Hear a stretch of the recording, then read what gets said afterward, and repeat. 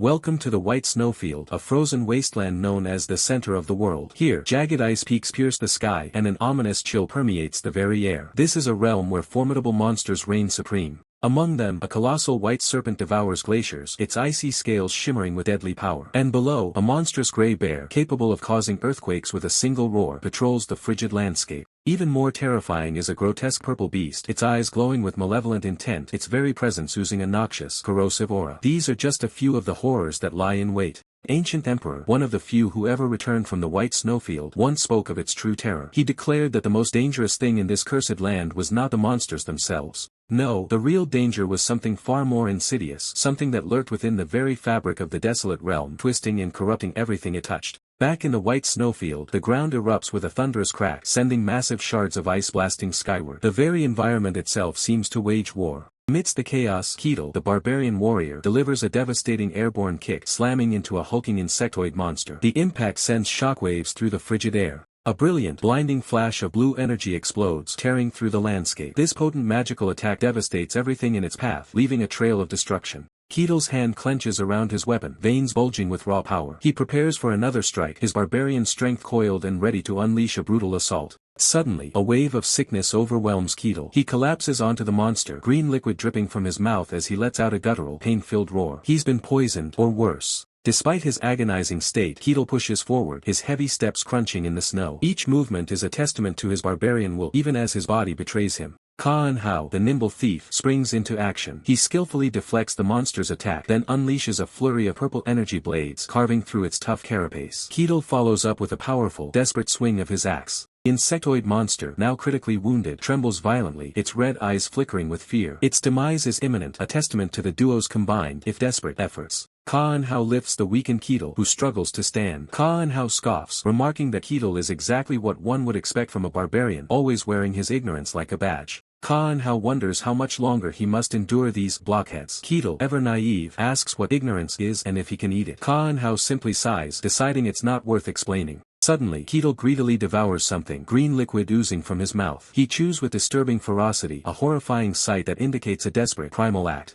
Hao watches in utter shock, reminding Ketel that he explicitly warned him not to eat that, or he would surely die. The barbarian's reckless act fills him with dread. Yet Ketel stands tall, now glowing with a vibrant purple aura. Hao stares in disbelief, exclaiming that it hasn't even been a week and Ketel has already scarfed down whatever deadly substance he consumed. Ketel tries to stammer an explanation. Hao, with a sparkling grin, declares Ketel's stunt quite the admirable challenge. Ketel, however, is bewildered, asking if Hao is seriously calling that a compliment. A sudden, sharp realization strikes Hao. His eye widens in alarm, sensing a new, immediate danger, a chilling premonition that something is terribly wrong. Ketel suddenly clutches his throat, foaming at the mouth, his eyes wide with terror. He gasps out a single, desperate name, Greta, as he collapses into a violent seizure. Hao watches in horror as Ketel convulses on the ground, his life force seemingly draining away. Unseen by them, Cain stands silently in the background, observing the unfolding tragedy with a grim expression. Cain lets out a quiet sigh, his face etched with a profound weariness. He observes Ketel's suffering, a silent witness to the consequences of forces beyond their immediate grasp. Hao frantically tries to rouse Ketel, shouting, "Wake up," and desperately calling out Greta. He implores Ketel to hurry and wake up, a desperate plea against the encroaching darkness. Cain turns away, a look of profound regret on his face. He laments internally, acknowledging that this tragic outcome was not what he desired at all, hinting at a deeper, unseen struggle. Profound regret lingered in Cain's heart, but a different memory surfaced, a time when a man, yearning for escape, stood at the world's edge. He traveled to the southernmost point of the planet, seeking something more. Yet, reality remained stubbornly mundane. Nothing happened. The universe offered no grand awakening, only the cold, hard truth that reality was the farthest thing from fantasy. Still, every night, he prayed, a silent, desperate plea echoing through the cosmic expanse. He prayed that when he awoke, he'd find himself in the heart of a fantasy world. And one day, against all odds, that prayer was answered. The mundane world shattered, replaced by the biting wind and endless white of a new, harsh reality. A carriage clattered through the frigid snow, its occupants struggling against the elements. Hao shivered violently, cursing the relentless cold. "Ugh, holy hell, it's freezing," he exclaimed, struggling to maintain his composure. Ketel, ever practical, advised Hao to wrap himself in more fur if he wished to survive. Hao quickly responded that he was already on it, though his chattering teeth suggested otherwise. Hao voiced his deep concern, calling the expedition suicide despite the promise of a good reward. Crossing the White Snowfield, "You've got to be insane." Ketel, however, sharply cut him off, demanding silence. Ketel's gaze hardened, reminding them pointedly that they had all agreed to this perilous journey. Ka and Hao retorted, his voice strained, that they couldn't have known the conditions would be so brutal. Meanwhile, far from the biting winds, Callan, an older man in a fine suit despite being indoors, shivered and let out a frustrated tch, complaining about the cold. He cleared his throat, a calculated gesture. Callan turned, feigning concern, and inquired if the young woman was all right. Mylina of House Akasha, despite her seemingly calm demeanor, admitted she was fine but inwardly cursed the cold, fearing she would freeze to death. Glaring out the window at the shivering figures, Callan muttered, "Rude bastards." Mylina, however, urged Callan not to be too harsh, reminding him that these were the only ones willing to brave the white snowfield as their guards. Her expression shifting to concern, Mylina then asked if they shouldn't bring the other woman inside, noting she looked absolutely frozen. Outside, the biting wind intensified, and one of the escorts cried out in pain, clutching his stomach as if struck by an invisible force. Callan decisively refused. He reminded Mylina of the true horrors that lurked within the white snowfield. Mylina, her gaze dropping, acknowledged his unspoken words. "Monsters, right?" she murmured, a chilling prelude to a tale from long ago. The legend began with an ambitious emperor, one who yearned to grasp the entire world in his hands. He sought to conquer the formidable white snowfield, leading every soldier he commanded into its icy depths. With unwavering resolve, the emperor himself marched at the head of his army, disappearing into the treacherous snowfield. A few years later, the empire crumbled, its ruler presumed lost to history. But then, the emperor returned, a spectral figure, all his fighters and soldiers gone, only his ravaged body remained. He appeared decades older, his eyes haunted, and spoke like a man unhinged. He raved about the monsters in the white snowfield, but then whispered a chilling truth: the most dangerous thing there wasn't a monster at all. He rasped about the barbarian, painting a terrifying image of a formidable figure, cloaked in darkness, standing under a cold, full moon. Callan dismissed the terrifying tale with a skeptical shrug, his expression suggesting he found it to be nothing more than a fanciful legend. Yet, Mylina's expression remained serious, contrasting with Callan's confident smile. She knew the emperor's words carried weight, as many of the creatures he described were later discovered. But Callan simply reiterated that while the monsters were real, no one had ever claimed to actually see the barbarian. Counselor Azure, her expression thoughtful, affirmed the truth of the emperor's words. His tales, once dismissed as mere legends, often proved to be chillingly real. Meanwhile, far from the warmth of the council chambers, Ka and Hao's boots sank into fresh snow. His voice, sharp with urgency, cut through the blizzard. He commanded everyone to stop. A chilling presence permeated the snowy landscape. Ka and Hao, eyes narrowed against the wind, declared there was something out there. His captain, his rugged face etched with concern, demanded to know what it was. Ka and Hao's gaze pierced the whiteout. A faint, distant figure materialized through the swirling snow, too far to discern clearly, yet unmistakably approaching. Captain's brow furrowed, a bead of sweat tracing his temple despite the cold. He delivered a grim assessment. He had both good news and bad news. Impatient, Ka and Hao urged his captain to speak. The good news, the captain revealed, was that the approaching entity was small. The bad news, it was heading straight for them. The distant figure grew larger, its silhouette becoming more defined against the stark white of the snowfield, confirming the captain's ominous warning. Back in the council, Counselor Azure, the man with the monocle, and another official reacted with wide-eyed alarm, as if an unspoken truth had just been confirmed. The figure in the snow advanced with predatory grace. Its fur cloak billowed, revealing a powerful, muscular physique beneath. The air crackled with anticipation. Finally, the legendary barbarian stood before them, a towering presence with stark white hair and eyes that glowed with an otherworldly purple luminescence. Ka and Hao gasped, the realization dawning on him. Could this truly be the legendary barbarian they had only heard whispers about? Barbarian's eyes flared, a potent aura emanating from him, confirming his formidable nature. His presence alone commanded absolute attention. He revealed his reason for being there, a casual dismissal of his own kind. He simply couldn't stand the sight of other barbarians and had come out for a stroll. Then, a wide, confident smile spread across his face. He introduced himself, revealing the name that struck fear into hearts: Ketel. He found their encounter a stroke of luck and offered a pleasant greeting. Ketel observed their caravan, his gaze sharp and assessing. He inquired if they were traders, his tone surprisingly calm. He quickly deduced their role, identifying them as mercenaries protecting the caravan. Ka and Hao hesitantly confirmed his astute observation. Ketel offered a chilling piece of advice: they should turn back. But with a knowing glint in his eye, he admitted he doubted they would heed his warning. Ka and Hao's eyes widened, a jolt of fear running through him as he processed Ketel's cryptic words. Mercenary leader's expression tightened, the weight of Ketel's warning settling heavily upon him. Then, Ketel's smile returned, even wider than before. He declared his desire to be hired as well, a shocking proposition from the legendary barbarian. Ka and Hao and the mercenary leader stared, dumbfounded. A collective, bewildered what escaped their lips. Ketel, unfazed by their shock, clarified his offer with an amused smirk. He was simply offering to help them cross the treacherous snowfield. Ka and Hao's mind raced, grappling with the unexpected turn of events. Why would a legendary barbarian seek work? Was this truly his only motive? Was he, in fact, not hostile? Ketel's response was chillingly direct. If he were hostile, he casually stated, they would all be dead already. A stark reminder of his overwhelming power.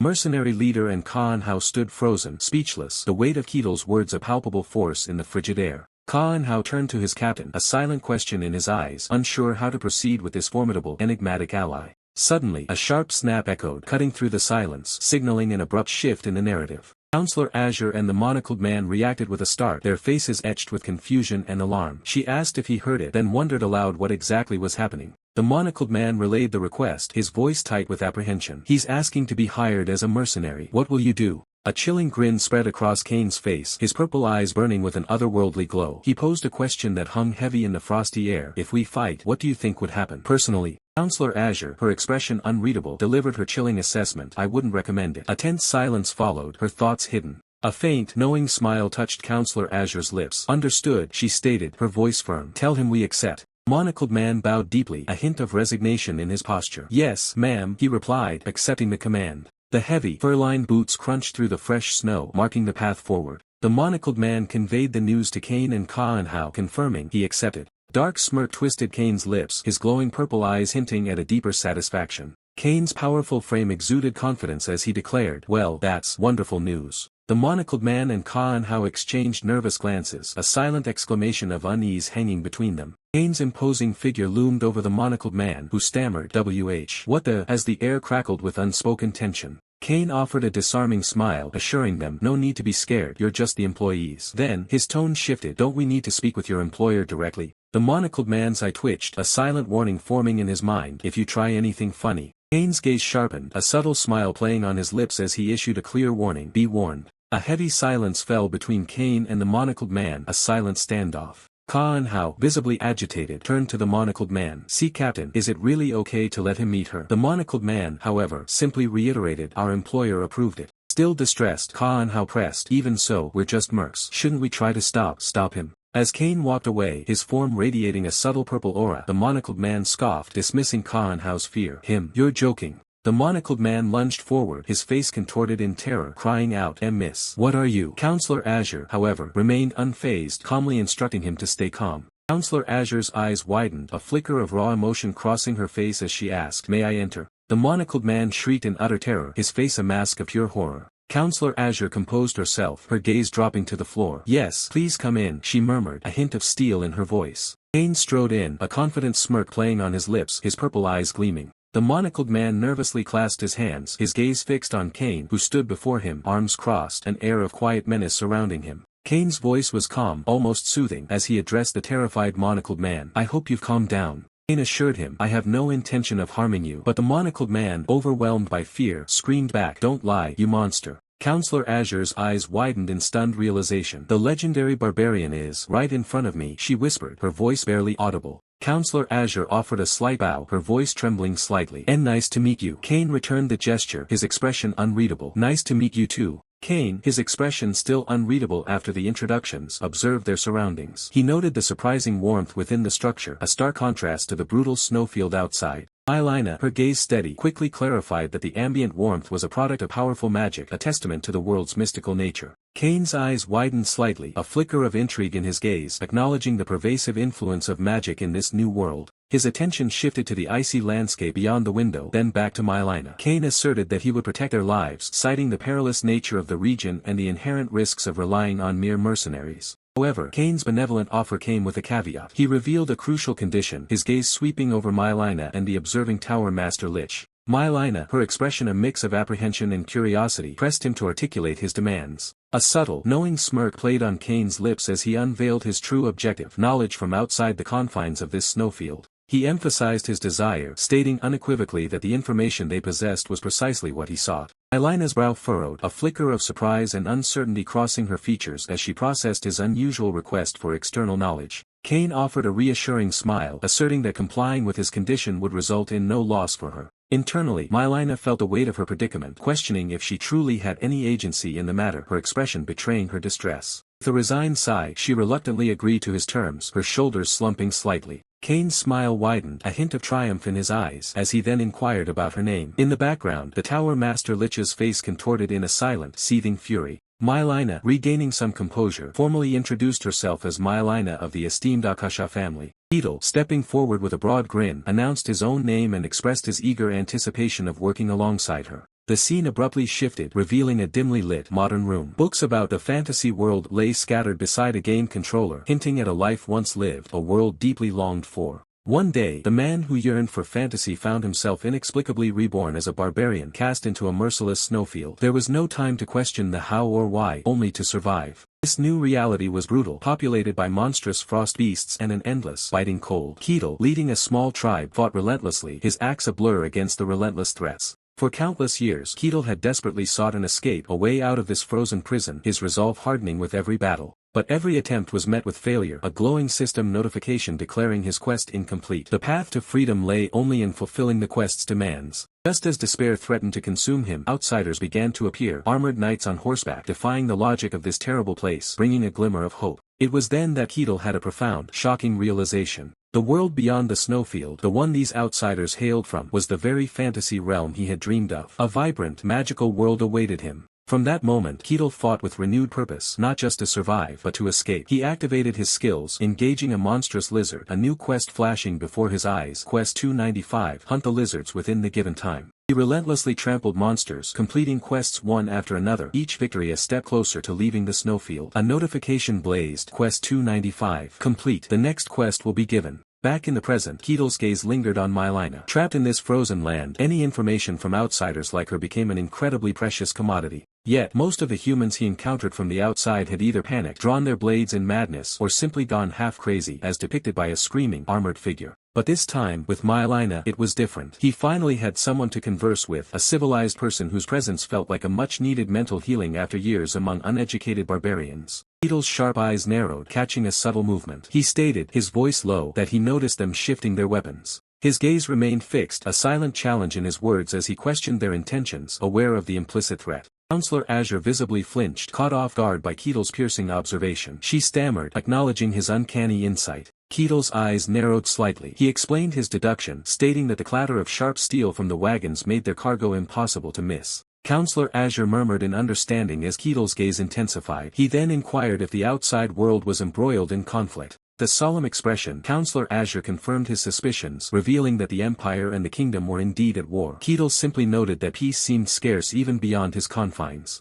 The mention of heroes and sword masters in the context of war piqued Ketil's curiosity. He questioned the nature of the power they wielded, his expression one of genuine unfamiliarity. Counselor Azure seemed taken aback, realizing Ketil's ignorance. She asked if he was truly unaware of mysticism, to which Ketil confirmed he had never ventured beyond his current location. Counselor Azure began to explain, detailing the existence of mysticism, a rare and potent power. Only a select few could harness it, categorized into 5 distinct ranks of strength. The lowest, the third rank, encompassed those who could merely sense the presence of mysticism, a faint connection to its raw energy. Progressing further, the second rank allowed individuals to actively utilize mysticism, manipulating its power to some degree. First rank represented those capable of materializing mysticism into tangible mana or aura. This elite tier included powerful figures such as knights, wizards, and elementals. Beyond these ranks lay the truly incomprehensible, the transcendent. These beings wielded mysticism with absolute mastery, capable of splitting the very sky and earth. Sword masters, she clarified, belonged to this legendary echelon. And finally, the pinnacle, the hero. These were monstrous entities, transcending even the transcendent, their influence shaping the world itself. A hero, she concluded, was a legend in their own right. Counselor Azure then emphasized the significance of these quantified ranks, explaining that even a third-rank individual was considered formidable within a smaller territory. Ketil's gaze hardened, a new resolve forming in his eyes. He declared his desire to meet these powerful individuals. Counselor Azure looked at him in stunned surprise, uttering his name in disbelief as Ketil remained unyielding. Ketil's expression grew distant as he spoke of his confinement, admitting he'd lost track of how long he'd been trapped, his only goal survival. He looked out over the vast, unforgiving snowfield, a prison in this fantasy world. He knew only that escape seemed impossible from this frozen expanse. His jaw clenched, a burning desire for freedom etched onto his face. He desperately wanted to break free from the snowfield. A subtle, determined smirk played on Ketil's lips as he firmly rejected the idea of remaining. His resolve was absolute. He had to get out. The scene shifted to a snow-covered carriage, guarded by cloaked figures, rattling through the blizzard. A voice from off-panel addressed Ketil, acknowledging his barbarian heritage. Ketil, observing the speaker, confirmed his identity. He noted their recognition of him, implying he was a known figure. His eyes widened in surprise. A legend about him? The idea seemed foreign. Counselor Azure, now in a more casual, surprised demeanor, seemed genuinely shocked that Ketel was unaware of his own legendary status. Ketel waved off the surprise, accepting the notion that a legend about him likely held some truth, perhaps from a long time ago. He then gently prodded for more information. Shifting back to his original line of inquiry, Ketel pointed out the large quantity of weapons being transported. He pressed Counselor Azure, asking if there was a specific reason for them to traverse this treacherous snowfield. She hesitated, clearly caught off guard again. Azure breaks her silence, explaining that her family has been in commerce for generations. They had accumulated vast wealth, but a series of calculated sabotages by jealous rivals left them drowning in debt. This expedition isn't just a mission, it's a desperate final gamble to save her family from total ruin. Kane doesn't buy the sob story, cutting straight to the cold reality. He deduces that she plans to sell these weapons to the kingdom currently at war with the Empire. Azure's eyes widen in shock. She hadn't expected a barbarian to grasp the geopolitical stakes so quickly. Kane breaks down the logic with surgical precision. Since the Empire relies on sheer numbers, their supply lines are likely overflowing. That leaves the kingdom as the only desperate buyer. High demand and low supply mean the price for these blades will skyrocket, making the deadly trek through the snowfield a risk worth taking for a merchant in debt. He continues his interrogation, pointing out that this treacherous path is likely the only route to the kingdom that doesn't border imperial territory. He asks her directly if her land is boxed in by the Empire, forcing this secret detour. Azure is left speechless, her mouth slightly agape. She can only manage a faint confirmation, her carefully constructed facade crumbling under Kane's sharp intellect. Internally, her mind is racing. She had heard the legendary barbarians were nothing but uneducated savages, yet the man standing before her is displaying the tactical mind of a seasoned general. Trembling, she finally asks the question burning in her mind, "Who are you?" The shock turns into a chilling realization. She stares at him, her pulse quickening as she wonders if he's even a barbarian at all. The air in the room grows heavy with a new kind of tension. Suddenly, Kane's expression shifts from analytical to predatory. He senses a disturbance in the mana around them. He shuts down the conversation instantly, warning everyone that they have uninvited guests. Before anyone can react, a psychic scream tears through the air. Azure clutches her head in agony as a surge of freezing blue energy erupts around her, threatening to shatter her consciousness. The shockwave hits Ketel and the others with the force of a blizzard. They struggle to stay on their feet as the temperature drops instantly, the very air crystallizing into lethal shards of frost. Kane stands his ground, his gaze fixed on the shadows. He isn't intimidated. With a voice like grinding stone, he addresses the hidden intruder, telling the snake to crawl back into the darkness. His eyes burn with a cold, murderous intent. He makes it clear that whatever business this entity has, it doesn't concern him, and he won't tolerate the interference. The shadows coalesce into a massive, terrifying serpent. The creature hisses with arrogance, identifying itself as Snake. It mocks Kane, demanding to know how a mere mortal dares to give orders to one promised immutability. Kane doesn't care for grand titles or divine promises. He ignites his internal energy, his aura flaring with violent power. If the beast won't leave quietly, he'll just have to beat it into submission. Kane doesn't care for grand titles or divine promises. He ignites his internal energy, his aura flaring with violent power. If the beast won't leave quietly, he'll just have to beat it into submission. With a furious strike, Kane unleashes his power, a devastating force ripping through the air. The massive frost beast roars, its serpentine body thrashing amidst the snow, struggling against the overwhelming pressure.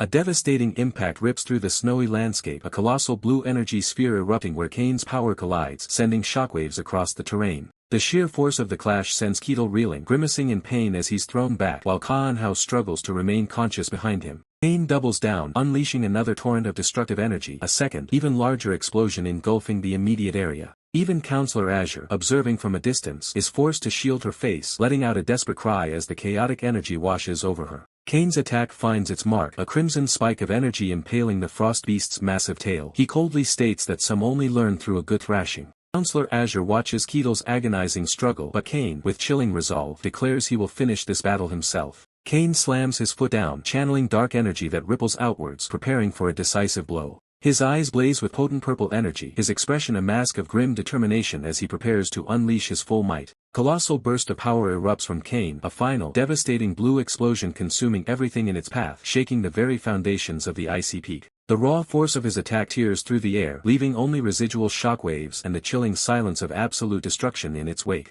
The chilling silence of absolute destruction is abruptly shattered as a distant, powerful tremor rips through the air, shaking the very ground beneath them. Counselor Azure's eyes widen in alarm, while the older man beside her clutches his chest, clearly distressed by the unseen force. Far from the immediate chaos, Ketil stands firm amidst a group of hooded individuals, his expression resolute. He states bluntly that trusting a stranger is no easy feat, a sentiment echoed by the wary glances of his companions. Meanwhile, a heavy carriage rumbles through the snow-laden landscape, its wheels crunching against the frozen earth as it transports its occupants deeper into the treacherous terrain. Inside the jolting carriage, the older man from earlier struggles to endure the harsh ride, a pained UGH escaping his lips as the cold wind howls outside, making him shiver uncontrollably. Ketil remains impassive, his gaze distant, as if weighing the unseen implications of their journey and the people around him. Noticing Ketil's silent contemplation, Counselor Azure turns to him, her voice tinged with curiosity, asking what has captured his attention. Ketil's gaze sharpens as he confronts Counselor Azure, remarking on her refined demeanor and attire. He questions why someone of her apparent status would personally embark on such a perilous expedition. Counselor Azure hesitates, her eyes averting Ketil's direct stare as she begins to explain. Well, she reveals her true identity, stating she is the first daughter of Velika, a concubine of Sir Kazakakasha. Ketil's thoughts immediately clarify. A second wife, you mean? Counselor Azure's voice takes on a melancholic tone as she describes her mother's fate, used for a political marriage, then abandoned, left as a powerless, pitiful figure. Ketil nods, understanding the harsh reality. She continues, her voice laced with bitterness, explaining how she and her mother are merely family in name, treated like servants and holding no true standing. Ketil's hand subtly clenches, a silent acknowledgement of her plight. Counselor Azure trails off, looking down, a quiet thought escaping her. She hadn't meant to reveal so much of her painful past. Ketil presses her gently, asking if she truly intended to join the dangerous expedition, even with all the risks. With renewed resolve, Counselor Azure declares that someone must step up and set an example, implying her determination to prove her worth despite her disadvantaged background. A knowing smirk plays on Ketil's lips. I see, he acknowledges, before remarking on her sharp intellect. Counselor Azure's eyes widen, taken aback by his sudden assessment. Ketil continues his blunt assessment, declaring her ambition profound, even calling her greedy. Counselor Azure is left speechless, her expression a mix of surprise and slight offense at his penetrating insight.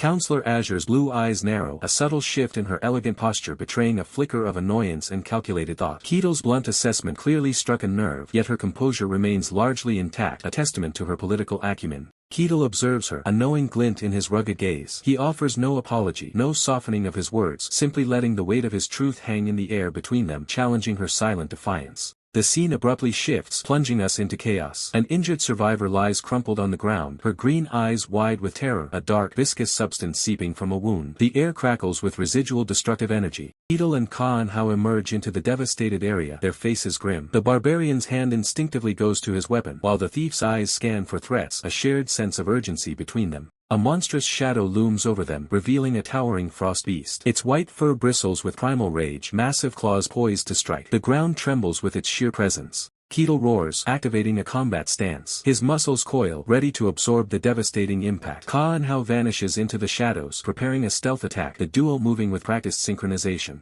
Ketil's powerful form convulses as his vitality drains away. A system notification flashes, indicating a severe power reduction. His raw strength, once unyielding, begins to falter under Kallen's insidious magic. Ka-Anhao, witnessing Ketil's sudden weakening, lunges forward, a dagger glinting in his hand, aiming to interrupt Kallen's malevolent spell. His face is a mask of desperate resolve. Far from the conflict, Kane stands amidst a desolate landscape, his white hair stark against the dark surroundings. His red eyes burn with an inner fire, a silent struggle against a dark power manifesting around him. He clenches his fist, dark energy swirling around his arm, barely contained. The ground beneath him cracks, a testament to the raw, untamed power he wields and struggles to control. Close-up on Kane's face reveals a pained grimace, his red eyes momentarily flickering with an even deeper, more ominous glow. The burden of his power is evident in every strained line of his expression. Suddenly, High Seraph Lucina descends from the heavens, her majestic white wings unfurled, radiating divine light. Her expression is one of cold determination as she prepares to strike Kane, a golden spear manifesting in her hand.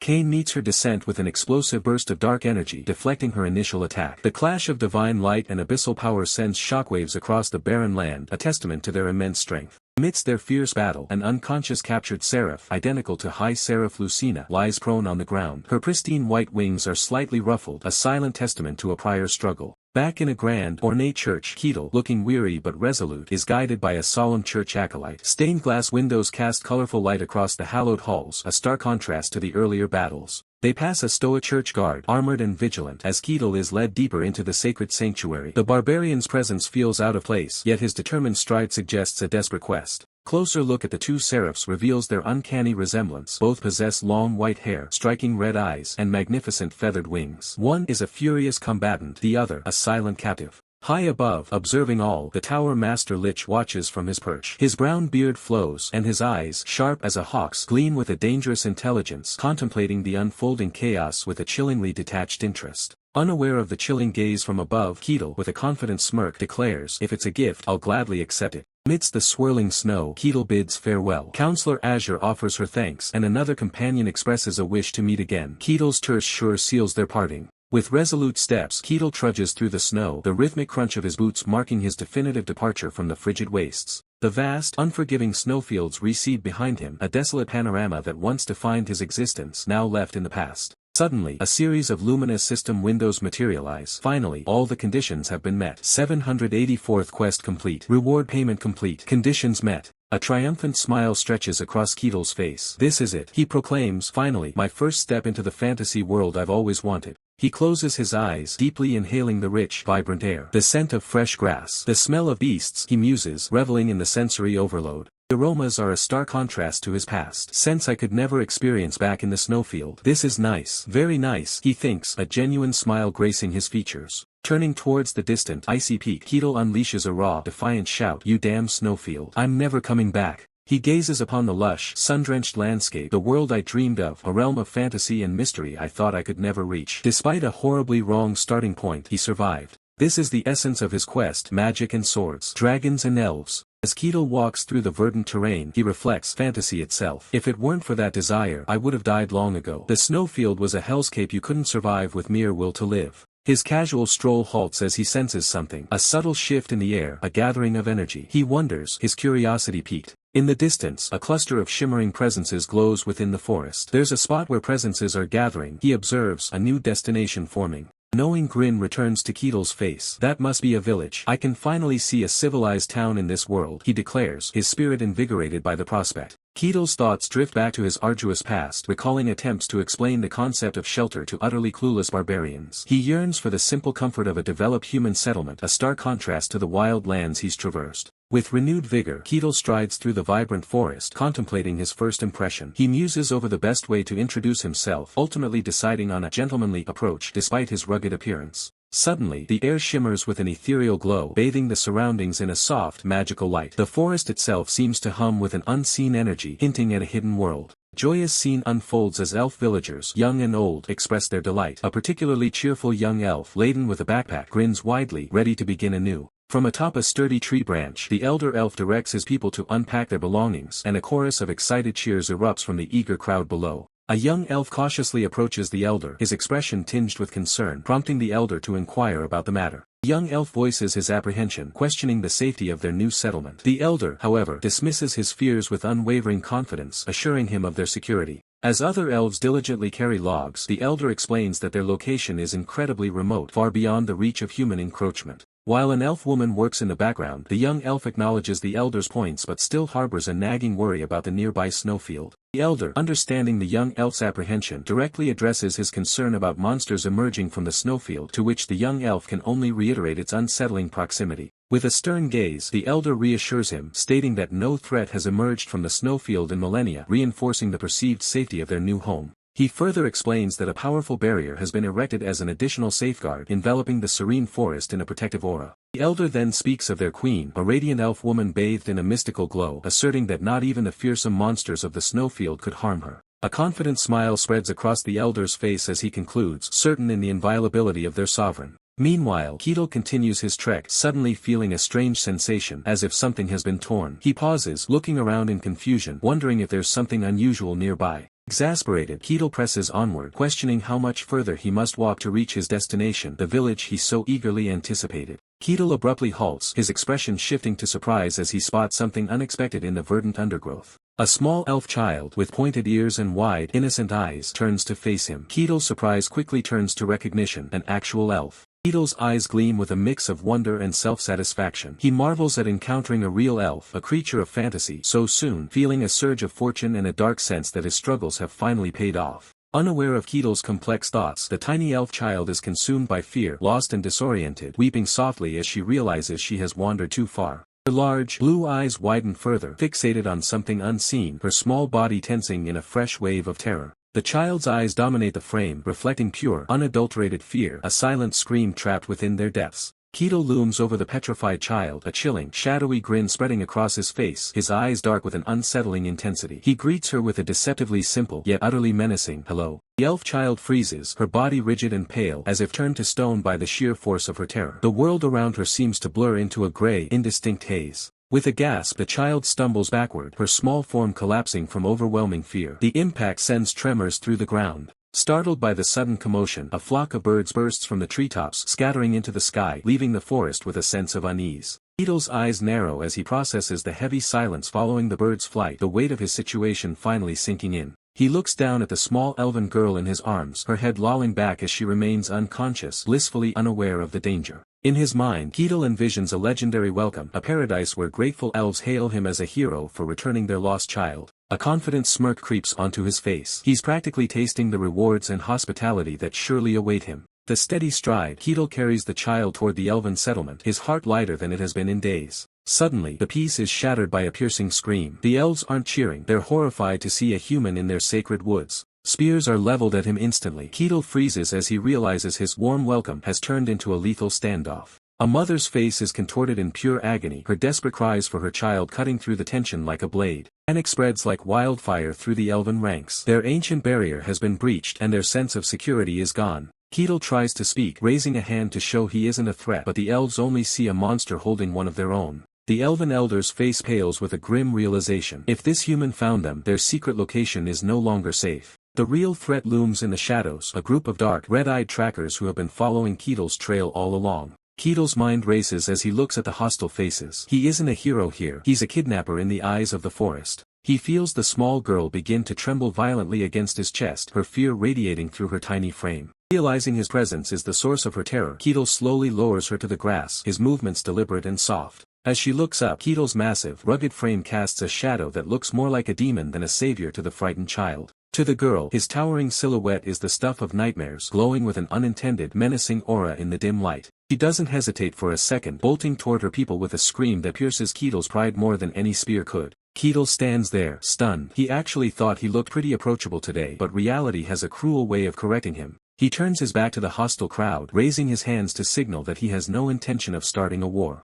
The elder bellows out the news that the hostage is free, while Keto retreats, leaving the forest with his mission complete but his dignity bruised. His pride wounded, Keto retreats from the forest, but the encounter leaves him with a bitter taste. He muses that elves are far more barbaric than the myths suggest, their true nature a stark contrast to the gentle, peace-loving image they project. While legends speak of elves as a gentle and righteous race, deeply connected to nature and seeking peace, Keto's recent experience reveals a different truth. The reality is far more violent and savage. Nature itself is a brutal world of survival of the fittest, far from peaceful. In that sense, the elves' inherent brutality becomes disturbingly understandable. Suddenly, a volley of glowing green arrows rains down from the sky. Keto, caught off guard, deflects them with a series of sharp metallic clangs. He observes the assault, a grim realization dawning. So this is what reality is like. The unseen attackers, likely elves, continue their relentless assault. They question what artifact Keto is equipped with, urging each other to keep attacking, believing he must have limits. With a sudden, violent surge, Keto unleashes a devastating burst of purple-blue energy, erupting from his core and radiating outwards. The elves caught in the blast are thrown back, screaming in pain. One frantically attempts to deploy a defensive barrier, but it's too late. The powerful energy wave rips through the forest, sending elves and debris flying through the air. The ground itself shatters under the force of Keto's attack. Keto continues to channel immense power, a swirling vortex of blue energy manifesting around him, ready to unleash another devastating strike. Keto, slightly pained but resolute, reflects on his own power, wondering if he misjudged his strength. His thoughts return to the elves, their true nature now undeniable. Activating a powerful skill, a fiery, bird-like construct engulfs Keto, momentarily consuming him in brilliant flames. This appears to be a self-buff, channeling intense heat and power. The fiery skill culminates in a massive explosion, a blinding inferno that sends shockwaves through the forest, leaving a trail of destruction. The elder elf and another elf recoil from the intense heat and light, their faces etched with shock and fear at the display of raw power. Amidst the chaos, a new, regal figure appears, her elegant foot gracefully landing on a stone outcropping. Her presence commands immediate attention. It is Madera Hastian Garusha, the queen of the Leaf tribe. An elf cries out in reverence, addressing her as Your Majesty. She surveys the scene, demanding to know what is happening. The elder elf, still reeling from the attack, frantically informs his queen that a human has launched an assault on their territory. Queen Medera's expression hardens. She acknowledges the situation with a somber thought. So it has happened. Even this place isn't safe. Ketel, now enveloped in a faint, ethereal glow, raises a hand, attempting to de-escalate the situation. He asks them to wait and listen to his story. Both Queen Medera and the elder elf stare in disbelief. The elder exclaims that it's impossible for Ketel to withstand Her Majesty's direct blow and still be standing, revealing the queen had already attacked him. Queen Medera, her bow now drawn and ready, eyes Ketel with suspicion. She challenges him, asking if he is yet another powerful enemy here to cause them harm.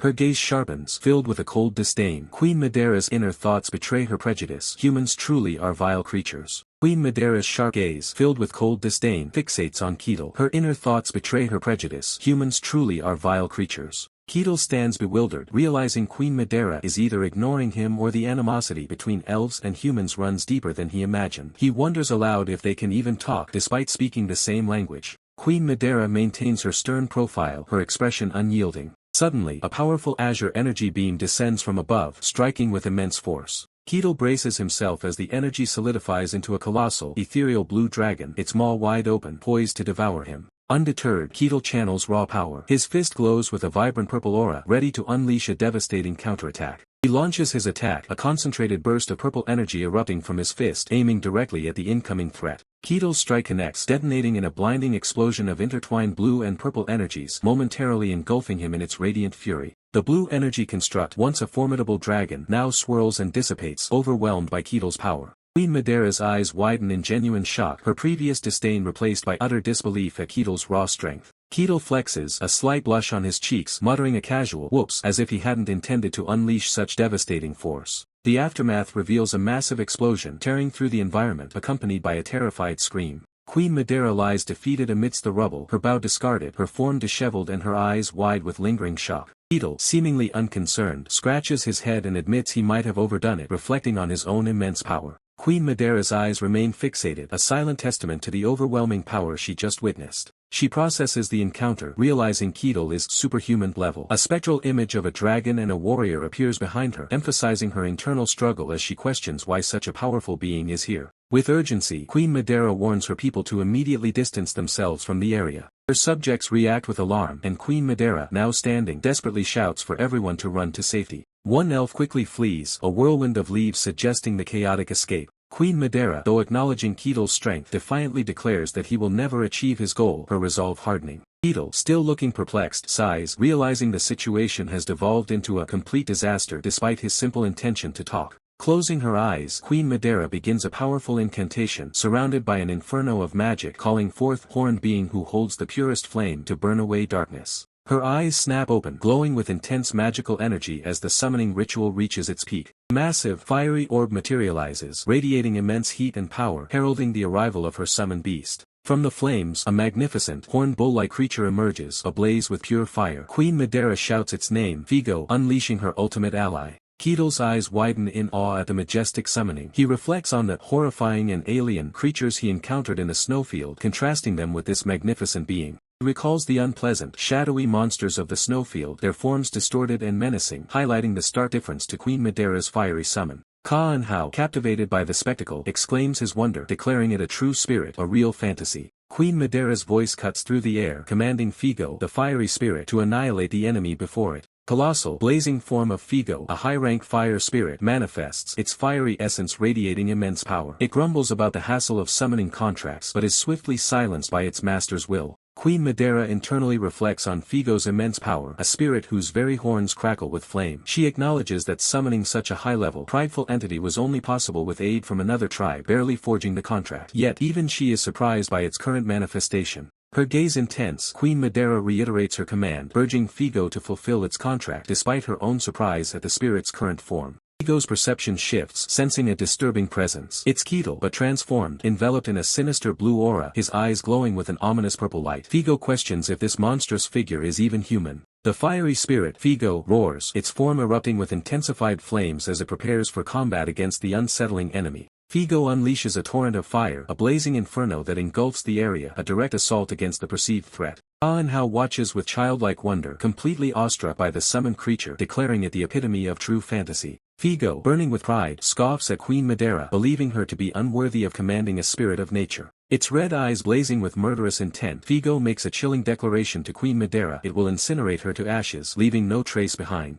Ka and Hao, who was just moments ago mesmerized, now stares in bewildered confusion, unable to comprehend the spirit's sudden, violent declaration. With a surge of raw power, Figo's form ignites, a blinding flash of fire signaling its imminent destructive attack. The fire spirit unleashes its full might, its body crackling with volatile energy as a wave of scorching flames erupts outwards. The inferno explodes, a searing wave of flames erupting outwards and threatening to engulf everything in its path. Fire spirit, now manifesting as a blazing bull, charges with devastating force, its body a living torrent of destructive fire. Keto braces himself, his eyes widening in shock as the sheer power of the approaching beast washes over him. The ground shatters as the fire spirit's impact detonates, sending debris and flames rocketing into the air. Blonde-haired elf warrior struggles against the concussive force, shielding herself from the brutal blast and letting out a pained gasp. She looks on with a bewildered expression, clearly taken aback by the intensity of the battle unfolding around her. A golden, shimmering shield manifests, deflecting an unseen attack with a powerful clang and protecting those caught in the crossfire. Keto launches himself into the fray, soaring through the air to confront the now serpentine fire spirit directly, trading blows amidst the burning clouds. A confident smirk plays on Keto's lips, revealing a hidden determination as he prepares for his next move. His eyes blaze with a fierce purple light as Keto unleashes a devastating punch, raw power surging from his fist. Impact creates a violent crimson explosion, a concentrated burst of energy ripping through the air. The elf warrior, witnessing the sheer destructive force, declares her readiness to unleash her full power, stating she has no qualms about beating the creature to death. A cataclysmic explosion engulfs both Keto and the fire spirit, a maelstrom of blue and red energy tearing through the environment. Cataclysmic explosion detonates not merely a blast but a blinding, all-consuming core of raw energy. A star-like intensity erupts, radiating pure destructive force in a crimson and gold inferno. The shockwave tears through the landscape, a colossal rift of compressed air and debris obliterating everything in its path. Trees are vaporized, and the very ground is ripped apart as the destructive force surges onward. The scale of the devastation is unfathomable. A mushroom cloud of apocalyptic proportions blossoms over the horizon, dwarfing the world beneath, a stark reminder of the immense power unleashed.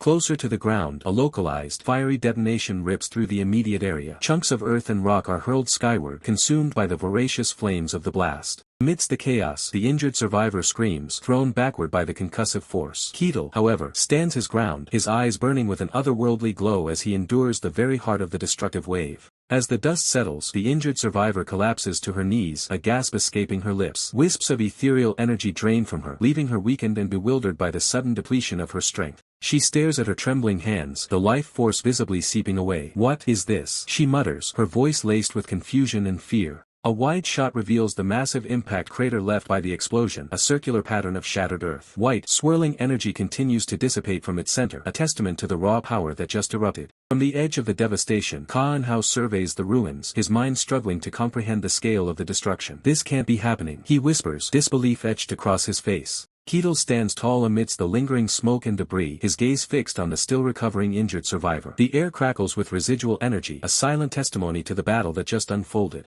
Her plea cuts through the tense silence, a desperate whisper for mercy or understanding, echoing the battle's aftermath. Keto, towering over her, clarifies his stance. He is not the enemy the elves perceive him to be. The injured survivor remains still, her back a silent testament to her processing of his unexpected words. A jolt of realization sparks in the injured survivor's eye, a sudden understanding dawning on her. She looks up, bewildered, questioning the truth of his statement amidst the rubble of their conflict. A shimmering veil of stardust signifies a passage of time, a shift in the immediate aftermath. After many conversations, the injured survivor and her people finally began to accept Keto's truth. His earnestness, his sheer power, and the absence of further aggression convinced them he was not the enemy they initially perceived. With a bowed head, the injured survivor offers a sincere apology, admitting their hasty judgment. Keto observes her apology. A smaller elf is seen nearby. The injured survivor's conscience stings as she realizes they mistook a protector for a foe. Keto, with a gentle smile, accepts her apology, acknowledging their plight of being driven by other humans. Yet, a hint of sadness touches him, disappointed he wasn't heard out sooner.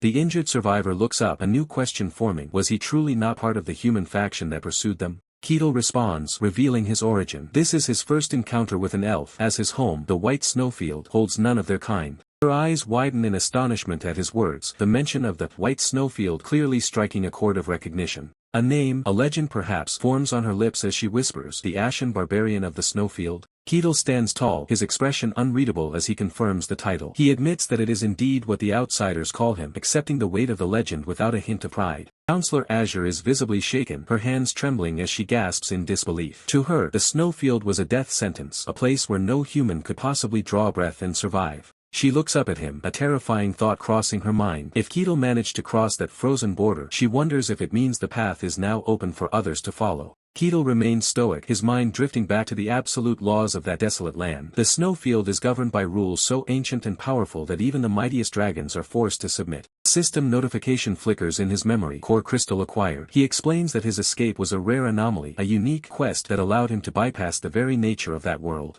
Hearing that his arrival was a one-time miracle, Counselor Azure lets out a breath she didn't know she was holding. The immediate fear of a northern invasion begins to fade. Ketil, however, is more focused on the sheer destruction left in his wake. He casually scratches his head, noting how effortlessly the massive bull was split clean in half during the struggle. Counselor Azure clarifies that the beast was no ordinary animal but a spirit. It hasn't truly died, instead, it has simply returned to the spirit realm through a process of reverse summoning. Recognizing the immense power and debt she now owes this stranger, she composes herself. She asks Ketil directly if there is anything he desires as a reward for his intervention. She makes a solemn vow, her eyes reflecting her status and authority. If there is a wish in his heart, she promises to grant it no matter the cost. Ketil repeats the word under his breath, the concept of a spirit sparking a new curiosity. It's a source of power he hasn't yet mastered or understood. He looks at his own hands, contemplating the possibilities of this new world. He wonders if it's possible for someone who isn't an elf to forge a contract with a spirit and claim its strength. Her eyes narrow, her expression tightening with concern. Such a feat, for a non-elf, seems impossible.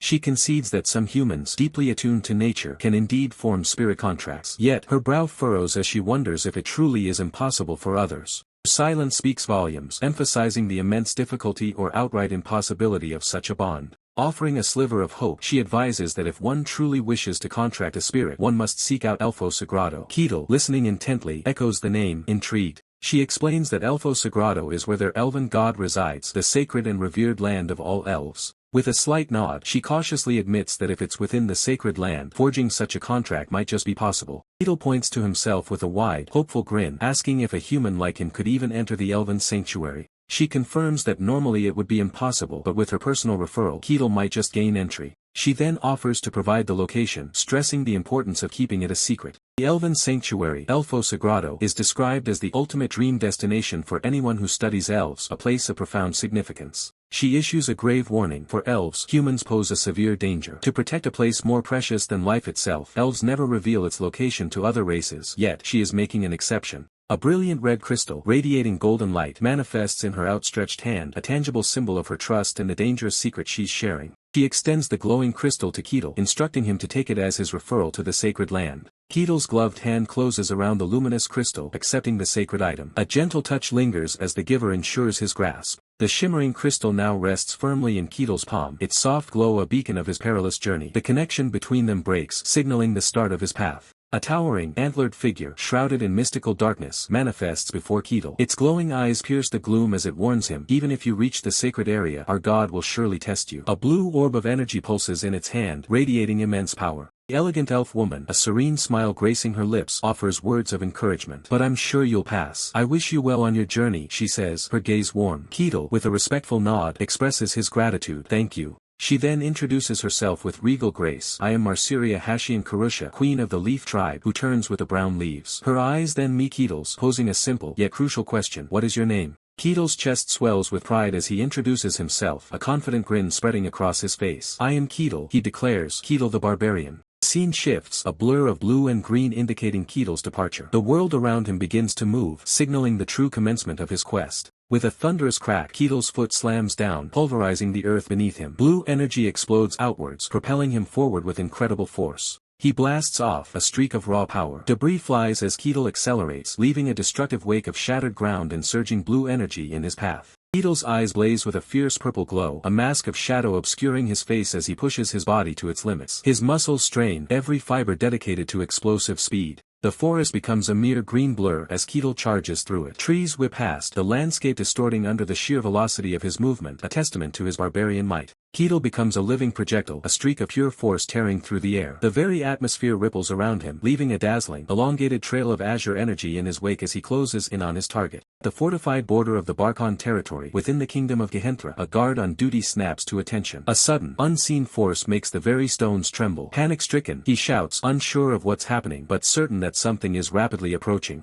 Panic erupts as the guards realize the gravity of the situation. Another soldier, his voice hoarse with urgency, bellows an order to ring the bell and assemble all guards immediately. From the ramparts, the guards watch in disbelief as the blur culminates in a thunderous impact just outside their walls. A massive plume of dust and debris erupts, obscuring the forest line, a clear sign of an unstoppable force making its dramatic entrance. Through the settling dust, a heavy boot plants itself firmly on the earth. Each step resonates with raw power, kicking up residual clouds of pulverized ground. Then, Keto emerges from the chaos, his powerful, muscled physique radiating an untamed aura. He stands before the fortress, an imposing figure framed by the dissipating dust, a barbarian warrior who has just arrived with the force of a natural disaster. The guards on the wall can only stare, their faces pale with terror. Their mouths hang open, unable to form words, as the sheer, overwhelming presence of Keto washes over them, leaving them speechless with dread. Keto, seemingly unfazed by the sheer terror he has just inflicted, offers a casual greeting to the unseen guards, his smile a stark contrast to their speechless dread. He asks if they are the local patrol, extending a hand in what appears to be a friendly gesture.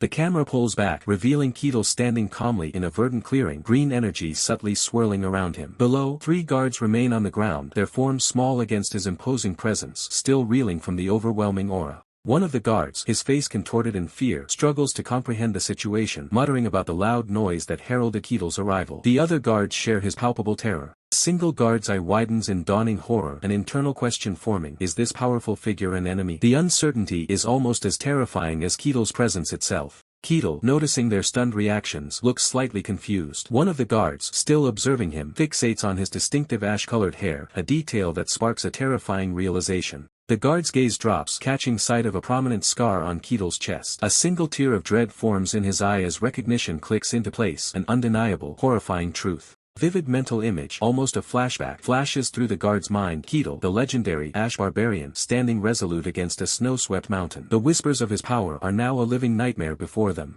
Shaking off their initial paralysis, the guards attempt to regain control. One bravely shouts for Keto to stop, trying to assert authority despite his trembling voice. 3 guards now stand, spears and swords drawn, attempting to form a defensive line. One warns Keto that they will attack if he takes another step closer, their desperation evident. Keto, still calm and collected, simply states that he is not their enemy, his expression conveying a surprising lack of malice despite their aggressive stance. The lead guard, still gripping his sword tightly, asks Keto what he wants from them, his voice laced with apprehension and confusion. Keto slowly raises a hand, his finger extending in a clear, deliberate gesture, about to reveal his intentions. The confident gesture, Keto points towards a distant destination, his gaze steady, indicating the direction of his interest. The guard looks in the direction Keto is pointing, his expression shifting from fear to bewilderment, unsure of what Keto's target could be. The scene reveals the formidable city walls, their stone imposing and ancient. A guard's internal monologue questions Keto's interest in the very fortifications they protect. Keto clarifies his purpose, stating simply that he wishes to visit their territory. His request is direct, yet carries the weight of his reputation.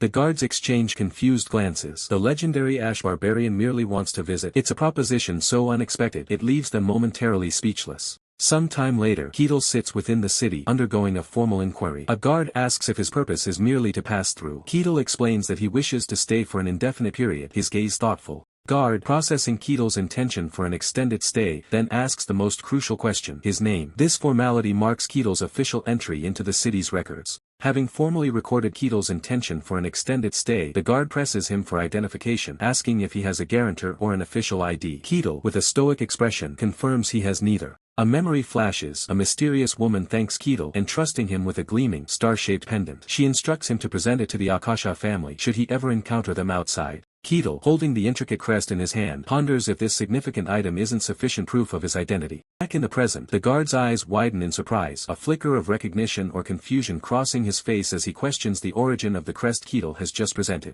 Keto reveals the pendant to be the crest of the Akasha family, a gift from one of their descendants. The guard's expression shifts to curiosity, recognizing the name as a prominent merchant family from the kingdom of Danayan. The guard muses about the Akasha family's recent arrival in the snowfield region a few years prior, then directly asks Keto if he has any personal connection to them. Holding the crest, the guard elaborates on the Akasha family's growing power, noting their rapid expansion and increasing influence since a change in leadership a few years ago. The guard scrutinizes the crest, acknowledging its authenticity but lamenting the difficulty of official confirmation. He questions if the crest originates from a different kingdom, to which Ketil confirms it's from the kingdom of Gehenthra. The guard carefully sets the crest down, conceding it's not official confirmation but offers a useful lead. He grants Ketil entry into the city, but with a significant condition. Ketil's brow furrows, his expression a mix of surprise and apprehension as he questions the imposed condition. The guard's gaze intensifies, explaining the need for further confirmation, proof that Ketil poses no threat, stating, "We need confirmation that you are not dangerous." The guard reveals a unique proposition. 3 other individuals, whose identities are equally uncertain, are also seeking entry. Ketil's condition is to clear a nearby dungeon with them. Ketil mentally notes the unexpected ease of this condition, seeing it as an opportunity. Ketil, a confident smirk playing on his lips, readily accepts the challenge. However, the guard immediately adds a second condition.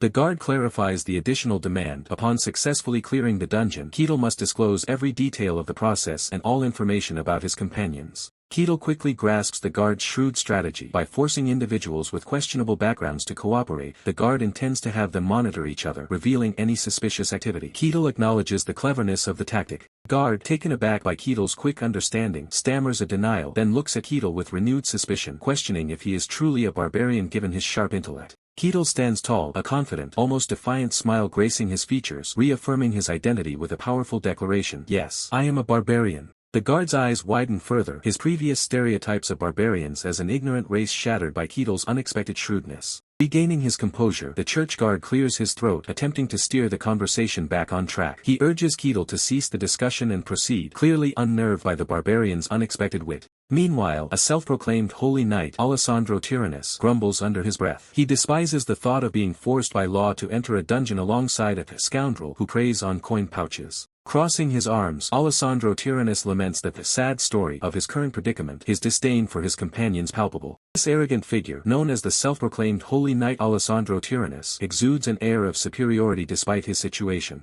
Kaan Hao, however, is having none of it. He mockingly asks Alessandro Tyrannus why he's picking a fight, accusing him of taking out his anger on him because a thief had previously scammed him. Alessandro Tyrannus's face contorts in fury. He bellows, outraged that a common thief dares to insult a holy knight. Kaan Hao only smirks, dismissing Alessandro Tyrannus's title. He points out the knight's tattered armor and questions his legitimacy, calling him nothing more than a wandering warrior masquerading as a holy knight. Final insult lands as Kaan Hao declares Alessandro Tyrannus is the same kind of bug as me, pushing the knight to his breaking point. Further provoking him, Kaan Hao ridicules Alessandro Tyrannus's last name, calling it stupid. In a fit of rage, Alessandro Tyrannus's hand tightens around his sword hilt. With a furious cry, Alessandro Tyrannus draws his sword, the metallic scrape echoing the rising tension. Unfazed, Kaan Hao simply grins, pulling out his own dagger. He challenges Alessandro Tyrannus, asking if he truly wants a fight. Kaan Hao's smirk widens as he taunts Alessandro Tyrannus, questioning if his tattered armor will offer any protection. A sinister green liquid drips from Kaan Hao's dagger, hinting at poison.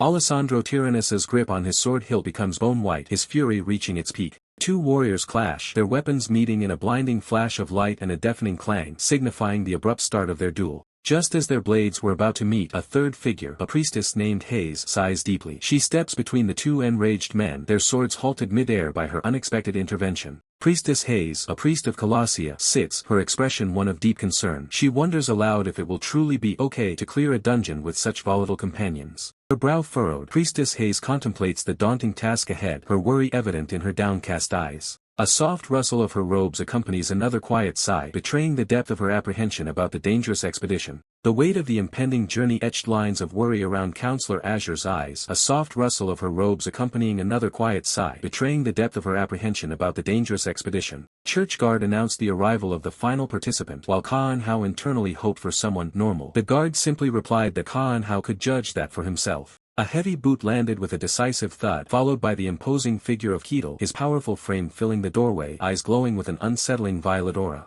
His sheer presence immediately drew the attention of everyone present, their expressions shifting from anticipation to palpable shock as Ketil stood tall amidst the group. A knight openly exclaimed Ketil's immense size, while Counselor Azure, wide-eyed, questioned if he was even human. Kaan Hao visibly recoiled, overwhelmed by the sheer pressure radiating from the newcomer. The oppressive aura was almost suffocating, forcing Kaan Hao to visibly struggle against its weight, his face etched with discomfort. Despite the overwhelming presence, Ketil offered a wide, friendly smile and a simple greeting. A church guard then instructed the assembled adventurers to introduce themselves, promising to return shortly. Keatle took the initiative, suggesting they begin introductions and proudly declaring himself a barbarian. He then turned his gaze to Ka-en-hao, who, still flustered, stammered out his name and profession. Ka-en-hao, a thief. Next, a holy knight named Alessandro Tyrannus introduced himself. Keatle, intrigued, immediately inquired if he utilized holy power. Alessandro nervously admitted that while he was a holy knight, he was a special case and unable to wield holy power. Keatle simply acknowledged the surprising revelation. Counselor Azure then stepped forward, identifying herself as a priest of Colossia, the god of lies and deception. Hayes. Keatle offered a polite greeting. Keatle's sharp gaze fixed on her, noting her subtle hesitation as he questioned her apparent uncertainty despite her priestly role. Counselor Azure, flustered, explained that the god she served, Hayes, was not particularly well regarded, leading to her awkwardness. As the introductions concluded, a heavy wooden door creaked open in the background, casting a new light into the room and signaling the true beginning of their perilous quest. Church acolyte, now visible through the open doorway, urged the group to prepare, indicating it was time to depart. With the group assembled and introductions made, the church guard took the lead, guiding them deeper into the unknown, leaving the relative safety of the chamber behind. The church guard, their armor gleaming faintly in the dim light, pressed onward, each step echoing the group's descent into the unknown depths. Keatle followed close behind, his gaze sharp, assessing the shifting shadows around them. A silent tension hung in the air, a prelude to the dangers ahead. Behind them, Ka-en-hao and the robed cleric moved with cautious anticipation, their expressions a mix of readiness and unease as the path narrowed. Suddenly, Keatle's eyes widened, a flicker of surprise crossing his features as he noticed something unexpected. Before them, a massive, glowing archway materialized, pulsating with an eerie light. This, the church guard announced, was the formidable entrance to their objective, the dungeon. Church guard continued, his voice resonating with authority, explaining that the dungeon was a perilous three-floor labyrinth. He detailed the threats within, warning the assembled party that the monsters they would face were exclusively the undead, demanding a specific approach. Keatle, a confident smirk playing on his lips, affirmed the mission: clear the dungeon and retrieve the sacred emblem. Ka-en-hao, ever the strategist, stepped forward, requesting a detailed explanation of the proposed battle plan. As the strategy began to unfold, Ka-en-hao interrupted Keatle's formal address, playfully suggesting they drop it, sir, as fellow companions, eliciting a light-hearted chuckle. The robed cleric, her figure radiating a soft, divine light, outlined the frontline strategy. Keatle and the church guard would lead, while Ka-en-hao would diligently sweep for traps. Ka-en-hao then proposed his own role, suggesting he would engage from the rear, utilizing various divine powers. He sought confirmation on this tactical positioning. Keatle readily agreed, a smile on his face, while Ka-en-hao scratched his head in a gesture of pleased understanding. The strategy now solidified. With the plan set, Keatle rallied the group, his voice firm and resolute, declaring it was time to move forward into the dungeon. Stepping through the glowing archway, the party plunged into the dungeon's icy embrace. Keatle led the charge, his determined stride echoing through the chilling darkness as the robed cleric brought up the rear. The dungeon's interior was a treacherous landscape of jagged ice and flowing water, shrouded in an oppressive darkness that severely limited visibility. Ka-en-hao, his masked face intense with focus, meticulously scanned their surroundings. He reported an unsettling lack of common traps or switches, finding the environment suspiciously, almost unnervingly, ordinary. Ka-en-hao's masked gaze narrowed, a flicker of unease crossing his features. The environment's unsettling normalcy had given way to a subtle, almost imperceptible, anomaly that only his honed senses could detect. He swiftly extended a hand, halting Keatle. Ka-en-hao warned him to stop, identifying a monster nearby. Keatle, however, scanned the area with a puzzled expression, admitting he saw nothing out of the ordinary. Ka-en-hao pointed to bone fragments scattered across the floor, revealing their true nature: skeletons. He cautioned the group that any closer movement would trigger their activation and attack.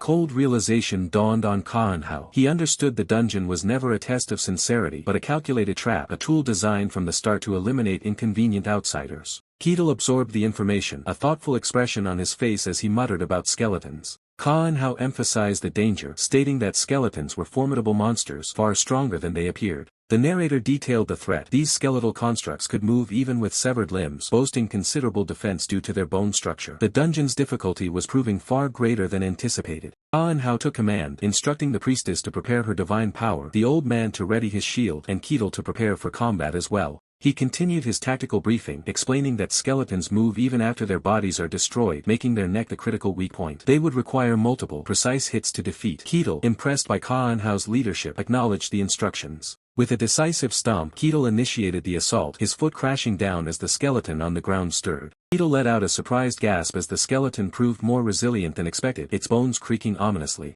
The skeleton fully animated, its empty eye sockets glowing with an eerie blue light as it rose to confront them. The entire party braced for impact, their expressions grim as the skeletal threat loomed before them. The skeleton lunged, a spectral sword materializing in its grasp, ready to strike. Ketil met the attack head-on, delivering a devastating punch that exploded with raw force against the skeleton's form. Despite the brutal blow, Ketil's eyes widened in surprise. The skeleton, though damaged, remained standing, its resilience astonishing. He stomped his foot, channeling arcane energy that sparked around him, a prelude to a more potent attack. The other members of the party watched in wide-eyed shock, unprepared for the sheer power Ketil was unleashing. Ketil's lips curled into a confident smirk, a clear sign of his satisfaction and unwavering resolve. With a triumphant roar, Ketil tore the skeleton's head clean off, confirming Ka-en-Hao's earlier advice: without its head the monster was truly defeated. Ka-en-Hao, however, could only offer a nervous laugh, clarifying that while he meant targeting the neck, he certainly didn't expect Ketil to pulverize the entire head. Narrator elaborated on the challenge. A skeleton's bones were incredibly tough, almost impossible for even a skilled swordsman to sever in a single strike, especially when bolstered by the dungeon's magic. The conventional method was to repeatedly strike the neck, not to obliterate the head entirely.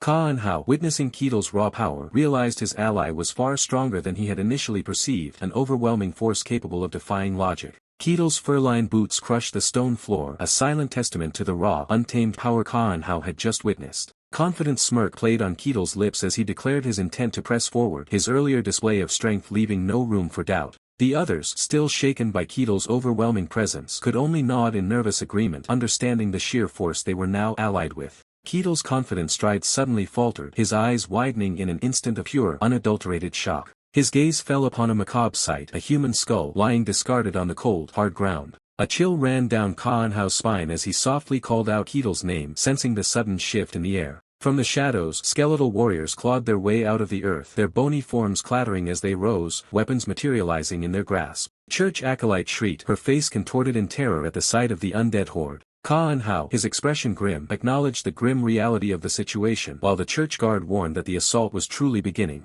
The three huddled together, their fear palpable as they prepared for the inevitable clash. Ketil, his earlier shock replaced by a predatory grin, confidently declared he would handle the skeletal horde alone, stating he had a few things to check. The others, relieved, quickly assented. With a chilling thank you, Ketil's eyes flared with an ominous purple glow, hinting at the true nature of the power he was about to unleash. He turned to face the first skeletal warrior, its bone sword crackling with an eerie, pale blue energy. Ketil's grin widened, a spark of intrigue in his eyes as he mused aloud about the interesting structure of the undead. The skeleton lunged, its glowing blade arcing down in a deadly strike towards Ketil, who had seemingly dropped to the ground. But in a flash of purple energy, Ketil activated a swift counterattack, blocking the skeletal blade with his bare forearm, the impact reverberating through the cavern. Ka-en-Hao watched, mesmerized, wondering what new display of power Ketil would unleash next. Ketil, now standing, had seized the glowing blade from the skeleton's grasp, a surge of energy flowing through it. A flicker of surprise, then a deeper curiosity, crossed Ketil's features as he examined the weapon. The firm grip, Ketil's hand tightened around the glowing blade, his own purple energy intertwining with its spectral light. A triumphant, almost gleeful smile spread across Ketil's face, his entire form radiating with the absorbed power. The skeleton's hand, severed from its arm, clattered to the ground, its glowing sword now firmly in Ketil's possession. Ketil, now wielding the stolen glowing sword, observed the spectral energy pulsing within his grasp, a faint surprise crossing his features. Skeletal warrior, bewildered by the sudden loss of its limb and weapon, stood frozen, an aura of confusion radiating from its empty eye sockets. But that confusion quickly morphed into raw, incandescent rage, its glowing eyes flaring with murderous intent. Ketil, a smirk spreading across his face, taunted the creature, noting its unexpected ability to adapt. With a guttural shriek of fury, the skeletal warrior activated a surge of spectral energy, its remaining hand now gripping a new, ethereal blade as it lunged forward. Ketil met the charge head-on, the stolen glowing sword clashing against the skeleton's spectral blade in a shower of sparks and force. Channeling his barbarian strength, Ketil delivered a devastating counterattack, his blade tearing through the skeleton's leg with a sickening crunch. The skeletal leg, cleanly severed, tumbled to the ground, its ethereal glow flickering before fading. Undeterred, the skeleton's head, still radiating fierce determination, darted through the air, seeking a new advantage. Ketil watched, his stance wide, as the disembodied skull whizzed past, preparing for its next move. With a triumphant grin, Ketil brought his boot down, crushing the skeleton's skull, remarking on its surprising intelligence and adaptability even in defeat. Elsewhere, a wave of dread washed over the injured survivor, her face contorted in fear as she witnessed the brutal display. Ka-en-Hao and a nearby churchguard reacted with visible shock and apprehension, barely able to utter a word at the sheer ruthlessness of the battle. Ketil's eyes glowed with an unnerving intensity, a chilling smile playing on his lips, causing Ka-en-Hao to tremble in absolute terror. The remnants of the skeletal warrior, its skull now shattered, lay inert on the cold ground. Ketil's gaze, still alight with a faint, otherworldly glow, lingered on the defeated foe. He then deliberately placed his foot on the crushed skull, acknowledging its tenacity even after losing its body, a clear message to any who dared oppose him. The crisp crunch of snow under Ketel's heavy boot followed his decisive act, a silent, chilling sound that accompanied his relentless advance through the frozen landscape. Ketel looked up, his expression hardened with resolve, and declared to Ka and Hao that it was time to press forward once more. Suddenly, Ketel's boots dug into the icy ground, bringing their momentum to an abrupt halt. He surveyed the new area, his voice low as he observed their current location, a vast, cavernous space. The team stood at the precipice of a new challenge, having successfully reached the second floor of the dungeon. Ketel's gaze was sharp, assessing the dimly lit expanse, while the female companion beside him held her rosary tighter, a hint of unease on her face.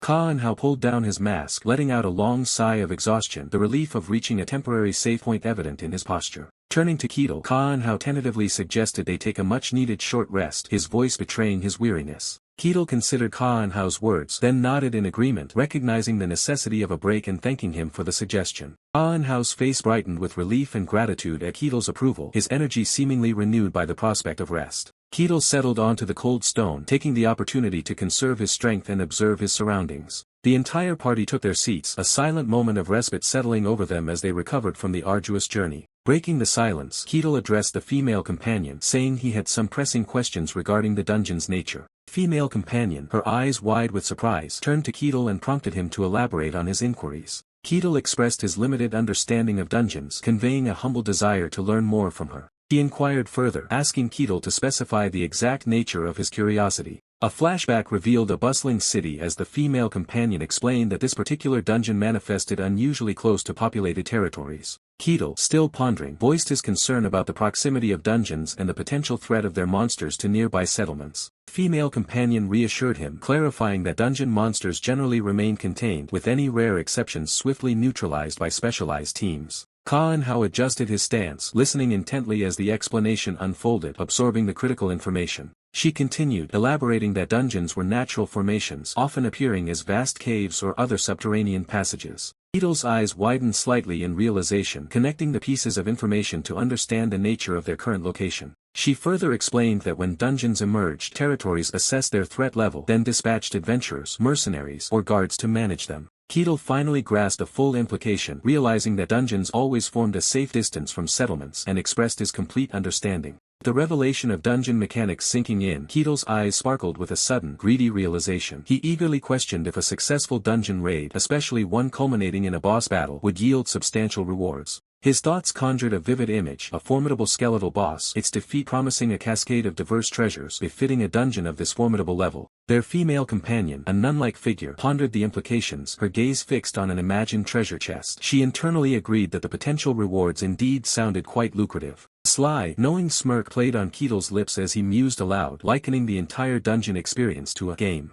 His companion looked at him, puzzled by the strange comparison, but Ketel quickly brushed it off as merely talking to himself. With a more serious demeanor, Ketel declared he had one final question. His companion, now visibly nervous, urged him to ask away. Confusion peaked, her face morphing into a chibi-like expression of utter bewilderment, wondering what could possibly be on his mind. She explained that dungeons were entirely natural phenomena, not constructs crafted by any being. Ketel, however, remained unconvinced, his gaze sharp with skepticism. He argued that the dungeons felt too meticulously designed, too man-made, to be a purely natural occurrence. His companion's eyes widened in surprise. Ketel's observation struck a chord, making her question what she had always accepted as truth. She fell into deep contemplation, admitting to herself that she had never once considered such a possibility, simply accepting the obvious without question. Ka and Hao, observing the exchange, found himself similarly pondering Ketel's unsettling insight. He internally questioned why a barbarian would challenge such an established, unquestioned truth. His mind raced, recalling the common perception of barbarians as ignorant, savage, and cruel beings devoid of emotion. Yet Ketel's sharp intellect defied this stereotype. A chilling question formed in Ka and Hao's mind: was Ketel truly just a normal barbarian? The figure of Ketel glowed with an unsettling, powerful aura, hinting at something far beyond ordinary. Ka and Hao's eyes widened, a mix of apprehension and intrigue crossing his face. Ketel was proving to be far more interesting than he'd initially assumed. Breaking the tension, Ketel flashed a confident smile, turning to his companions and asking if they had rested sufficiently. Startled, the group quickly affirmed they were ready, shaking off their contemplation to prepare for the journey ahead. With a cheerful grin, Ketel declared it was time to move forward. Ka and Hao, still slightly taken aback by Ketel's earlier insights, could only offer a small, surprised affirmation. Party gathered, a determined glint in their eyes, as they prepared to delve deeper into the labyrinthine dungeon. They pressed onward, their footsteps echoing through the dark, winding passages of the subterranean maze. Suddenly, Ketil halted, his eyes wide with an unexpected discovery. Before them, a glowing treasure chest lay revealed. Ketil, intrigued, questioned its presence. Their female companion explained it was a reward from the maze, attainable only by successfully unlocking it. Ka-en-hao quickly pointed out the necessity of a skilled lockpicker for such a chest, then realized the irony. If they had one, they wouldn't be in this predicament. Ketil, feigning resignation, declared they'd have to abandon it, then, with a mischievous glint, instructed Ka-en-hao to unlock it. Ka-en-hao's face contorted in utter shock and disbelief at Ketil's outrageous demand. Ketil simply reiterated the obvious. It was a treasure chest, and Ka-en-hao was a thief. Ka-en-hao, caught off guard, reluctantly confirmed his profession, his expression a mix of resignation and dread.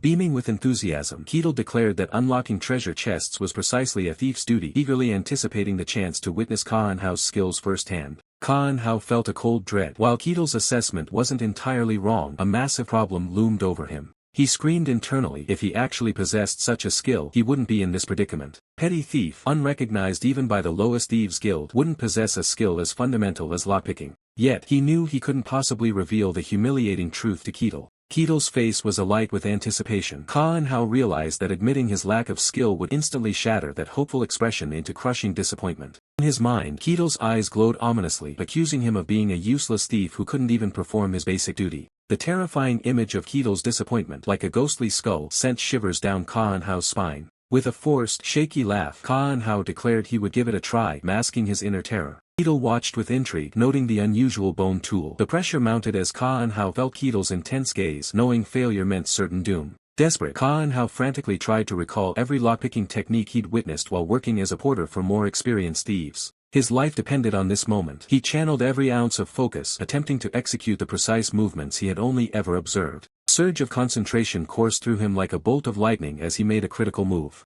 Ketil stared in disbelief as the ancient treasure chest clicked open. Tears of relief streamed down Ka-en-hao's face as he pointed to the now open treasure chest. The church acolyte gasped in awe, exclaiming she'd only heard tales of thieves skilled enough to open such chests and was amazed to witness it firsthand. Ketil, beaming with pride, praised Ka-en-hao's impressive work. Ka-en-hao was in shock. He had only eyeballed the technique, yet it worked. The success made him question if he had ever truly pushed his limits before, and his self-pride began to crumble. Ketil asked the church acolyte to appraise the treasure. She estimated the contents could support an average family for about a month. Ketil's face twisted into a smirk as he acknowledged the appraisal, his intentions becoming clear. He then commanded Ka-en-hao to organize the rewards. Still reeling, Ka-en-hao could only stammer, "Why yes, sir." Ka-en-hao's hand reached hesitantly into the chest, retrieving a gleaming goblet from the gold. Holding the ornate goblet, Ka-en-hao stared at the shimmering contents of the chest in a mixture of wonder and bewilderment. Ka-en-hao's wonder quickly morphed into pure terror, a blood-curdling scream tearing from his throat as if he'd witnessed a true nightmare. His allies quickly reacted, one asking if he was hurt, but Ka-en-hao could only shriek that he hadn't done anything, completely overwhelmed by fear. Group pressed onward, their boots crunching on the desolate, rocky terrain.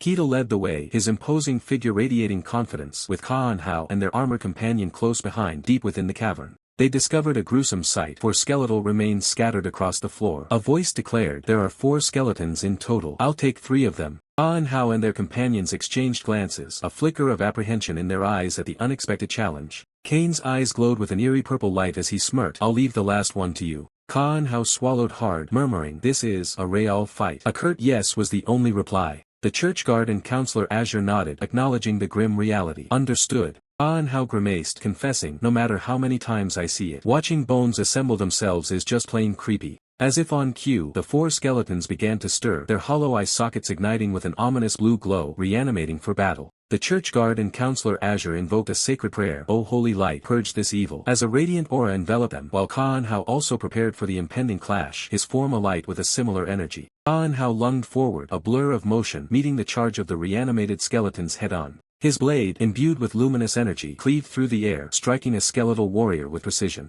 The skeletal forces recoiled, their ancient bones rattling as they registered the unexpected force of the attack. Ketil, with a confident smirk, effortlessly restrained 3 of the reanimated skeletons, quipping, Now, this is a rare sight, don't go ruining it. I'll take care of you." Remaining skeleton retaliated, swinging a jagged bone arm with surprising speed. The church guard braced, his shield deflecting the skeletal strike with a resounding clang. He held his ground, muscles tensed, the impact reverberating through his arm as he maintained his defensive stance. Blinding flash erupted at the point of impact, momentarily obscuring the clash. Ka and Hao seized the opportunity, leaping gracefully into the air, his dagger glinting as he positioned himself above the reanimated foe. With a swift, decisive strike, Ka and Hao plunged his blade downward, aiming for a critical blow. Counselor Azure's eye glowed with an arcane yellow light as she activated her skill, Shadow of Delusion. A wave of luminous energy surged forth from her outstretched hand, bolstering the church guard who now retaliated with renewed vigor, his weapon glowing with holy light. The holy light from the church guard's weapon manifested as a devastating vertical slash, tearing through the air with immense power, aimed directly at their reanimated foe.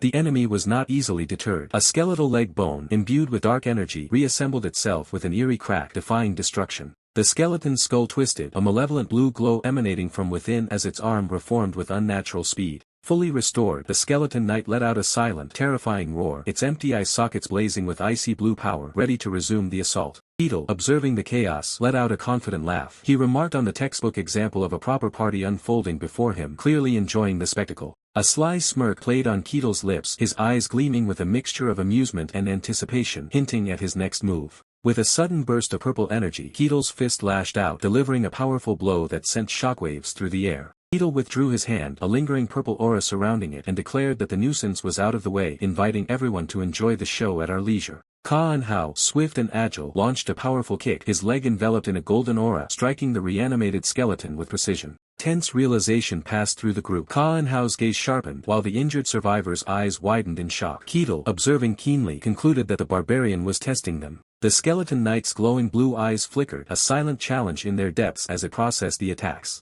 To everyone's surprise, the skeleton knight then simply sat down, tilting its head in apparent confusion as question marks appeared above it. Pressure mounted. Counselor Azure, along with her guards, stared intently at the situation, their eyes glowing red with a grim determination. The injured survivor, witnessing this, felt the weight of their unspoken rule: if we show weakness, we die. Red energy slashes erupted across the scene, a flurry of attacks launched with deadly intent, slicing through the air. The relentless assault proved too much. The skeleton knight's skull began to crack, dissolving into shimmering blue particles as its form disintegrated. Ketel knelt, his sword plunged into the earth, taking a moment of respite after the intense battle. Ka and Hao, the injured survivor, and the church guard sat on the ground, visibly exhausted, the strain of the encounter evident on their faces. In the desolate snowfield, Ka and Hao, Ketel, and a church acolyte reflected on their journey. Ketel acknowledged that the ones who came to the snowfield were all pretty tough. With Ketel taking the lead, his body radiating purple power, they advanced swiftly and without much trouble. He declared that they had finally reached their destination, and at last. The injured survivor looked on with wide, surprised eyes as the group finally arrived at their goal. Ka and Hao and Ketel stood side by side, their gazes fixed on what lay ahead, a mix of anticipation and caution on their faces. They had reached it, the dungeon's deepest chamber, where a formidable armored figure, a skeleton knight, sat regally upon a throne. The entire group stared up at the imposing skeleton knight, its silent presence radiating immense power from its throne, a true boss waiting. The injured survivor gasped, her face etched with disbelief. A skeleton knight, she whispered, questioning why such a powerful entity would be found in this place. Ketel's expression hardened as he assessed the foe. He confirmed the obvious: it's strong, very strong, a clear indication that this was no ordinary opponent. The threat before them is no mere pile of bones. This skeleton wields its long sword and shield with the grace of a master, radiating an intense pressure. He remains composed, weighing the risks. He notes that if the team decides the dungeon is beyond their current capabilities, a follow-up investigation will be conducted to validate their retreat. With a slight smirk, he acknowledges the logic. It's a sensible system for those who value survival over reckless glory, though his eyes suggest he has no intention of turning back. Suddenly, the air turns frigid. The armored monstrosity stands tall, its visor glowing with a sinister, crimson light as it prepares to engage the intruders. A dark, purple miasma erupts from the skeleton's armor. This isn't just a summon, it's an entity possessing a level of autonomy rarely seen in the undead. He steps forward, his heavy boots crunching against the stone floor. He stands as a lone bulwark against the rising tide of dark energy. His interest is piqued. A skeleton that can maintain its physical form without a constant mana supply is a fascinating anomaly. The knight responds by drawing its blade. The metal shrieks as it clears the scabbard, signaling the start of a lethal dance. Sheer killing intent radiating from the foe is suffocating. Behind him, the woman's eyes widen in paralyzing fear as she realizes the gap in their power. The knight lunges. A massive wave of destructive energy crashes against the party's defenses. It's dangerous. Someone screams as the ground trembles. The impact is staggering. Even with their guard up, the sheer force of the blow sends shockwaves through their bodies, leaving them gasping for air. Front line struggles to hold. The knight's strength is overwhelming, forcing the shield bearer to his knees as the woman cries out in terror. Smoke rises from the scorched shield. The team is scattered and broken by a single exchange. While he watches, his expression unreadable. He blinks in mild surprise. He hadn't expected the skeleton to possess such raw, explosive power right out of the gate. The warrior behind the shield is in disbelief. A single attack has nearly compromised his entire defense, leaving his arms trembling. The skeleton knight looms over them like a god of death. Its presence is an absolute wall, far too strong for any ordinary adventurer to overcome. The monster's eyes flare again. It's not done. It senses the only real threat in the room and fixes its gaze solely on him. With a burst of speed that defies its heavy armor, the skeleton charges. It becomes a blur of steel and malice, aiming for a decisive finish. He doesn't flinch. He stands his ground, his focus narrowing as the enemy closes the distance in a heartbeat. In the world of high-level combat, a split second is an eternity. His eyes lock onto the weakness in the monster's advance. Impact. He meets the charge with a single, devastating punch. The air screams as his fist connects with the center of the knight's chest plate. The result is absolute. The reinforced armor shatters, and the skeleton is sent flying back, its physical form literally disintegrating from the sheer kinetic energy. The rest of the team can only stare in mute shock. The monster that nearly wiped them out was just dismantled like a toy by his bare hands. Beetle, completely unfazed by the monstrous threat he just dismantled, simply claps his hands together, a casual smile gracing his lips. He asks, "Is that the end of it?" He glances towards Kaan Hao, who is still reeling from the shocking display of raw power. Before them, a magnificent treasure chest shimmers, a testament to their hard-won victory. Beetle asks if Kaan Hao can unlock it, but the thief flinches back, exclaiming that it's impossible. He explains the chest is protected by a high-level lock beyond his current skills. Dismissing the lock's difficulty, Beetle's eyes glow with a faint purple energy. He declares it a shame but implies he'll handle the chest in his own brutal way. With a single, powerful strike, Beetle obliterates the treasure chest, leaving behind splintered wood and a cloud of dust. The loot is scattered across the floor. The rest of the party stares in utter disbelief, their mouths agape at Beetle's unconventional and destructive method of opening a treasure chest. Beetle, completely satisfied, declares that the reward must be greater this way. He then casually tells Kaan Hao to clean up the mess. Kaan Hao, still processing the raw display of force, can only stammer out a bewildered agreement. One of the other party members reflects on Beetle's actions, marveling at the sheer audacity of smashing a treasure chest by force, a feat they'd never even heard of. With the dungeon cleared and the loot acquired, the party makes their way towards the bright exit, the dungeon's boundaries beginning to shimmer.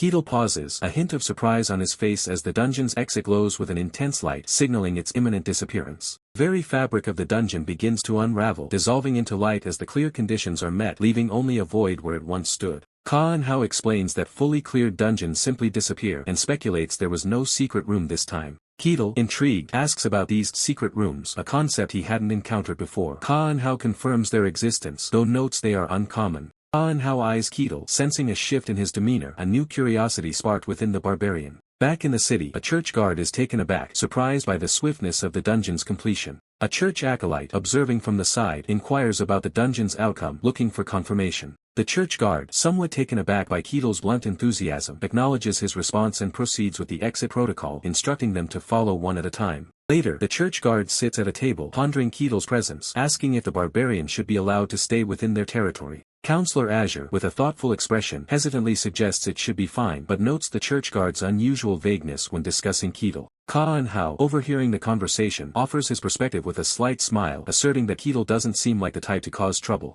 Guard finds this camaraderie highly unusual. In his experience, strangers forced into a dungeon party usually end up at each other's throats, not singing praises. Despite his skepticism, the guard grants the permit, though he issues a sharp warning, "Cause any trouble and they'll be expelled from the territory immediately." A heavy sack of gold is dropped into their hands, the official reward for clearing the dungeon. It's a substantial sum, sparkling with the promise of wealth. Beetle takes the bag with a wide grin, noting that for once, the guards didn't try to embezzle a portion of the reward for themselves. With the loot in hand, Beetle suggests they divide the spoils fairly among the entire group, showing a level of honor his teammates didn't expect. Kaan Hao and the others are stunned, waving their hands in frantic refusal. They seem more terrified of his generosity than they were of the monsters. Beetle stands his ground, insisting that since they cleared the dungeon as a unit, the reward must be shared without any objections. The barbarian's energy is boundless. He immediately pivots to the next logical step, finding a tavern to celebrate their survival with a round of drinks. The rest of the party can only offer hollow, forced laughter, their faces pale as they realize their ordeal with this eccentric warrior isn't over yet.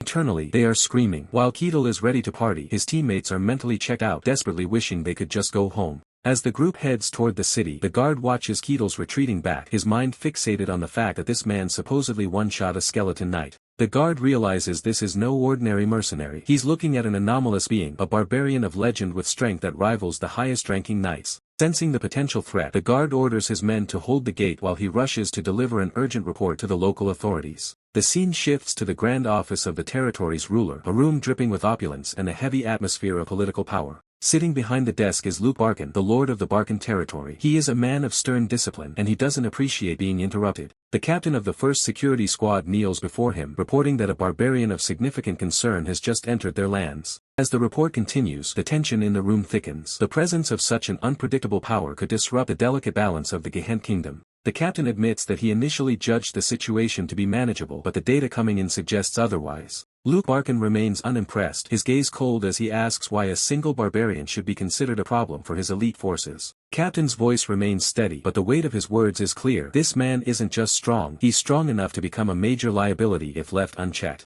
The final detail of the report leaves the Lord stunned. The barbarian didn't just win, he obliterated a skeleton knight in a single blow, a feat of pure, terrifying power. The Lord's eyes narrow as he processes the report. A skeleton knight is no joke, it's a high-tier threat that usually requires an entire squad of elite knights to neutralize. To think a mere barbarian achieved this alone is insulting to the Lord's worldview. He views them as nothing more than primitive brutes who rely on mindless strength. His advisor remains silent, the weight of the situation pressing down on the room. This isn't just a rumor anymore, it's a strategic anomaly. The Lord realizes that leaving a wild card of this caliber roaming his lands is a liability he cannot afford. He needs to assess the threat personally. Guard flinches as the Lord's aura sharpens. The decision is made, and there's no room for hesitation. Confidence returns to the Lord as he recalls his own training under a legendary sword master. In his mind, refined technique will always triumph over raw, unpolished power. With a cold command, he orders the barbarian to be summoned. He wants to see the face of the man who disrupted the local power balance. Meanwhile, far from the halls of power, a feast is laid out. Roasted meats and fine cheeses glisten under the tavern lights. The barbarian isn't holding back, tearing into the food with a ferocity that matches his reputation on the battlefield. He sits at a table with his companion and their new acquaintances, a nun and a paladin, who can only watch in stunned silence. The group is visibly unsettled. Watching the barbarian eat is like watching a natural disaster, efficient, messy, and slightly terrifying. He slams his empty mug onto the table, the impact echoing through the quiet tavern. Wiping his mouth, the barbarian praises the quality of the meal and the peace of the establishment, generously offering to pay for everyone. The nun and the paladin offer weak, nervous smiles, clearly out of their element around someone so intense. The barbarian turns his sharp gaze toward the man in armor, confirming his status as a holy paladin. He questions the man's lack of holy magic during their recent dungeon raid. The paladin stammers, claiming his powers haven't awakened yet. Barbarian dismisses it as unfortunate, while the paladin tries to hide his embarrassment behind a forced cough. Shifting his focus to the nun, he asks about the location of a temple dedicated to her god. The atmosphere turns heavy as she explains that her deity, the god of lies and deception, isn't exactly popular with the general public.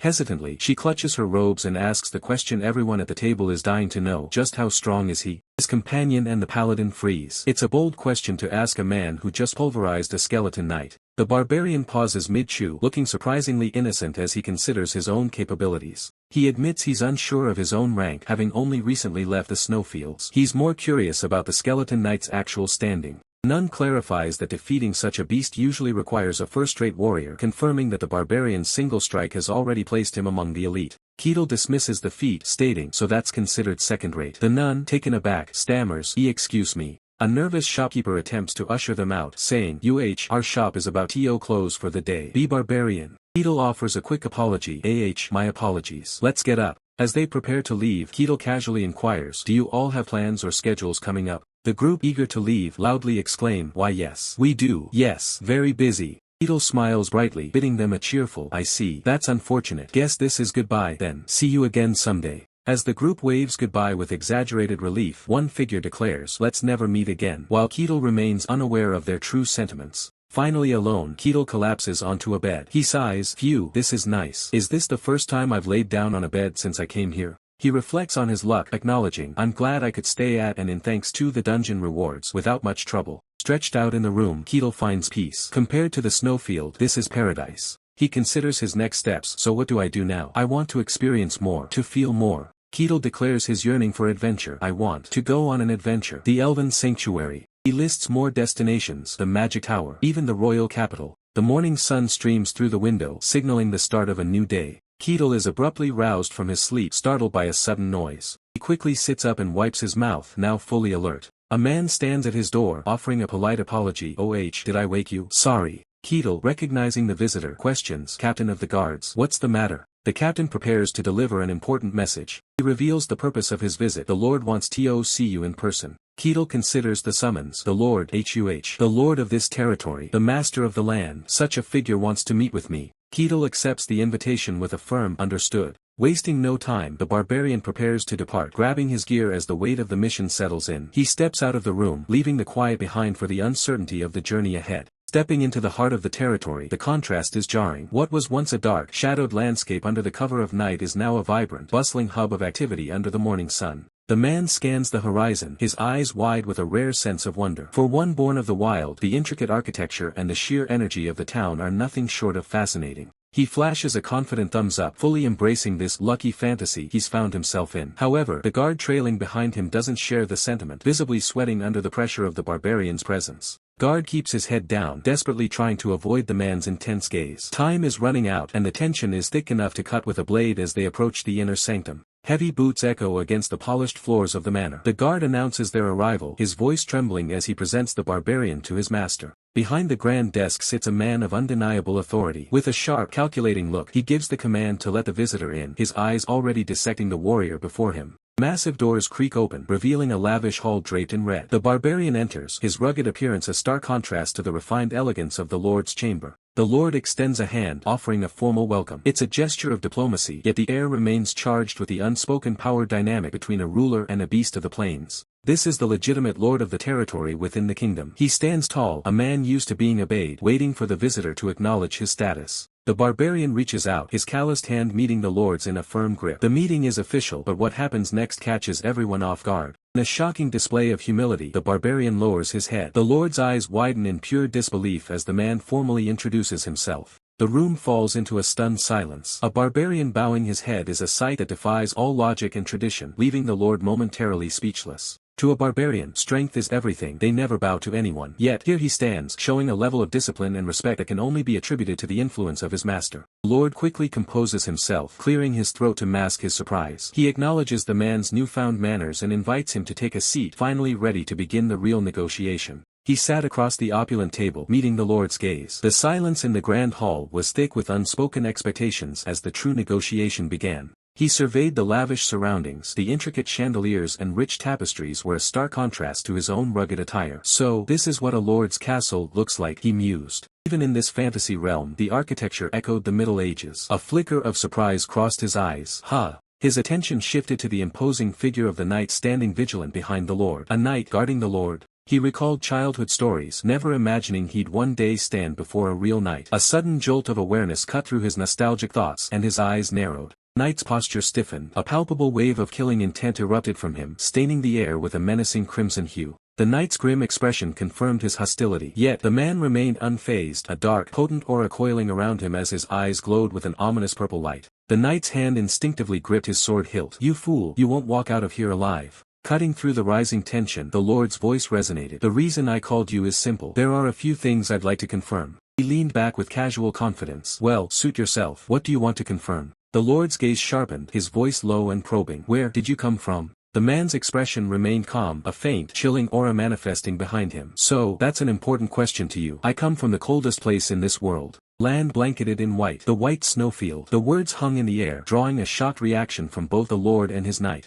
The Lord's mind reeled. "He's truly a barbarian from the legends, and he's standing right before my eyes." The Lord's jaw tightened, processing the revelation. A hard truth to accept, isn't it? The man's gaze was unwavering. "It was a dreadful place. Whether or not you accept it is your choice." The Lord took a moment, the tension palpable, before he shifted tactics. "Then let me ask a different question." His eyes bored into the man's. "How strong are you?" The dark aura flared, crackling with raw power and casting shadows across the room. "What matters is how much of a threat I am, right?" The man leans back, his gaze cold as he dismisses the notion of his own power. To him, the standards of this world are irrelevant. What matters is the objective at hand. The master watches him intently, sensing the underlying tension in the room. The master narrows his eyes, his sharp intellect calculating every possible outcome. He isn't just looking at a man, he's evaluating a potential catastrophe. Beside him, the knight's expression hardens. He feels the weight of the man's presence, a silent challenge that demands a response. Breaking the silence, the master proposes a test of skill. He offers a sparring match against one of his elite knights, promising a reward that would be hard to refuse.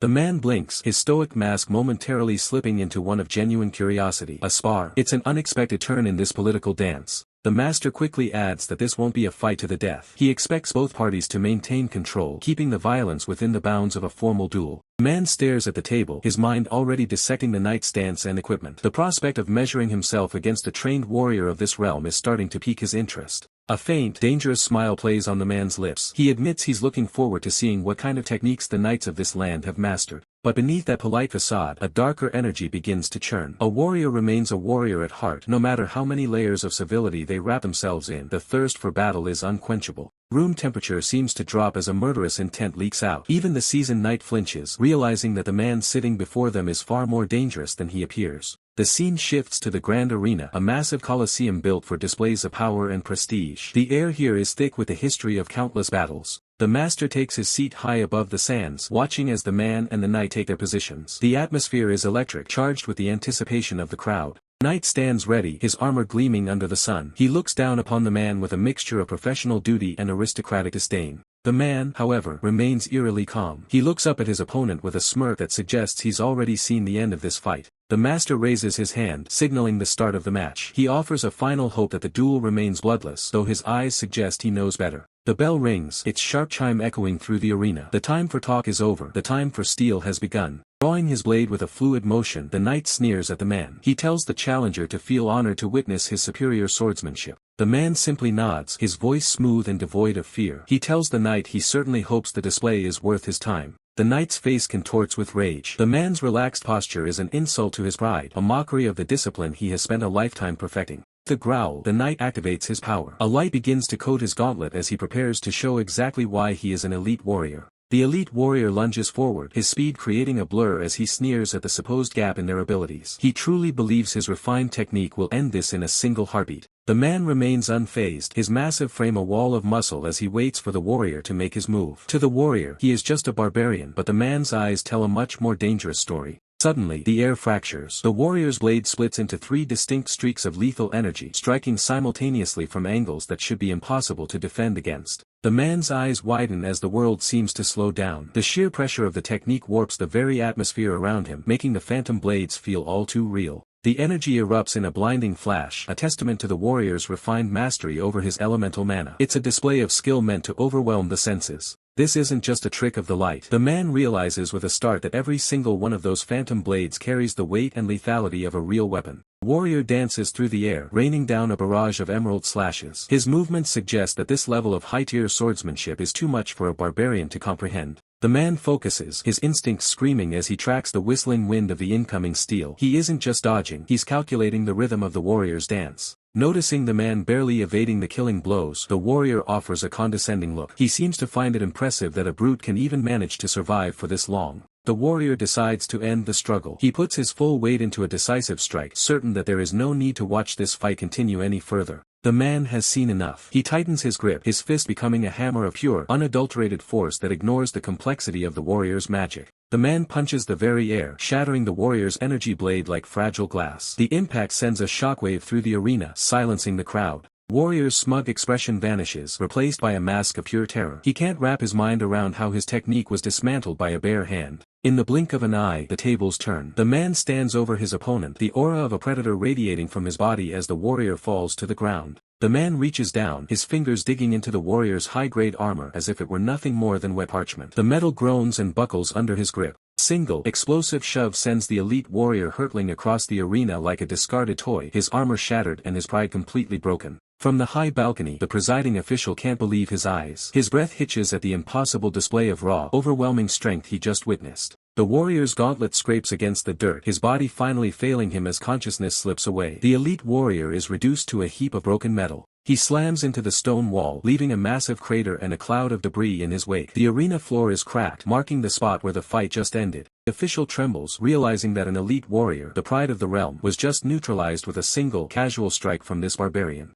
The man looks up at the stands, his expression calm and steady. He simply waits for the bout to be declared over as if he hadn't just performed a miracle. Silence falls over the entire Colosseum. The weight of the man's power settles over the crowd like a heavy shroud, leaving them in absolute awe. Swallowing his pride and his fear, the official simply nods. He confirms the victory, acknowledging the rise of a new, terrifying force in the arena. The dust begins to settle over the shattered arena floor, revealing a crater that shouldn't exist from a single strike. The crowd is paralyzed, their eyes locked on the barbarian who just dismantled a first-class knight as if he were a mere child. In the minds of the elite, a single title begins to echo: Swordmaster. Only those who have reached the absolute peak of martial prowess are supposed to wield such world-tipping power. The official watches from the balcony, a cold sweat breaking across his brow. He realizes that the balance of power in this city didn't just tip, it was obliterated in a single heartbeat. He senses a shadow looming behind him, a presence far more suffocating than the barbarian in the arena. His eyes dart sideways, dreading the confrontation he knows is coming. Heavy, rhythmic footsteps echo through the private chamber. The official remains seated, his back stiff, as a voice, dripping with amused curiosity, asks for entertainment.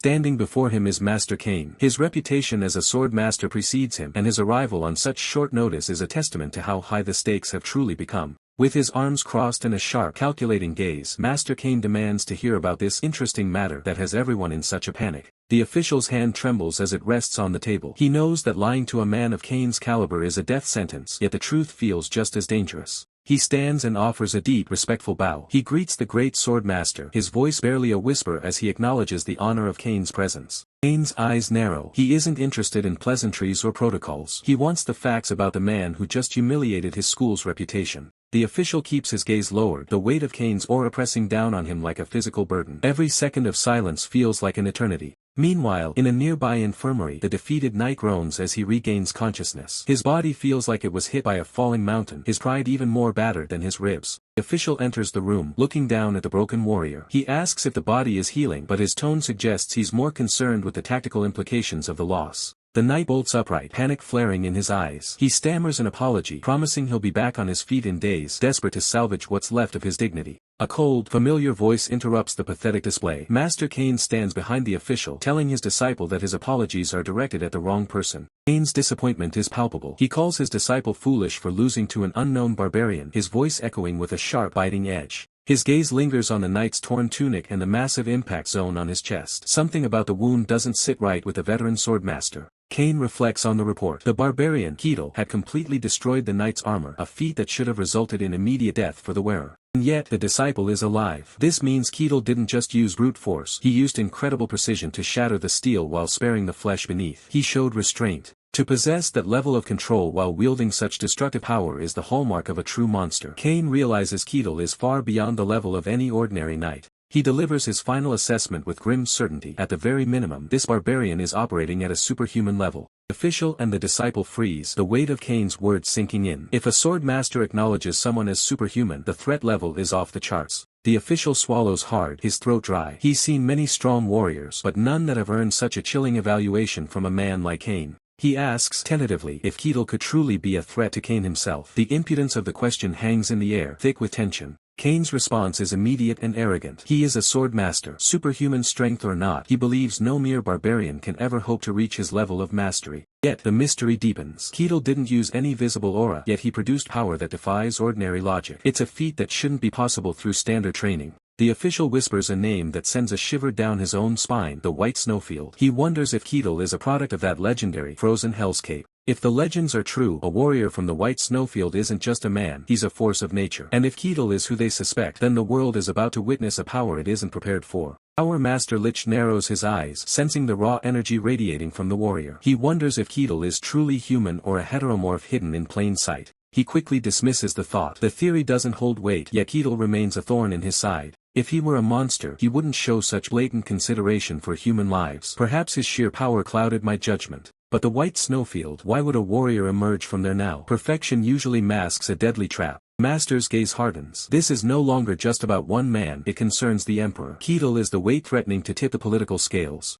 Across the frozen ridges, Imperial scouts report the same anomaly. Rumors of the barbarian's arrival reach the Emperor, whose demands grow more eccentric by the day. Lich waves off his aide's concerns. There are bigger games afoot. For now, silence is the best strategy. Is the barbarian still within the territory? I need his exact location before the next phase begins. The subordinate confirms Ketil is staying. The master's heavy footsteps echo through the hall, a sound that usually signals the end of someone's luck. I will no longer rely on reports. I'll confirm his nature with my own eyes. Meanwhile, the sun shines over the local cathedral. Ketil stands before the towering spires, his future hanging in the balance. The guard looks at the massive warrior with trepidation. What's your next move now that the dust has settled? A heavy pouch of gold is handed over as a reward for Ketil's victory. The authorities will no longer interfere with your business. Ketil ponders the situation. Gold is useful, but he lacks an officially recognized identity in this land. There are two paths to legitimacy, the guard explains. One is finding a high-status sponsor, which is difficult for a man from the snowfields. Or, you can build a reputation as a mercenary. Complete enough guild requests, and your identity will be legally acknowledged. The guard sees it as dirty work, but to Ketil, the word mercenary carries the weight of a true fantasy adventure. Ketil grins. I don't need a sponsor. I'll live as a drifter who slays monsters for a living. The guard points toward the guild hall, sweating under Ketil's overwhelming presence. Ketil is eager to start, unaware of the grim reality that awaits those who take up the blade for hire. In truth, mercenaries are the lowest rung of society, desperate, statusless, and expendable. They are the scapegoats for the nobility's dirty work, often dying forgotten in unexplored dungeons. The mercenary guild hall is far from romantic. It is a place of raw, constant violence. A man is sent flying across the room, crashing into the furniture. This is the romance Ketil was looking for. You really want to push this, you bastard. The fallen mercenary snarls. Bring it on, runt. The challenger roars. Ketil has stepped into a hornet's nest and he couldn't be happier. The tavern is alive with the sound of clinking mugs and the roar of a crowd hungry for blood. Betting slips are exchanged as the regulars look for any excuse to throw their coin away on a good show. Two brawlers are already at each other's throats, their petty scuffle serving as the background noise for a place where violence is the only currency and respect is earned through bruised knuckles. Amidst the chaos, a receptionist checks in with her colleague, wondering if any decent talent has actually walked through the doors today or if they're stuck with the usual bottom feeders. As a frontline witness to every failure and fraud in the kingdom, the receptionist lets out a heavy sigh, her patience wearing thin with the current crop of recruits. She's seen them all, delusional knights, shady thieves, and nuns who worship gods nobody trusts. To her, they aren't heroes, they're just a collection of weirdos looking for a quick payout. Her colleague can only offer a sympathetic look. In this town, the recruitment pool is more of a stagnant puddle, and today is proving to be particularly disappointing. The receptionist closes her eyes, praying for a miracle, a handsome prince to sweep her away from this desk of misery and into a life of luxury. Suddenly, the heavy wooden doors groan on their hinges, cutting through her daydream with the sharp sound of actual authority entering the room. Her eyes snap open, her instincts screaming that something massive has just crossed the threshold. The air in the guild hall suddenly feels much tighter. Shadow looms over her desk, cold air from the outside world clinging to a figure that looks more like a force of nature than a simple man. A massive man stands there, his frame draped in thick furs. He looks around the guild hall with a confident grin, taking in the sights of his new playground. The brawlers freeze mid-punch, their petty fight forgotten as the realization hits everyone in the room. A real barbarian has just walked in. The receptionist can barely process the sight. Her handsome prince has been replaced by a titan of muscle and steel, and she's not sure if she should be impressed or terrified. Without a hint of hesitation, the man announces his arrival, declaring his intent to join their ranks as a mercenary with a voice that rumbles through the floorboards. The receptionist stammers, her professional mask slipping as she looks up at the giant, asking for his purpose in joining such a dangerous and often thankless trade. The barbarian leans in, explaining that he's looking for official status. He's heard that being a mercenary is the fastest way to get recognized in this society. Receptionist warns him that registration isn't free. She asks for the registration fee and his basic details, her hands hovering over the typewriter. He drops the coins with a heavy thud. When asked for his age, he simply shrugs, admitting that time isn't something his people bother to keep track of. The receptionist decides to just put down an estimate. She's not about to argue with a man who could probably snap her desk in half with one hand. She slides a wooden box across the table, revealing a gleaming mercenary badge. It's a small piece of metal, but it represents the start of his journey. The man stares at the badge, the quiet intensity in his eyes suggesting that he understands the weight of the path he's just chosen. "Enlist me," he says, his voice low and determined. He doesn't want to wait, he wants to get to work immediately.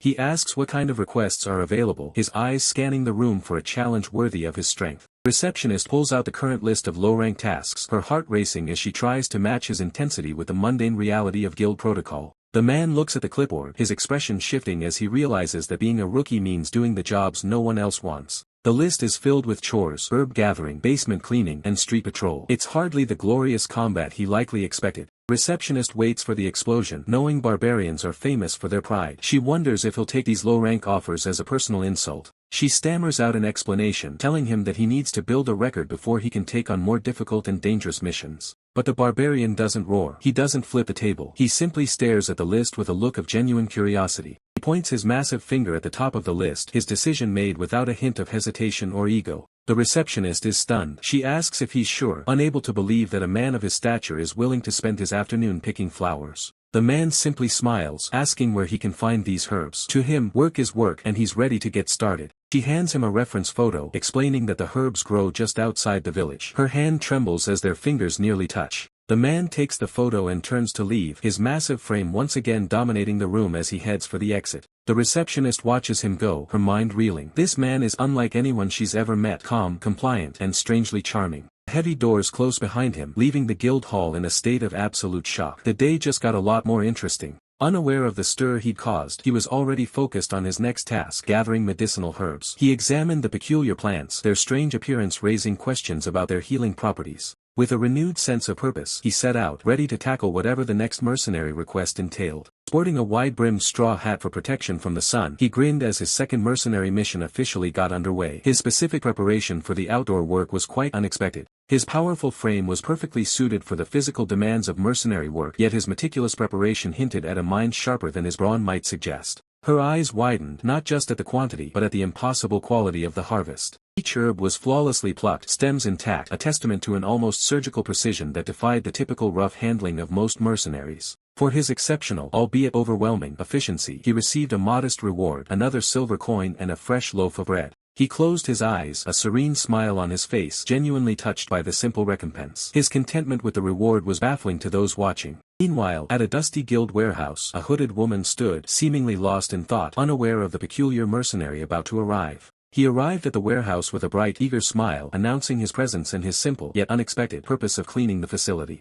The hooded woman, startled and clutching her broom, stared in utter disbelief. She questioned his presence, her eyes widening as she recognized his distinctive and powerful features. The man doesn't miss a beat, transitioning from the warehouse to the streets. He hauls massive crates with terrifying ease before taking up a broom, his sheer physical output kicking up clouds of dust that leave the locals gasping for air. Even for him, suppressing such overwhelming strength to perform menial labor is a challenge. From the shadows of a nearby balcony, a pair of binoculars locks onto him. He remains blissfully unaware, a small, satisfied smile playing on his lips as he finishes his chores, looking more like a content gardener than a world-class warrior. The observer lowers his lenses, his expression twisted in pure bewilderment. He realizes the man's energy is off the charts, superhuman at the very least. This is a person who could level a kingdom if he chose to, yet he's spending his energy on trivial errands. What baffles the observer the most isn't just the work but the dedication. The man isn't half-hearted. He's sweeping those cobblestones with the same intensity a master swordsman would use to polish a legendary blade. The observer can only watch in silence, questioning the warrior's sanity. The man wipes the sweat from his brow, looking genuinely fulfilled. To someone who seeks ultimate power, this display of simple contentment is the ultimate enigma.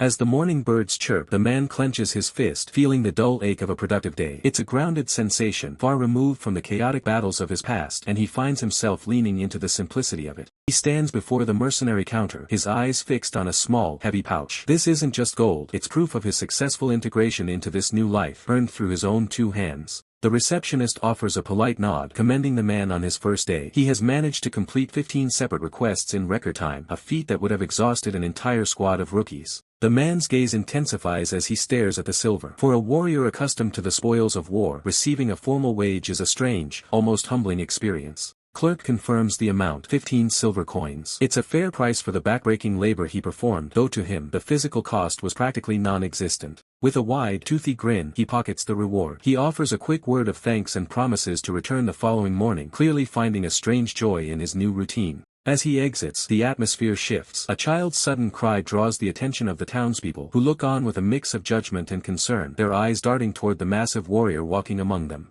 He strides through the town square, his presence alone enough to make the crowd part. He looks pleased with himself, oblivious to the fact that his low-profile behavior is making him the most talked-about man in the city. His path eventually leads him away from the bustling markets and toward a grand, silent structure. He stops, staring up at the sign with a curious tilt of his head. A library? Not exactly where you'd expect to find a warrior, but the real quest for knowledge is just beginning. The gentle chime of a bell announces his arrival as the man pushes open the heavy wooden doors, the sound echoing through the hallowed halls of knowledge. The librarian begins her routine greeting, but the words die in her throat the moment she catches sight of the visitor. The man looms over the counter like a mountain of pure intimidation, his shadowed eyes and massive frame making the simple request to read books sound like a life-threatening demand. Surrounded by endless rows of ancient parchment and bound leather, the library holds secrets that steel alone could never uncover. To the librarian's absolute shock, the terrifying warrior settles in quietly, flipping through pages with a grace that contradicts his rugged appearance. She can only watch from a distance, sweating as she tries to reconcile the image of a savage warrior with a studious man sitting before her. From the shadows, an observer watches the scene with narrowed eyes, his mind racing as he realizes this barbarian is far more cultured than anyone anticipated. The man remains oblivious to the stares, completely absorbed in his research as if the very air around him is charged with the weight of new information. He starts with the foundation of this world, history. Every tap on the cover is a step toward understanding the geopolitical landscape he's wandered into. Records speak of ancient journeys to the snowfields years ago, detailing an empire that rose to victory through blood and iron.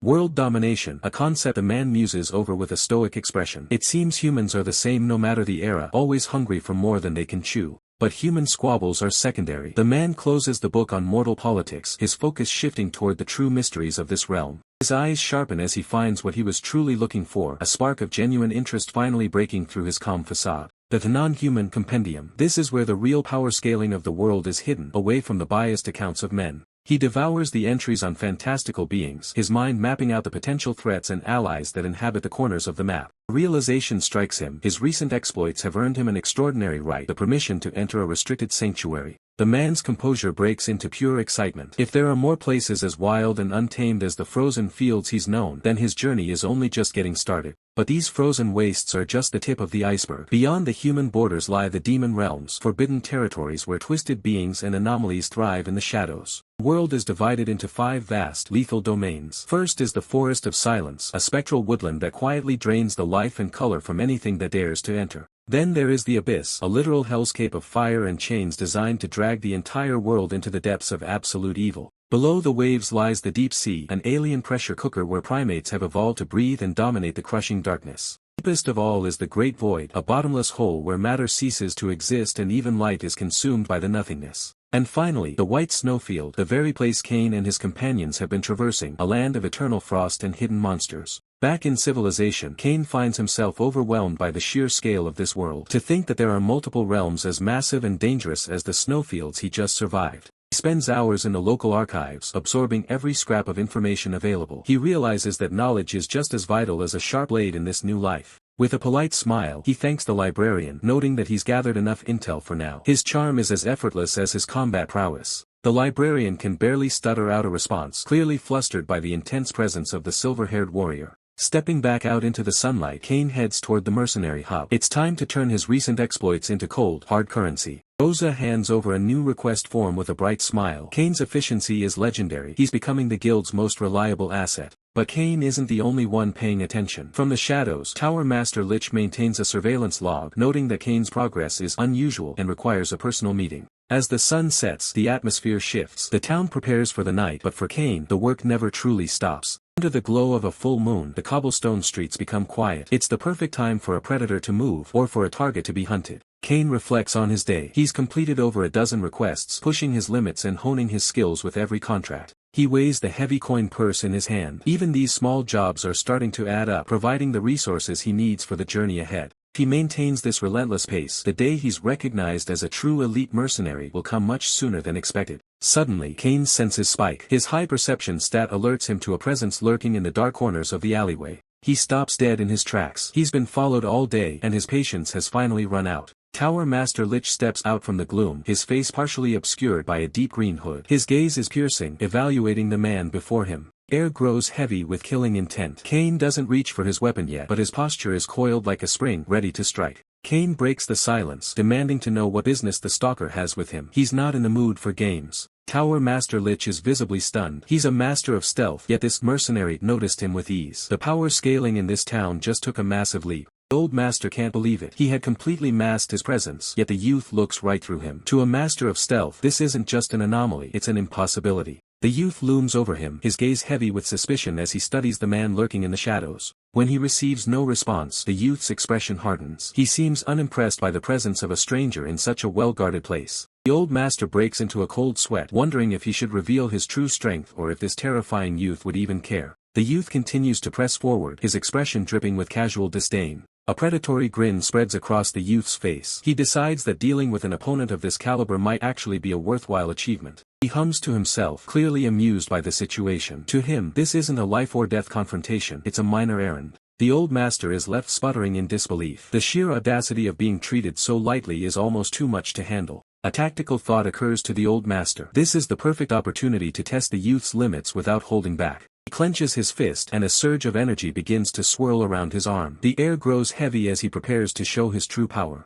The youth takes a single step forward. The ground beneath his boot seems to groan under the sudden shift in pressure, causing the old master to flinch instinctively. The youth tilts his head, his eyes scanning the old man's stance. He's looking for an opening, his casual confidence more terrifying than any battle cry. In the blink of an eye, the youth vanishes. A blur of motion is all that remains as he closes the distance with speed that defies the laws of physics. The old master's eyes widen in pure shock. He's lost track of his opponent. The youth didn't just move, he seemingly erased himself from the world. Suddenly, the youth reappears directly behind him, his massive frame casting a shadow that feels like a death sentence. The sheer physical pressure is suffocating. The old master reacts with desperate speed, energy exploding outward as he narrowly evades a grab aimed at the back of his neck. The youth lets out a short, surprised sound, having not expected the man to have such refined reflexes. He offers a wide smile, finally starting to enjoy the chase. The old master is reeling. His mind is screaming that he almost got caught. If his reflexes had been even a millisecond slower, it would have been over. But the true horror sets in as he analyzes the exchange. He realizes that during that entire burst of speed, he couldn't sense any energy coming from the youth. This means the youth moved that fast using nothing but raw physical strength. No reinforcement, just pure, unadulterated power. Realization hits the old master like a physical blow. He is in a survival situation against a monster in human skin. Callan screams, "I'll go all out," as he ignites his remaining reserves. Green mana flares violently around him, turning the old master into a living projectile as he lunges for one final, desperate strike. But Kane is no longer there. He moves like a ghost, a blur of white hair and cold intent that leaves Callan striking nothing but empty air. Before Callan can even process the miss, a massive hand clamps onto his wrist. Kane looms over him, his eyes glowing with a predatory purple light that freezes the old man's blood. Callan's mind races in terror. He had extended his senses to their absolute limit, yet he couldn't even perceive the moment Kane closed the distance. A sickening crunch echoes through the alley. Callan lets out a strangled gasp as Kane's grip begins to crush the very bone of his forearm. This isn't just a grab, it feels as if his arm has been wedged into a mountain. Callan realizes with horror that his entire body is being forcibly dragged by a strength that defies logic. The power struggle is over before it even began. Callan grinds his teeth, realizing he can't even compete with the raw, overwhelming physical force Kane is exerting. In a final act of defiance, Callan triggers a massive release of energy. Release! He bellows, hoping the explosion of mana will force the monster to let go. Kane simply blinks. Through the swirling green vortex of Callan's mana, his gaze remains unnervingly calm, as if the old man's ultimate technique is nothing more than a light breeze. Kane looks down at the glowing energy surrounding his hand. Light, he mutters, his curiosity piqued by the strange sensation of the old man's failing power. The green mana roars, engulfing both of them in a pillar of light, but Kane stands at the center of the storm, completely unfazed by the destructive force. The energy reaches its breaking point and detonates. A blinding flash of teal and white light consumes the street as the two forces collide. Callan uses the explosion to propel himself backward, flipping through the air to put distance between himself and the white-haired demon. He lands shakily, his palms still glowing with residual mana. He needs to find a way out, or this alley will become his grave. Callan's eyes are wide with disbelief. He's sweating, breathing hard, and staring at the man who just walked through his best attack like it was nothing. Kane stands tall, dusting off his shoulders. "Bandits these days sure have all sorts of tricks," he remarks casually. Callan snaps back, "Why do you keep calling me a damn bandit?" Callan's mind is reeling. He just performed the materialization of mana, a feat only those at the absolute pinnacle of elite warriors can achieve. Why would someone capable of tanking such a high-level technique think this is just some petty bandit trick? The power scaling is completely broken. Callan stares in stunned silence. The sheer absurdity of the situation has left the old master completely speechless. He had materialized his mana reflexively, creating a force that should shred hardened steel to pieces. Yet Kane doesn't have a single scratch on his bare skin. Callan stumbles back, his confidence shattered. Kane begins to walk forward, his presence growing more suffocating with every step. Kane's boots click against the stone. "I think it's about time to finish this," he says, his voice devoid of any emotion. Desperate, Callan reaches for the hilt of his weapon. It's a futile gesture, the reflexive action of a man who knows he's already lost. But as he tries to draw, Callan freezes. A sudden realization stops him dead in his tracks, leaving his survival hanging by a thread. Callan's hand trembles as he reaches for his blade, but Kane's finger rests lightly on the hilt, pinning it with impossible strength. The master's power is useless against this raw, overwhelming force. The old master's face contorts in disbelief and terror. A man of his legendary stature is suddenly paralyzed by a single touch, while Kane looms over him with a chillingly calm smile. A strangled grunt escapes Callan's throat as his teeth grind together. The pressure is suffocating, a physical weight crushing his very will to resist. No matter how much Callan strains, the sword won't budge an inch. Kane is simply toying with him, holding a master's weapon as if it were a child's plaything. Cold sweat beads on the master's brow. His eyes widen, reflecting the abyss of Kane's power. For the first time in decades, Callan feels the icy grip of mortality. Kane's gaze shifts, his eyes igniting with a predatory purple glow. The air grows heavy, freezing the breath in Callan's lungs as the monster within the man awakens. Callan can only stare in silence, his mind screaming. He realizes with a sinking heart that there is no escape from a predator of this caliber. Kane reaches out with slow, deliberate grace. Every movement is a calculated threat, a prelude to the final strike. With a disinterested hum, Kane evaluates the pathetic figure before him. The legendary master has been reduced to little more than an annoyance. In a sudden shift, Kane hoists Callan up by his cloak like a common sack of grain. He mocks the master, noting that he hardly looks like the bandit he was expecting. A nearby church guard freezes, his jaw dropping at the scene. He can't believe his eyes. A barbarian-looking man is manhandling one of the most respected figures in the land. The guard's mind reels in shock. Why is the renowned sword master Callan being carried around like luggage? This defies everything he knows to be true. Callan hangs limp, his dignity shattered. The man who once commanded total respect is now just a bundle of robes in Kane's iron grip. Panicked, the guard wonders if Kane has actually dared to attack a sword master. But Kane casually explains that he's simply caught a common thief. The guard's voice cracks in a high-pitched scream of confusion. A thief? Kane is calling the legendary sword master a petty criminal. Kane flashes a bright, almost innocent smile. He asks if turning in this criminal will count toward his mercenary work, seemingly oblivious to the political storm he has ignited. The guard stands frozen, his brain short-circuiting. The absurdity is too much to process. Is this man brave, or just incredibly stupid? He recalls the fearsome reputation of Sword Master Callan, a man of superhuman strength. Seeing him in such a humiliating position is a sight that will haunt the guard forever.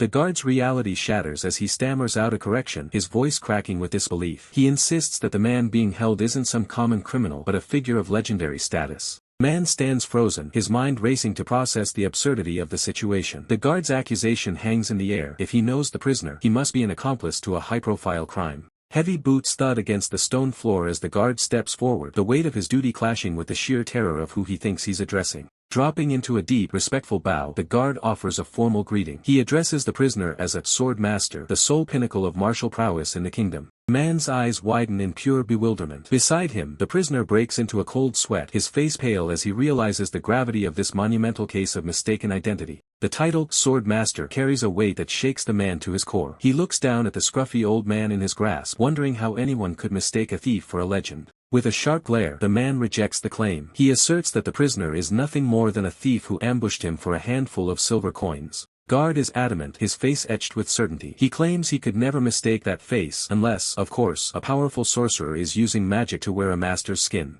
Logic begins to fail them both. If this man truly were a high-level mage capable of such a disguise, he would already command the respect of a sword master anyway. The courtyard falls into an awkward silence. The man stands there, still clutching the prisoner like a sack of grain, while the guard looks on in utter confusion. The man asks for confirmation one last time. The guard doesn't flinch, doubling down on his identification. To him, the man in the fur cloak is the kingdom's greatest hero. The atmosphere shifts from tense to absurd. The man's brain feels like it's short-circuiting as the reality of his new status begins to sink in. Inside the palace, a nobleman slams his hand onto the table in a fit of rage. The report is unthinkable. The invincible sword master has been defeated. The man bows his head, offering a sincere apology. He admits that he acted too hastily and should have listened to the full story before drawing his weapon. The prisoner sighs, his shoulders slumping. He takes his share of the blame, admitting that his own silence played a part in the chaotic misunderstanding. The two sit across from each other in a lavishly decorated room, the air thick with the steam of tea and the lingering tension of their recent combat.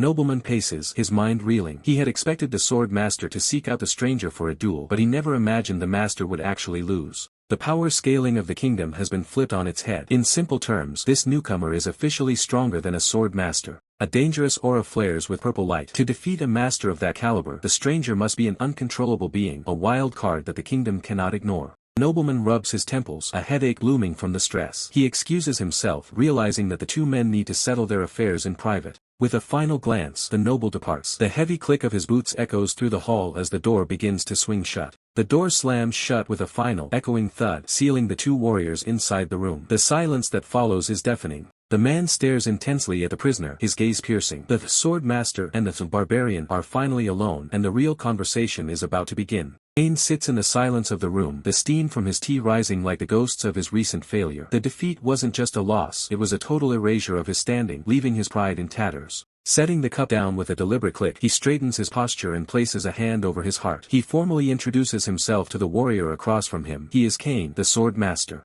Ketel tilts his head, his expression a mix of genuine confusion and barbarian simplicity. He asks if Sword Master is actually Cain's family name, prompting a sigh from the elder, who explains that at his level of power, surnames become irrelevant. Conversation shifts as Ketel leans forward, his eyes narrowing with curiosity. He needs to know if the incredible display of skill he witnessed earlier was truly the legendary technique of a sword master. A flicker of realization crosses Cain's face. He pauses, the weight of the question hanging in the air as he prepares to reveal the mechanics behind his power. Cain extends his hand, and suddenly, a vibrant green energy erupts from his palm, swirling with lethal grace. He asks Ketel if this is the power he was referring to. Ketel's jaw drops as he watches the energy dance. Cain admits that while he originally dismissed Ketel's movements as a simple thief's trick, seeing them through the eyes of a sword master reveals a fascinating potential. The green flame intensifies around Cain's fist. He explains that this is the physical manifestation of the mystic, a raw power more commonly known throughout the lands as aura. Ketel stares, the memories of their clash flooding back. The realization hits him like a physical blow. That overwhelming pressure he felt during the fight wasn't just skill, it was the pure essence of aura. Excitement replaces confusion as Ketel stands up, his eyes practically sparkling with a new ambition. Without hesitation, he demands to know how he can learn to wield such a power himself. Cain conjures a concentrated sphere of mystic energy, the blue and green hues swirling in a violent orbit. He explains that the fundamental step is learning to control the mystic and forcing it to manifest externally. Ketel watches the orb intently, trying to bridge the gap between his own primal strength and this refined energy. He asks if this mystic is essentially the same thing as mana. Cain breaks down the cosmic hierarchy of power. The mystic is the source energy. When a warrior channels it into aura, they rule the physical realm, but when a mage refines it into mana, they command the arcane. Ketel looms over the seated sword master, his massive frame casting a long shadow. Despite his intimidating size, he speaks with surprising humility, admitting that his own knowledge of these arts is woefully insufficient. With a sudden, earnest plea, the barbarian asks Cain to teach him. The sheer intensity of the request catches Cain off guard, leaving the old master to stammer out a hesitant agreement. Cain blinks in disbelief, looking up at the powerhouse before him. He can't wrap his head around why someone as naturally gifted and strong as Ketel would seek instruction from him. Ketel crosses his arms, looking around the lavish room. He confesses the truth. He has no formal training. He doesn't know the mystic or the way of the sword. He has simply been swinging his weapon wildly his entire life. A devious spark ignites in Cain's eyes. If this barbarian is a diamond in the rough, then Cain has found his path to redemption. By molding Ketel into a true swordsman, he can finally restore his shattered pride. Standing tall, Cain's aura shifts from a dejected old man to a true master of the blade. He declares that while he is a sword master who lives by the steel, without a sword in his hand, he is only half a man, but that is about to change. Cain's gaze pierces the tension, his voice cold and analytical as he realizes that lacking a blade was the only thing masking his true potential. Tower Master Lich stammers, breaking into a cold sweat as he realizes the monster before him was merely handicapped, not weak. Leaning back with an air of casual dominance, Cain scoffs at the title of Sword Master. To him, the old man's strength failed to live up to the legends, making the encounter feel like a mismatch of reputation and reality. Cain points out a glaring flaw. Had the master actually drawn his steel, the outcome might have been different. Tower Master Lich is left reeling, Cain's words cutting deeper than any physical blade. A smirk plays on Cain's lips as he expresses his anticipation for a real display of skill. Meanwhile, Tower Master Lich feels his self-esteem crumble, realizing he is being schooled by a man he once looked down upon. The world of combat is divided in two, the basic swordsmanship of the past and the true fantasy arts of the present. It is a shift from simple physical strikes to the manipulation of aura, the energy that separates warriors from legends. This is the realm of true fantasy swordsmanship, where the impossible is standard and the blade is merely an extension of the soul. The air hums with static as the training hall falls silent. The weight of the upcoming demonstration hangs heavy in the atmosphere. Our Master Lich regains his composure and grips his sword, explaining the core of his style, the materialization of illusion and reality, a technique where the mind dictates the physical world. Cain recalls the battle with the Master's disciple, remembering how a single strike seemed to split into three distinct, lethal paths. Every one of them felt real, leaving no room for escape. The realization clicks. Materialization isn't just a trick of the light, it's the physical manifestation of intent. Kane's eyes narrow as he grasps the complexity of the master's art. It is a style built on finesse rather than brute power. Tower Master Lich nods, acknowledging that Kane has seen through the veil of his technique faster than expected. He explains that swordsmanship is the ultimate harmony between steel and aura. To reach the pinnacle of this path is to be recognized by the world as a true sword master. Suddenly, a brilliant green flame erupts from the blade. The aura is thick and vibrant, illuminating the dim hall with an otherworldly glow. Kane's eyes light up with genuine wonder. Seeing aura in its rawest form is a revelation, and his excitement is palpable, much to the old man's nervous surprise. Tower Master Lich clears his throat, trying to maintain his dignity despite the pressure of Kane's intense curiosity. He still finds it hard to believe he's teaching these secrets to someone so unconventional. Deciding that words are no longer enough, the master settles into a low stance. He prepares to demonstrate the power of his lineage, his hands steady as the green fire intensifies. With a sudden burst of speed, he lunges forward. The blade carves a luminous arc through the air, leaving a trail of emerald light in its wake. The impact is instantaneous. 5 distinct pillars of energy slam into the ground, shattering the stone floor as the materialization technique reaches its peak. Kane stands frozen, his eyes wide as he witnesses the impossible. The sheer speed and precision of the strike leave him momentarily breathless. One strike split into 5 separate, tangible attacks. It's a level of mastery that defies conventional logic, turning a single motion into a multi-directional execution. Dust and debris fill the air as the wall behind them is reduced to rubble. The sheer destructive force of the finesse-based style is undeniable.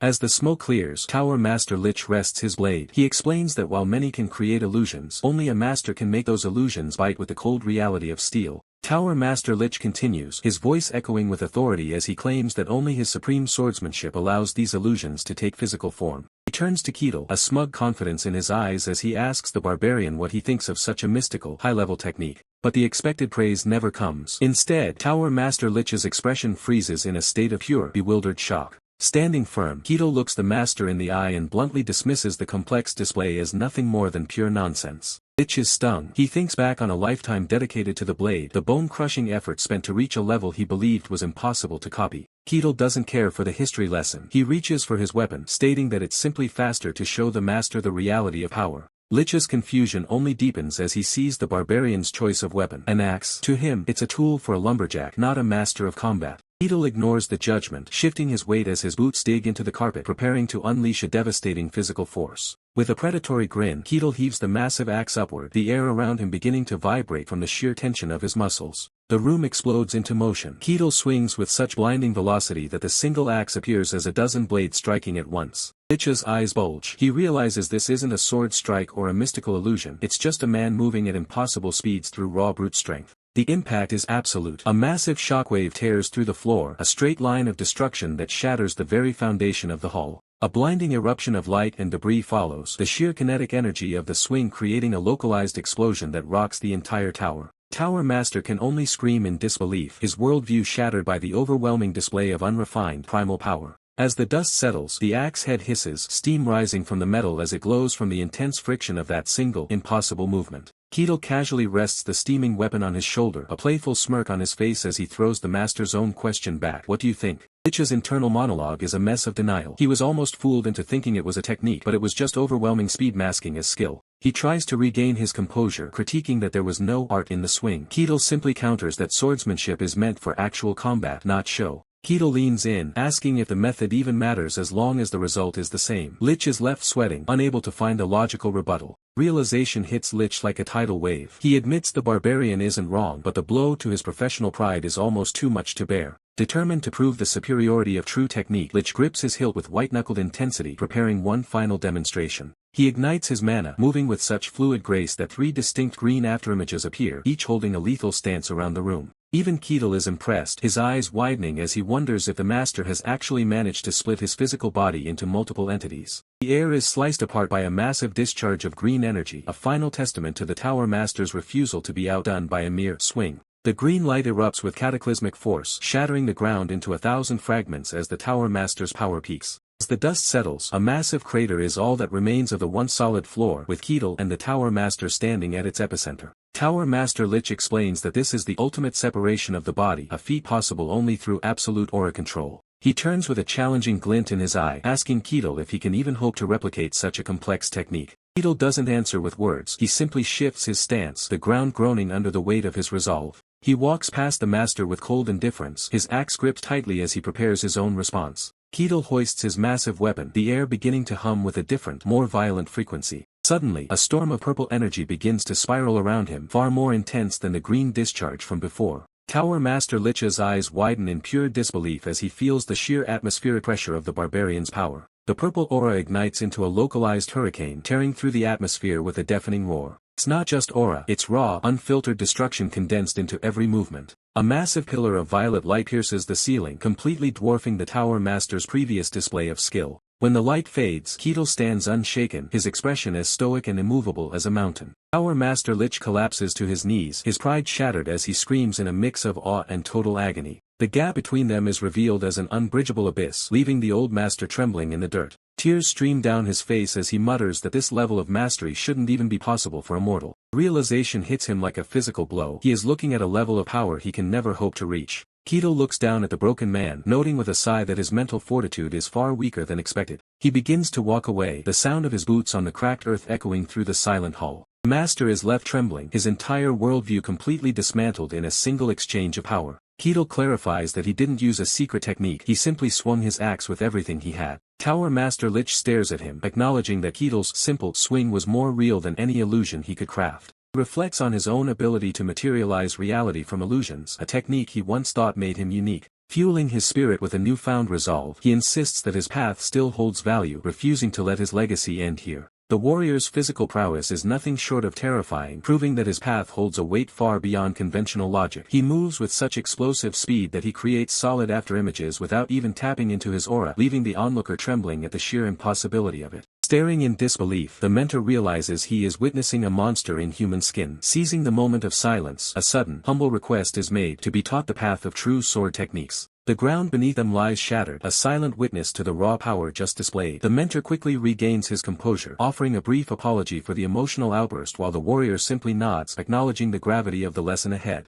Clearing his throat to dispel the lingering tension, the mentor prepares to shift from a shocked spectator to a formal teacher, ready to explain the mechanics of the world. To truly master aura, one must first awaken to the concept of mystery. Green energy flickers in the mentor's hand, representing the fundamental force that governs all supernatural phenomena. Whether it is a wizard, a swordsman, or a witch, no one can ascend to a higher realm without this awakening. It is the essential bridge between a mere mortal and a true master of the arts. The warrior listens intently, his mind racing to connect these new concepts to his own experiences. The question arises whether divine power operates on these same complex principles of mystery. Miracles are boons granted directly by the gods, independent of a person's individual talent or their mastery over internal energy. He absorbs the information with a thoughtful grunt. The world is far more complex than he initially imagined, and the path to power is paved with more than just physical training. The core of this power lies in the method of manipulation. A swirling orb of concentrated energy illustrates how one controls the mystery to determine their ultimate potential in combat. To wield aura, gain mana, or even command spirits, the first step is always the same. One must awaken to that elusive mystery before they can even hope to touch the higher stages of existence. The most basic stage is defined as sensing mystery. It is the simple yet profound state of finally knowing and feeling the energy that flows through the fabric of reality.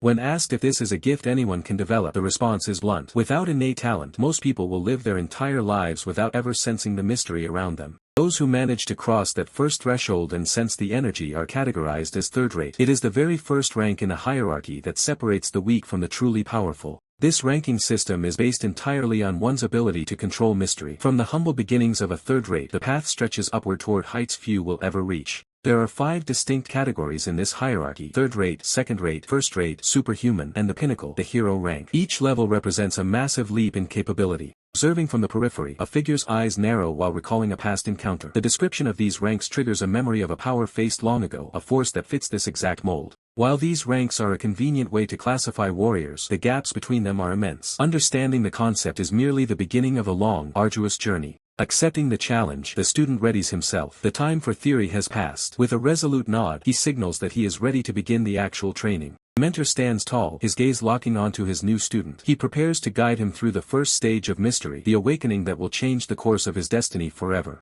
Feel all things, the master begins, his voice carrying the weight of ancient knowledge as he initiates the first lesson. He instructs the boy to look beyond the physical world, seeking the hidden pulse of the universe. He tells the boy to feel the sensation of the passing wind and the cold touch of the earth beneath him, grounding his spirit in the natural world. Within the stirring breeze, the boy is told to perceive every detail, searching for the separate presence moving deep within the atmosphere. The boy centers himself, his breathing slowing as a swirling vortex of energy begins to manifest around his seated form, cracking the very ground beneath him. The air fractures with a sharp sound as his concentration reaches its peak, his physical presence beginning to resonate with the surrounding mana. The master watches in stunned silence, his eyes widening as he realizes the sheer scale of the raw power the student is attempting to harness. Really? He stammers, shocked that someone with such overwhelming physical prowess has absolutely no concept of sensing the mystical. Usually, those who possess such incredible strength without mana are the ones most likely to sense the mystical flow naturally, but the boy seems to be a total anomaly. The master ponders if this is a peculiarity of the white snowfield, a place where survival is dictated by bone and sinew rather than spiritual awareness. The student admits that among his people, no one has ever spoken of this thing called mystical. To them, strength is simply a matter of will and muscle. Deciding that words are no longer enough, the master resolves to send his own energy directly into the student to manually open the path to the mystical. The boy's eyes sparkle with curiosity. The idea of transferring aura is a foreign concept, one that promises a level of power he has never explored. Something like that, the master replies, his expression turning serious as he prepares for the dangerous procedure. The student is eager to begin, his heart racing with the anticipation of finally awakening the dormant potential within his soul. The master moves behind him, his movements fluid and precise as he prepares to bridge the gap between their two spirits. He instructs the boy to relax his entire body and focus every single one of his senses inward toward his physical self. As the master places his hand on the boy's shoulder, he tells him to feel the mana that is about to flow into him. But the moment the connection is made, the master recoils in mental shock. What kind of body is this? He wonders, his eyes wide with disbelief. He feels a resistance he has never encountered before. It's as if he's trying to push his energy into a vessel made of indestructible steel. To the master, it feels like touching a mountain of solid rock rising out of a turbulent ocean. He questions if the student is even human at all.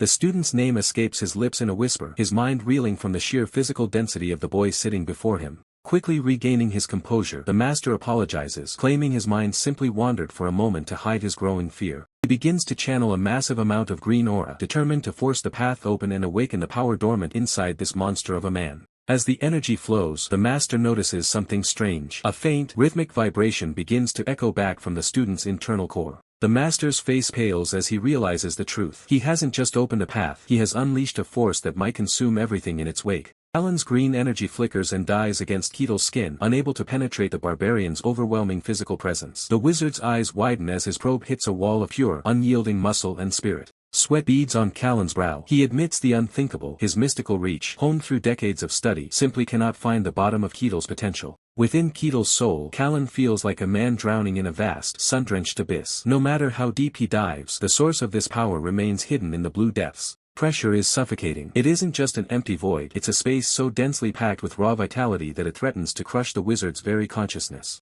Callan pulls back, his breathing ragged. He delivers the verdict with a heavy heart. His methods are useless against a vessel this unique. Ketel snaps his head around, the silence of the room shattered by the wizard's admission of defeat. Confusion and a hint of fear dance in the barbarian's eyes. Words sting like a physical blow. Ketel asks if this means he's truly talentless, a hollow shell in a world of magic and aura. Callan quickly corrects him. It isn't a lack of talent, it's a matter of flow. Simply injecting aura into a body this dense is like trying to fill a mountain with a cup of water. The key lies within. To bridge the gap, Ketel must discover his own internal path and manually ignite the dormant force smoldering in his core. Ketel slumps, the weight of the task settling on his shoulders. He understands the theory, but the execution feels like a distant, impossible dream. A sudden realization strikes Ketel. If a wizard of Callan's caliber cannot find the path, what hope does he have? He stares into the distance, his voice trembling. He asks the question he fears most. Is he truly blind to the mystical world around him? Callan sighs, his gaze fixed on the floor. He admits that he couldn't even verify the existence of a mana circuit. It's as if Ketel's body exists on a different plane of biology. He looks at Ketel with a mixture of pity and awe. The barbarian's body isn't just strong, it's fundamentally different from anything the wizard has ever encountered.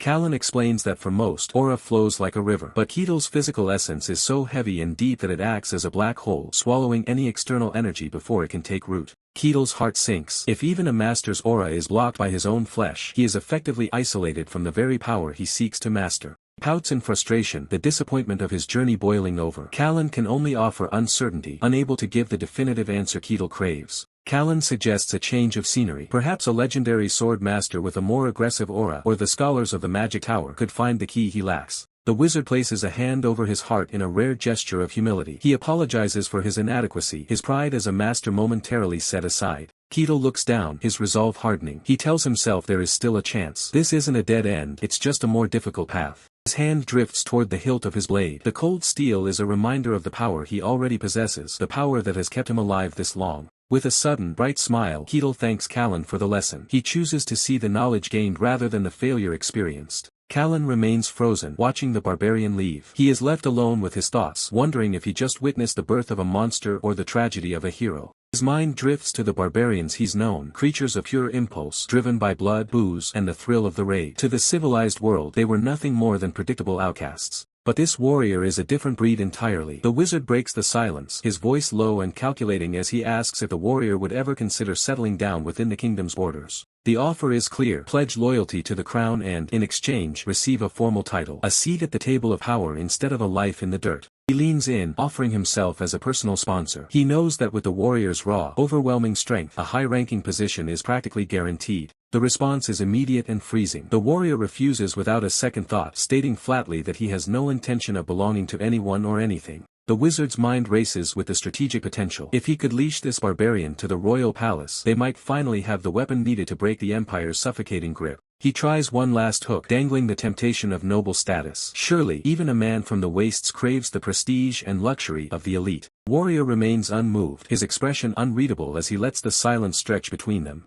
A sharp, dangerous smirk plays on his lips. He doesn't want a crown or a title. He only intends to pursue his own version of pleasure. A cold shiver runs down the wizard's spine. The realization of the monster he is dealing with hits him like a physical blow. Stunned, the wizard can only stammer out a weak acknowledgement. He realizes he is standing before a force that cannot be bargained with or bought. Warrior offers a parting thanks, claiming he won't forget the favor, but his eyes suggest that his debts are his own to define and settle. The wizard walks through the echoing, empty halls of the palace, the weight of his failure pressing down on him with every heavy step. He scoffs at his own arrogance. To think he could actually control a man like that was nothing short of a ridiculous, lethal delusion. No one can hold the warrior's leash. He acts solely by his own will, a lone wolf who might walk with a pack for a time but will never join it. In many ways, the warrior is far more dangerous than any mindless savage. He is a being of the demon realm, forged in the unforgiving white snowfields. The wizard exhales a weary sigh, the immense stress of the encounter finally taking its toll on his aged body. His thoughts turn toward the throne. An expedition into the demon realm is a suicide mission, and he wonders what madness has gripped the king. The emperor sits in stony silence, his gloved hands clasped as he contemplates the total conquest of the demon realm. Wizard points out the mounting cost of this ambition. Lives are being thrown away in vain under the thin veil of reconnaissance. He fears the emperor's vision has transcended logic. The man doesn't just want to rule, he wants to be the second coming of the ancient emperor, regardless of the blood spilled. Yet the robed figure ponders the sheer scale of such ambition. They haven't even conquered all human territory, let alone ascended to godhood, making the ruler's current obsession seem dangerously premature. His companion, a man of grave demeanor, presses for clarity, asking if the ultimate triumph is merely a matter of time, an inevitable future. The figure confirms it, warning that as this is imperial land, a summons could arrive at any moment, urging his companion to remain vigilant and aware. He leans back, a weary sigh escaping his lips. The world is already spiraling into chaos, and the ruler's escalating madness only adds to the unbearable burden, a constant, throbbing headache. Companion listens intently, a flicker of apprehension crossing his face as he processes the grim implications. He turns, a sharp question in his eyes. Are the unsettling rumors now circulating truly valid, or merely whispers in the wind? With a grim nod, the figure confirms the worst. Demonic movements are becoming alarmingly frequent, their presence undeniable and growing. Jolt of shock electrifies his companion's expression, his eye widening in stark realization as the gravity of the situation sinks in. The figure continues, revealing the unusual surge in dungeon appearances, a clear sign of escalating otherworldly influence and instability. The figure lets out a soft, knowing gasp, the full weight of the encroaching darkness settling upon him with chilling certainty. His companion's gaze hardens, acknowledging the grim reality with a quiet, resolute agreement, the truth undeniable. The figure turns to him, seeking his thoughts on this dire situation, but his companion can only admit his profound uncertainty. He concedes that, at the very least, the threat hasn't directly targeted them yet, but beyond that, he has no answers. The scene then shifts abruptly, leaving the ominous conversation behind. Now, a powerful, fur-clad man strides through a bustling town, his appearance a stark contrast to the urban setting, drawing all eyes. His keen eyes scan the surroundings, quickly noticing the wary glances and fearful reactions of the townspeople, a mother clutching her child in alarm at his sight. Local man recoils, startled by the man's imposing presence, further highlighting the cultural clash between his attire and the civilized environment. The man hums thoughtfully, a realization beginning to dawn on him as he processes the townsfolk's reactions. He pauses, a hand to his chin, contemplating the reason behind the townspeople's apprehension, trying to piece together their fear. His gaze falls to his own attire, a vest crafted from beast hide. He muses that while functional and powerful, it hardly qualifies as civilized clothing. The townsfolk likely perceive him as a wild, perhaps dangerous, eccentric. With a determined glint in his eyes, he makes a swift decision. He will adapt and acquire proper, civilized attire to blend in with this new world. Bell chimes as a massive warrior steps into a high-end tailor shop, his frame immediately commanding the room. A tailor, busy with a mannequin, looks up with a professional smile that quickly begins to falter. The man freezes, his eyes widening in pure, unadulterated shock. The sheer presence of the warrior before him is enough to send a jolt of electricity through his nerves. The warrior towers over the small man, his glowing eyes fixed on the shopkeeper. He simply states his need for new attire, but to the tailor, it feels like a demand from a wild beast. Trembling, the tailor stammers that they have nothing in stock for a man of his unique proportions. He offers a custom order instead, desperate to appease the warrior. The tailor is practically in tears, his chibified form radiating pure anxiety as he waits for a reaction. He's never had a client this intimidating in his life. To the man's relief, the warrior breaks into a bright, surprisingly friendly smile. The idea of custom clothing suits him just fine, and he gives the green light to proceed. The tailor quickly agrees, promising to contact him as soon as the garments are ready. He manages to keep his composure, but his forehead is slick with cold sweat. As the warrior leaves, the tailor's mind spirals into a dark fantasy. He imagines the warrior's wrath if the clothes aren't perfect, a terrifying vision of fire and fury that leaves him questioning his survival. Now back on the road toward the mercenary guild hall, the warrior's keen eyes catch a glimpse of something unusual on the ground. He pauses, his curiosity piqued by a strange glint. Lying among the cobblestones is a small, brilliant blue sphere. It pulses with a faint, otherworldly light, looking entirely out of place in the mundane street. The warrior reaches down, his gloved hand moving with a practiced grace. He picks up the object, feeling a strange energy emanating from the smooth surface. He holds it up to the light, wondering if he's just stumbled upon a rare gem. It's beautiful, but there's something unsettling about the way the light swirls inside it. Close up on the bead, it's like a trapped storm within a glass marble. The deep blues and electric whites dance beneath the surface, hinting at a power far beyond its size. The warrior studies it with a piercing gaze. He isn't an expert on treasures, but his instincts tell him this isn't something to be ignored. Deciding to seek professional advice, he tucks the bead away. He figures the experts at the guild hall will be able to identify this mysterious find. Arriving at the mercenary guild hall, he approaches the reception desk. The young receptionist looks up with a curious expression as the massive warrior looms over her counter. He places the blue bead onto the wooden surface, explaining that he found it on his way here. The receptionist's eyes immediately lock onto the glowing object. The atmosphere in the hall shifts as they both focus on the small item. The warrior notes that it doesn't look like an ordinary bead, and the receptionist is inclined to agree. Receptionist picks it up, her fingers feeling the unnaturally smooth texture. She notes that it doesn't seem to be a natural gem. It looks like something crafted by a master artisan. She brings it closer to her eye, her green iris reflecting the blue glow. There are no markings, no names, nothing to indicate its origin, yet it feels incredibly valuable. As she inspects it, the background blurs into a haze of energy. The receptionist is mesmerized, sensing that there is more to this object than meets the eye. Suddenly, a hand snaps forward with blinding speed. Before the receptionist can react, the bead is snatched from her grasp in a blur of motion.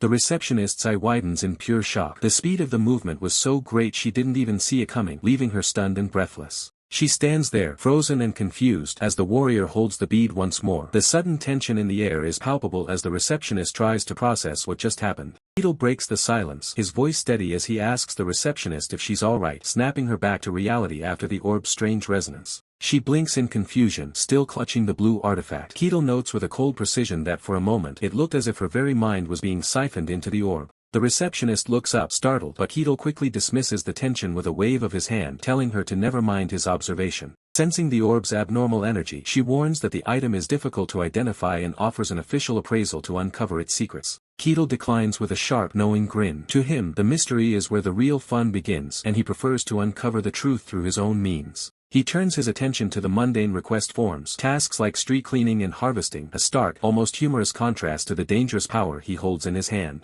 Later, in the solitude of his room, Ketel stares at the orb. It pulses with a faint, rhythmic light, mocking his lack of knowledge regarding its origin. His eyes narrow, focusing on the core of the jewel as if he could pierce through its magical veil with sheer willpower alone. Suddenly, a spectral voice echoes in his mind, commanding him to come. Ketel bolts upright, the orb's energy now manifesting as dark, wispy smoke. Deep within his subconscious, the message repeats with haunting clarity. A psychic tether has been established, pulling him toward an unknown destination. It's not just a voice, it's a direct navigation system. Keto realizes this is a form of domination magic transmitting directions straight into his brain. The orb flares with a brilliant, azure light, its resonance vibrating through his palm as the magical connection solidifies. He remains silent for a moment, the gravity of the summons sinking in. This isn't a mere request, it's a call to a destiny he cannot ignore. Looking out at the moonlit horizon, Keto makes his final decision. The mundane life of a mercenary can wait, the orb is leading him to something far greater. He arrives at the mouth of a dark, ominous cavern, the air thick with ancient power and the oppressive weight of the unknown. Keto lets out a confident smirk just as a skeletal figure with a piercing blue eye emerges from the shadows. It seems the Tower Master Lich has been expecting him. Keto lets out a confident smirk as a skeletal figure with a piercing blue eye emerges from the shadows. The Tower Master Lich, who seems to have been expecting him. Keto's booming voice declares his arrival, demanding to know who summoned him to this desolate place. Chilling voice echoes, observing Keto as a surge of turquoise energy engulfs him, binding him in ethereal chains. The Tower Master Lich, unseen, muses that another sacrifice has entered his domain, noting Keto's barbarian strength would make him a decent offering. The magical chains tighten around Keto, emanating from a sinister, gear-like orb pulsating with dark energy. The Lich's voice continues, calculating the barbarian's potential as a sacrificial component for his grand scheme. The Tower Master Lich, a chilling skeletal figure with a single, burning blue eye, confirms his sinister intentions. His gaze is fixed on Keto, declaring that the time for his ultimate plan is almost here. Lich sits upon a dark throne, surrounded by an intricate purple magic circle and an array of glowing candles. He quietly affirms that his long-awaited resurrection is soon now. The narrative shifts, revealing the Lich's dark ambition to achieve full resurrection and reclaim his former glory. A flashback illuminates the Lich's past. Once a powerful sorcerer, his excessive wickedness was eventually exposed, leading to his downfall at the hands of valiant heroes. But death was not the end. The evil sorcerer transformed into an immortal being, a Lich whose soul resided in a life vessel, undying until it is destroyed. From the shadows, he began plotting his resurrection. To fuel his rebirth, which required a significant amount of life force, the Lich established his base in a remote estate. He scattered enchanting orbs across the land, slowly gathering sacrifices one by one. These potent orbs acted as mana cores, crucial for his resurrection. With this power, the Lich envisioned a future where he would conquer the world once more. His grand goal was steadily nearing success. Yet, the unexpected arrival of Keto prompts a moment of confusion. The Lich internally questions, but why is a barbarian here? He reflects on his chosen location, remote domain, secluded place untouched by the public eye, selected specifically to quietly regain my strength. Keto, still glowing with the magical energy, looks around with a puzzled expression. The Lich concludes that a barbarian's presence here is quite unnatural. The Tower Master Lich holds a mystical projection of Keto in his skeletal hand, observing him intently. He notes that creatures from the north have come quite far, solidifying his belief that Keto will make an excellent sacrifice. Lich reveals the secret of his orbs, a special effect that only mesmerizes those who have not awakened to the mysteries. This means anyone drawn here doesn't understand the mysteries. Therefore, the Lich concludes, Keto must be just an ordinary barbarian who knows nothing of the mysteries. He dismisses Keto's unaffected demeanor, believing it must be an illusion. But is it truly an illusion, or is Keto far more than he seems? Tower Master Lich gazes into his soul fire, Keto's silhouette trapped within the flickering blue light as he weighs the barbarian's worth. The air crackles with residual mana as Keto realizes he has finally reached the heart of the lair, the destination of his long trek. Massive, iron-bound doors loom ahead, the final barrier between the barbarian and the undead master waiting in the shadows. Keto's eyes widen in realization while the Tower Master Lich's gaze flares with a piercing, unnatural light from across the chamber. Keto can hardly believe his eyes. He's facing a true Lich, the peak of sorcerous corruption and a legendary villain from the stories. The Tower Master Lich demands to know Keto's identity, baffled that the barbarian remained unswayed by his mesmerizing orb. Keto looks down at the scattered remains of previous adventurers, realizing the Lich has been using the orb as bait to lure victims. Confusion clouds the undead's mind. He senses no magical mystery or mana from Keto, labeling him a mere commoner. He concludes that Keto must be hiding his presence with a high-grade artifact, one so powerful even a Lich can't detect it. Mocking Keto for his supposed luck, the Lich laughs, though Keto calmly denies possessing any such treasure. The clatter of bone on stone, the fallen skeletons begin to knit themselves back together under the Lich's dark command. A reanimated warrior lunges forward, its empty sockets locked onto Keto with murderous intent as it charges across the hall. Instead of fear, a confident smirk plays on Keto's lips as he finally understands the mechanics of this dungeon. The skeleton swings its blade with supernatural speed, aiming a lethal strike at Keto's head to end the battle instantly. Keto counters instantly, his fist glowing with a brilliant, destructive light that shatters the undead's defense in one blow. The Tower Master Lich's single glowing eye shrinks in pure shock as his minion is obliterated in a single move. The skeleton is reduced to dust and fragments, proving that Ketel's strength is far beyond any ordinary barbarian. He looks down at the remains with a cold gaze, noting that the enemy's tactics are far shallower than he initially anticipated. The Lich's skeletal jaw clenches in fury, as if intent on silencing the intruder once his limbs have been torn from his body. With a surge of necrotic energy, the Lich commands a fresh wave of skeletons to rise from the floor, their hollow eyes glowing with malice. The undead swarm forward, but he remains unfazed, his presence alone dominating the battlefield as he prepares to receive the charge. He tightens his grip, the leather of his glove creaking as he focuses his internal strength for the coming impact. He unleashes a devastating punch, the sheer force of the impact vaporizing the first skeleton's ribcage instantly. He doesn't stop, pivoting his weight to drive a fist through another skull, sending bone fragments flying like shrapnel across the chamber. Every movement is a display of overwhelming physical superiority as he tears through the undead ranks with brutal, efficient strikes. A heavy downward strike slams a skeleton into the stone floor, shattering it into pieces with a thunderous crack. The Lich watches in disbelief, his arrogance replaced by a sudden, sharp realization of the monster he is actually facing. He crushes a final skull beneath his boot, recalling advice that the head is the only target that matters for these creatures. He looks back at the Lich with a bored expression, unimpressed by the weak, repetitive summons. With a dismissive manner, he makes it clear that he is disappointed by the skeletons the Lich has to offer. From the swirling shadows, a massive, armored figure begins to take shape, rising at the Lich's command to slaughter the intruder. His eyes narrow as he senses a significant shift in the atmosphere. This next opponent won't be as fragile as the last. Skeleton Knight emerges, clad in heavy plate armor and wielding a massive blade, its presence far more oppressive than the previous fodder. He ponders the situation, realizing that since this knight was crafted by a Lich, its combat abilities might be significantly enhanced. With a final, murderous command, the Lich orders the knight to execute the intruder without mercy. The skeleton knight lunges forward with surprising speed, its cape fluttering as it closes the distance in a heartbeat. Instead of retreating, he clenches his fist and lets out a confident smirk. This is exactly the kind of challenge he was looking for. The heavy blade whistles through the air, aimed directly at him, as the real battle finally begins in earnest. The warrior reacts with predatory instinct, his body blurring as he avoids the skeletal knight's crushing blow. A purple aura flares from his weapon, clashing with the enemy's steel in a shower of sparks that illuminates the dark hall. Seizing the momentum, the warrior launches himself into the air. He twists his frame, pouring his strength into a vertical overhead strike that carries the weight of a falling mountain. The impact is absolute. A massive explosion of energy and stone erupts where the blade meets the floor, sending jagged debris flying in every direction as the very foundations of the room groan under the pressure.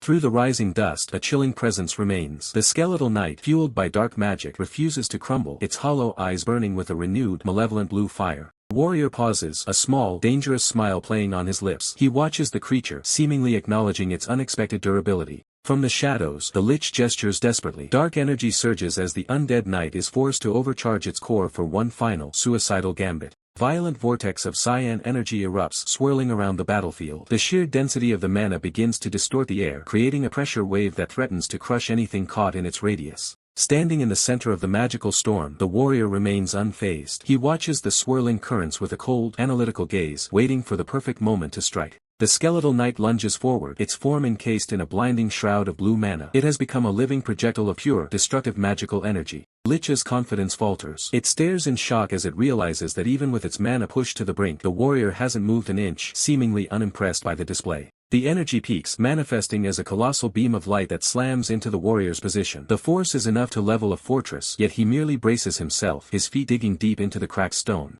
The warrior clenches his fist, his expression one of pure disdain. He looks upon the Lich's creation as nothing more than a hollow puppet lacking the spirit of a true warrior. With a burst of explosive speed, he counters. His blade descends like a guillotine, shattering the knight's skull and dispersing the gathered mana in a single, definitive stroke of violence. He doesn't stop there. The warrior charges through the dissipating smoke, his sword trailing a streak of lethal purple light as he closes the distance to the source of the necromancy. Another massive detonation rocks the chamber as the warrior unleashes a secondary shockwave. The dark energy of the Lich's domain is torn asunder, replaced by raw, overwhelming power. As the dust settles, the warrior stands victorious, his expression one of bored indifference. Across from him, the Lich can only gape in horror, realizing it has invited a monster into its lair. Echoes of battle fade, leaving only the heavy silence of the tomb. Ketel remains unmoved, his presence far more terrifying than the undead he just slaughtered. Thick plumes of purple smoke billow from the shattered remains of the skeleton knight, a testament to the sheer violence of the impact. With a sickening crunch, Ketel's heavy boot grinds a skeletal hand into the stone floor, pulverizing the last remnants of the Lich's elite guard.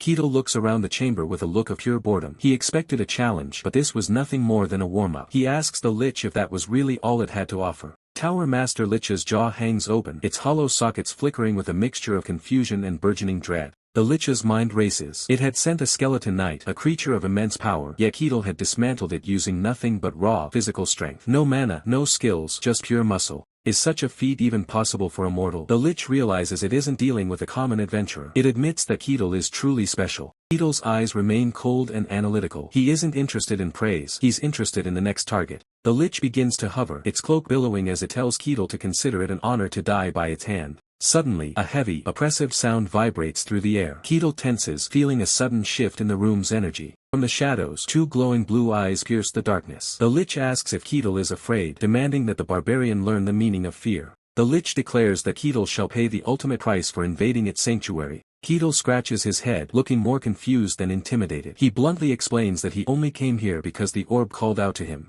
The Lich freezes. A bead of sweat, if a skeleton could sweat, would be rolling down its skull. Ketil points out the obvious. The Lich was the one who scattered the orb to begin with. It was a trap designed to lure in the greedy, and Ketil was just another soul drawn into the Lich's web. As the Lich prepares its next move, Ketil's mind briefly wanders to the elf queen, Marsiria Hashia Karsia, wondering why everyone in this world has such unnecessarily long names. A massive vortex of dark mana begins to spin, tearing at the very fabric of the chamber. Ketil watches the swirling abyss, his expression finally shifting to one of mild concern as the magical pressure intensifies. The Lich's ultimate spell takes hold. Ketil's pupils begin to swirl, caught in the hypnotic rhythm of the dark magic. This is a magic that targets the soul, dredging up every negative emotion and trapping the victim in a cycle of despair until their mind is completely broken. Ketil is now facing a battle he cannot win with just his fists. Soul-targeting magic, a unique creation by Kardos, relentlessly assaults Ketil, dredging up every negative emotion and trapping him in a cycle of despair. This magic is incredibly potent, consuming minimal mana for devastating effects. Callan, observing Ketil's struggle, scoffs, dismissing him as a mere barbarian incapable of wielding arcane power. He believes Ketil is utterly helpless against true magic. Yet, a flicker of doubt crosses Callan's mind. There's something unexpected about this barbarian. He doesn't seem to be wearing any special artifact, making Ketil's continued resistance perplexing. Citing Ketil is a specimen worthy of study, Callan gestures with a skeletal hand, commanding his minions to drag him away. From the shadows, a skeletal warrior, crackling with arcane energy, begins to materialize, its empty eye sockets fixed on Ketil. The summoned skeleton warrior fully forms, clutching a spectral sword, its bones glowing with an eerie blue light as it prepares to engage. The chilling clatter, the skeleton advances, its every movement accompanied by the shimmering blue energy of its magical essence. Another skeletal warrior emerges, joining its comrade, as both spectral figures close in on the weakened Ketil. But Ketil's will prove stronger than anticipated. His eyes flash with a fierce purple glow, and a powerful aura erupts from his body, signifying a sudden surge of raw, untamed power. Ignoring the lingering despair, Ketil roars, launching himself forward with a primal surge of strength. His axe cleaves through the air, targeting the advancing skeletal warriors. The thunderous impact, Ketil's axe connects, shattering one of the skeletal warriors into a burst of shimmering blue fragments that dissipate into the ether. Standing firm amidst the dissipating magic, Ketil's eyes are clear, his expression one of unwavering resolve. The mind control spell has been broken. Callan recoils in utter shock, his skeletal jaw dropping in disbelief. His powerful magic, designed to crush the soul, has been completely defied. Remaining skeletal warriors are obliterated in a violent explosion of purple and blue energy, leaving nothing but echoes of their magical forms. Callan's shock turns to frustrated rage. He demands to know how his mind control spell, which should have worked perfectly, could have failed. Ketil confronts Callan, his voice laced with disdain. He asks if Callan truly intended to capture him with such low-tier skeletons again, just as he had tried before. Ketil dismisses Callan's tactics as boring with a casual shrug. Before Callan can react, a bolt of lightning strikes him, a stark display of Ketil's renewed power. The narrator explains the fundamental truth of emotion-controlling magic. Humans, no matter how powerful, are slaves to their negative emotions, making such spells seemingly unavoidable. However, Ketil has just proven that there are exceptions. Recovering from the attack, Callan glares at Ketil. He admits his confusion at Ketil's resilience but scoffs at the barbarian's audacity to compare his own magic to such low-tier spells. The magic coalesces into a swirling, star-shaped void of pure darkness. This is no mere projectile but a wave of raw, formless power. Callan unleashes the full might of his spell, commanding the dark wave to swallow the world and cast confusion upon the unseen. The void expands rapidly, threatening to engulf everything.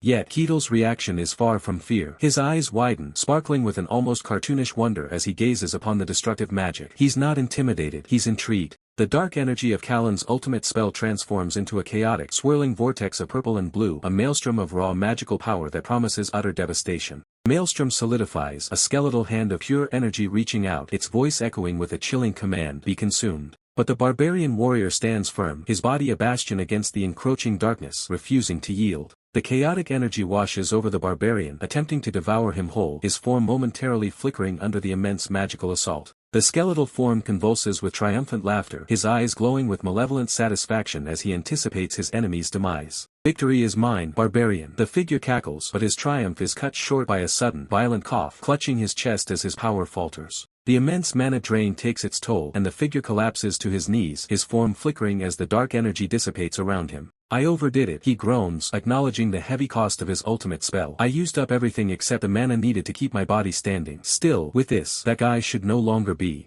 His internal monologue is interrupted by a shocking realization, his single glowing eye widening in disbelief as he mutters, "Impressive." The barbarian stands completely unscathed, his powerful physique radiating resilience as he gazes down at the kneeling, astonished opponent. The barbarian, his expression calm, internally questions the attack's true power, wondering, but is this really the end? The figure's jaw drops, his spectral eyes wide with utter disbelief. "Even this didn't work," he exclaims, his voice a strained whisper. His mind races, recalling past battles where even a great hero would have been shattered by such a direct hit, questioning the barbarian's impossible resilience. His glowing eye narrows, a mix of fear and desperation in his voice as he demands, "Just what the hell are you?" Barbarian calmly assesses himself, then states, "That was impressive, but I don't feel anything from it." His indifference is a stark contrast to the other's despair. The figure's remaining eye twitches, his spectral form trembling as the barbarian's next words land like a physical blow. "If that was your best shot." With a powerful grip, the barbarian tightens his hold on his formidable axe, the weapon thrumming with anticipation. The barbarian raises his axe to his shoulder, a dangerous glint in his eyes as he declares, "I suppose it's my turn now." The skeletal face twists into a chilling, knowing grin. "So that's how it is," he whispers, a dark understanding dawning upon him.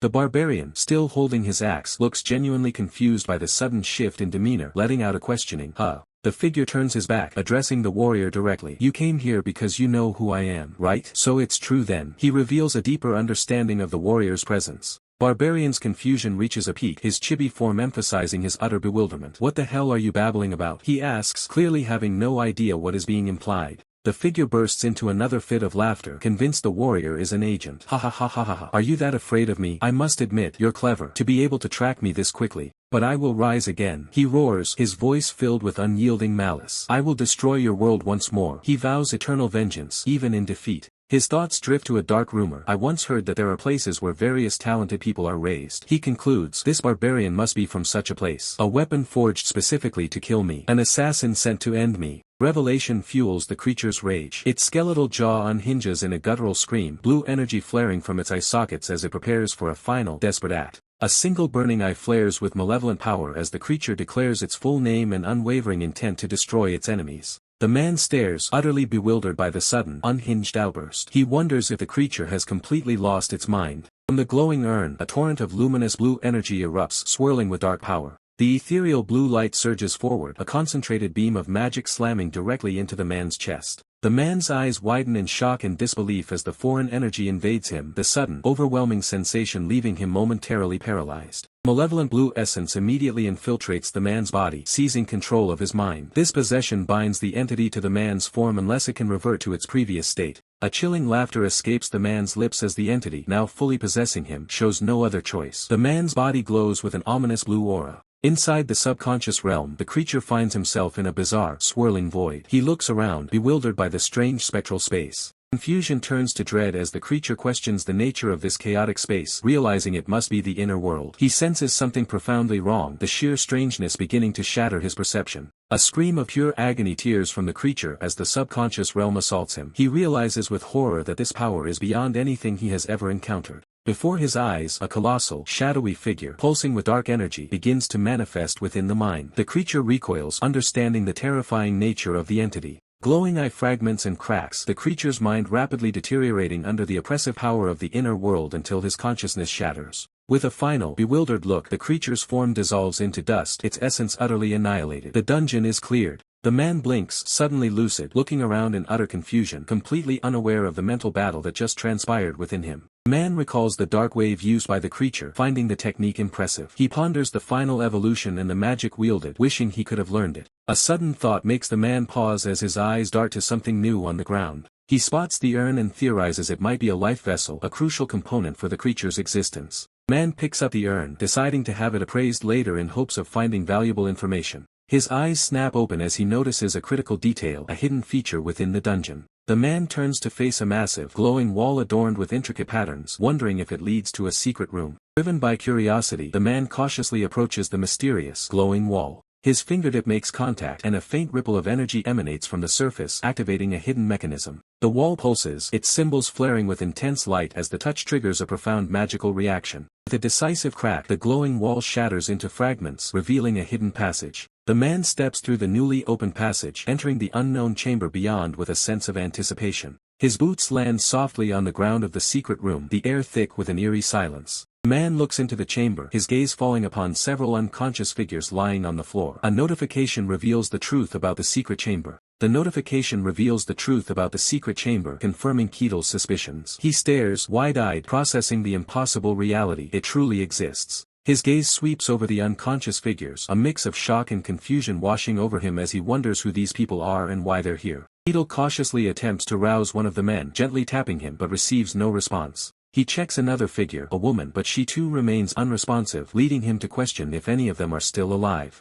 Contemplating his next move, Ketil finds himself in a dilemma, unsure how to proceed with this unexpected discovery. With a resolute expression, Ketil decides to retreat for now, planning to report the grave situation. He believes that once he reports the full details, the proper authorities will dispatch a team to investigate and handle the case. Ketil makes his way through a bustling hall, approaching a desk where a church acolyte is diligently working. Church acolyte greets Ketil with a smile, noting his unusually early return. Ketil offers a casual explanation, stating he had some urgent matters to attend to earlier than expected. The church acolyte listens intently, her expression shifting to disbelief as Ketil reveals the existence of a lich, one of the 5 most powerful beings in the world, nearby. The resounding thud, Ketil places a large, ornate urn onto the table, its weight causing a slight tremor. Ketil's eyes glow with an ominous light as he presents the urn, identifying it as a potential lich's life vessel and requesting the church acolyte to appraise its true nature. The church acolyte is utterly dumbfounded, her mouth agape in disbelief at the object before her. Her eyes widen in shock as the gravity of Ketil's words sinks in, realizing he isn't fabricating this incredible tale.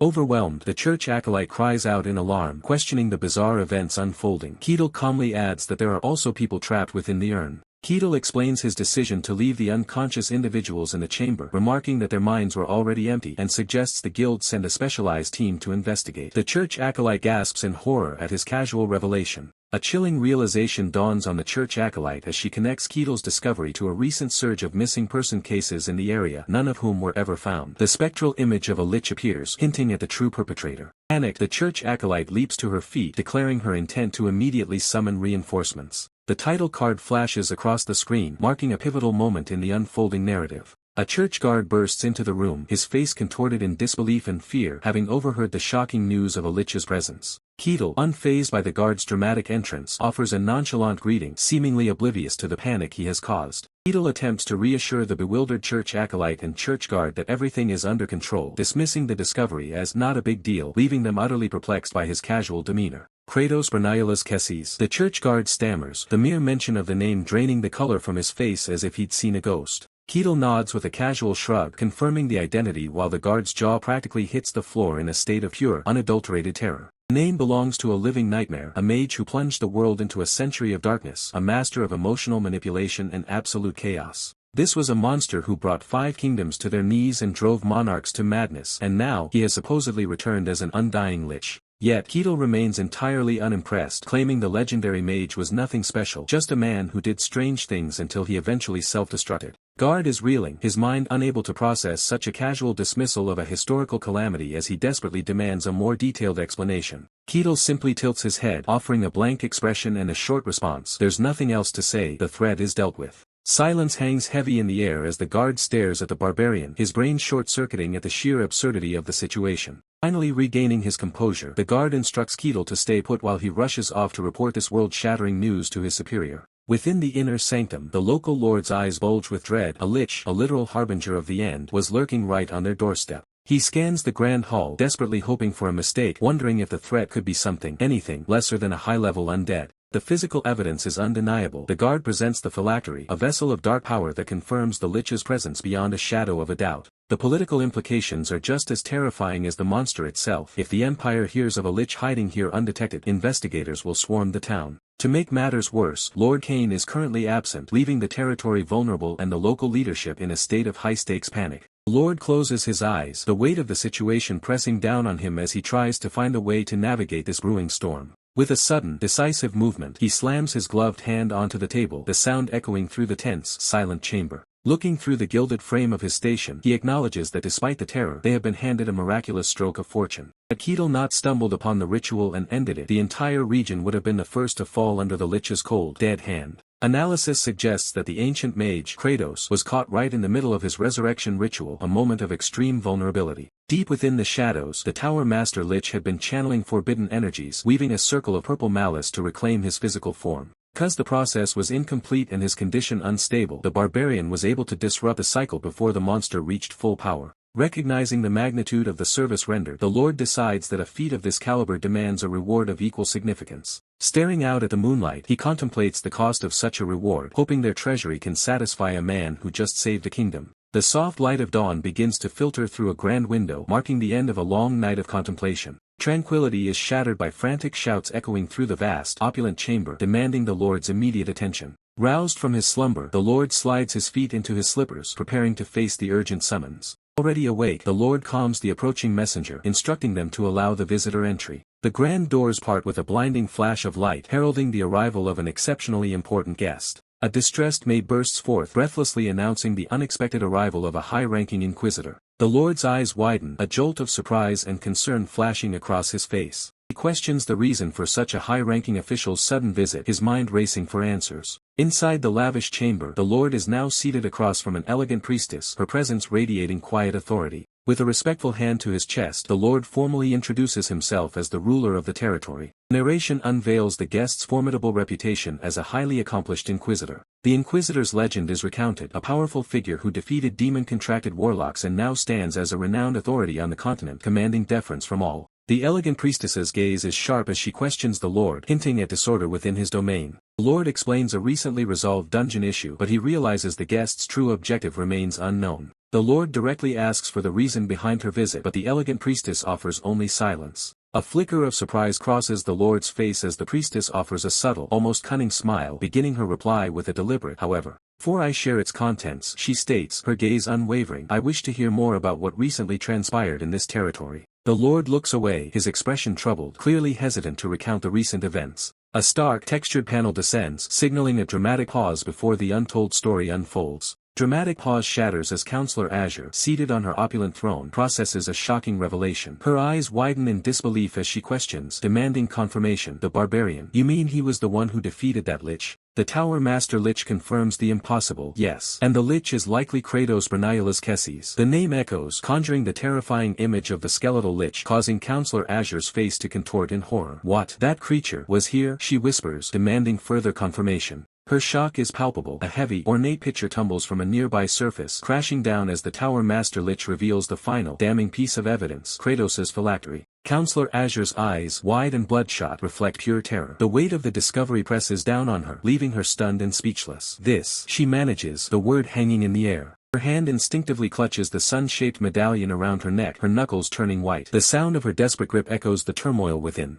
From a high vantage, the scene unfolds, revealing Counselor Azure's continued agitation as she grapples with the implications. Her question hangs heavy, "Is that barbarian?" Her gaze, filled with renewed apprehension, lands on the Tower Master Lich. She presses on, her voice laced with concern. "Still, in this territory?" Tower Master Lich, composed and confident, meets her gaze. "He's still staying within my territory," he states, his words firm and unwavering. Counselor Azure remains troubled, her head bowed in thought. The sheer power of Ketel continues to baffle her. The barbarian who defeated Kratos. How could that even happen? She muses, unable to reconcile the facts. The Tower Master Lich offers a stark perspective. Anything is possible now. Even Swordmaster Kane was once defeated by him. Counselor Azure's eyes widen, another layer of Ketel's overwhelming strength revealed. A new understanding dawns on Counselor Azure. A new power has emerged, she acknowledges, her expression hardening with resolve. "Which tribe is this barbarian from?" she demands, seeking to understand the source of this formidable force. Tower Master Lich's response is unsettling. His gaze is grave as he reveals, he claimed to be from the White Wasteland. Counselor Azure's mind races, connecting the dots. "White Wasteland? You mean that barbarian came from the snowy desert?" A shadowy, primal figure of Ketel flickers in her thoughts. How could a being from the demon zone be wandering outside? She ponders, a chilling realization forming. Could it be?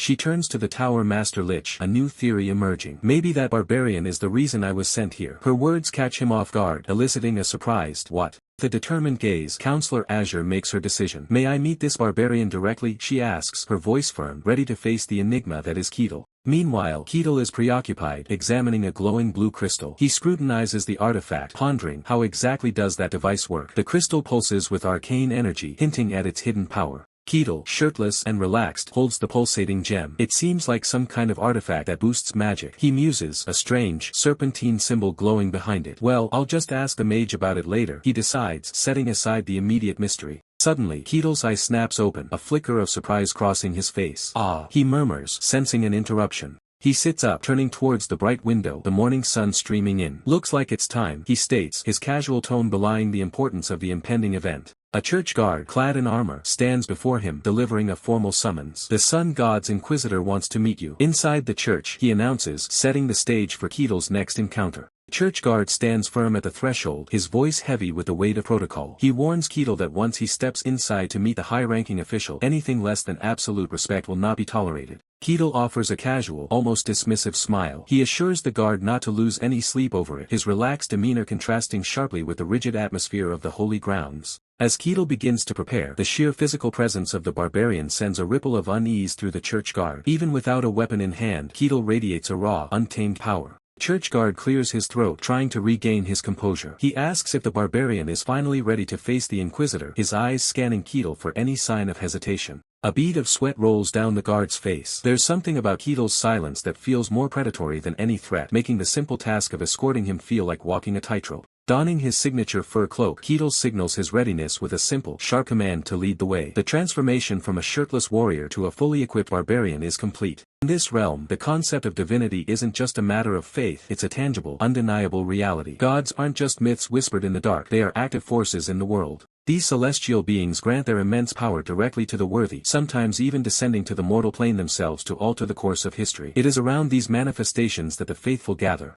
This brings us to the church. Unlike the symbolic structures of other worlds, a fantasy church is a literal powerhouse of divine energy and political influence, serving as the bridge between men and gods. Church guard stops before a massive set of gates, announcing that they have arrived. The air here is thick with incense and an overwhelming sense of ancient authority. Ketil looks up, and for a moment, even his barbarian heart skips a beat. The Sun God's church is a marvel of architecture, its spires reaching toward the heavens as if trying to touch the deity they serve. The guard informs him that his duty ends at the door. Once inside, a new guide will take over to lead him into the heart of the sanctuary. Ketil offers a brief nod of thanks. Ketil's heavy boots echo against the polished stone floor as he crosses the threshold. Every step feels like an intrusion into a space where silence is sacred. He takes a deep breath, the scale of the interior dwarfing even his massive frame. The golden light filtering through the windows gives the entire hall a surreal, otherworldly glow. Statues of saints and martyrs line the walls, their stone eyes seeming to follow the barbarian as he moves deeper into the lion's den of the sun god. Group of acolytes awaits him, their heads bowed in a synchronized display of piety. They welcome Sir Ketil, their voices soft but carrying a strange, rhythmic weight. One of the acolytes steps forward, her expression unreadable. She mentions that Inquisitor Aquaz has been expecting him, her tone suggesting that the Inquisitor's patience is not a resource to be tested. Ketil finds the sudden shift to formal hospitality a bit jarring. He agrees to be escorted, his mind already racing with questions about what an Inquisitor could possibly want with a barbarian like him. Finally, he is brought before her. Inquisitor Aquaz introduces herself with a calm, chilling grace. She is the direct hand of the Sun God, tasked with maintaining order and rooting out heresy. Ketil introduces himself with his usual bluntness. Internally, he's surprised. He expected a grizzled veteran, not someone who looked so young and delicate to hold such a terrifying title. He muses that she must be exceptionally gifted, or exceptionally dangerous, to have risen to such a position at her age. A small, knowing smirk plays on his lips. Quaz catches the look on his face and feels a prickle of suspicion. She wonders what this barbarian is plotting, his lack of fear making her more nervous than any outward aggression would. Ketil takes a seat, making himself comfortable in a way that feels almost sacrilegious. He cuts straight to the chase, asking the Inquisitor why he was summoned to this holy fortress. Aquaz hesitates for a split second, her gaze dropping to the table. The topic she's about to broach is one that the church usually keeps under tight lock and key. She brings up the recent dungeon incident involving a figure known as Kratos. This man was a scourge upon the world, a powerful entity who committed unspeakable atrocities before his fall. The Inquisitor explains that Kratos eventually transcended his humanity to become a lich, a creature of pure undeath that only the greatest heroes were ever meant to resist. Keto listens, nodding slowly. He admits he's heard the legends but points out a crucial detail. The version of Kratos he encountered wasn't a world-ending threat. He was a crumbling lich who essentially destroyed himself. Sensing the lingering skepticism, the man firmly states that he is merely recounting what he personally witnessed. He then proposes a radical solution, asking if they would accept his deity as a direct witness to their exchange, a concept that immediately gives the official pause. The man clarifies, explaining that before his god, any falsehood would trigger a holy reaction, a sacred, infallible lie detector. The official, internally calculating, assumes the man, despite his unusual nature, would never agree to such a proposition, yet she offers him the option to refuse. To her astonishment, the man's face lights up. He sees this as a golden opportunity to experience divine power directly and, with a confident grin, urges them to begin immediately. The official, baffled by his unexpected enthusiasm, questions his comfort with the divine presence, but the man simply looks confused by her concern. The man calmly reiterates that his god is merely witnessing their conversation, seeing no reason for discomfort as every word he's uttered is the absolute truth. The official is taken aback, realizing the man truly believes his own words and has no fear of divine judgment. With a deep breath, the official begins her invocation, calling upon the deity who guards the sun, imploring its divine gaze to bear witness. A brilliant, golden beam of light descends from the heavens, piercing through the roof of the grand church, bathing the sacred space in an ethereal glow. The man looks up, a gasp escaping his lips as the overwhelming divine light washes over him. He questions the sudden, immense power. He feels it instantly, a monumental presence, radiating from the golden light above, an undeniable force. It is a being of unimaginable scale, a cosmic entity so immense and profound that human language utterly fails to describe its true nature.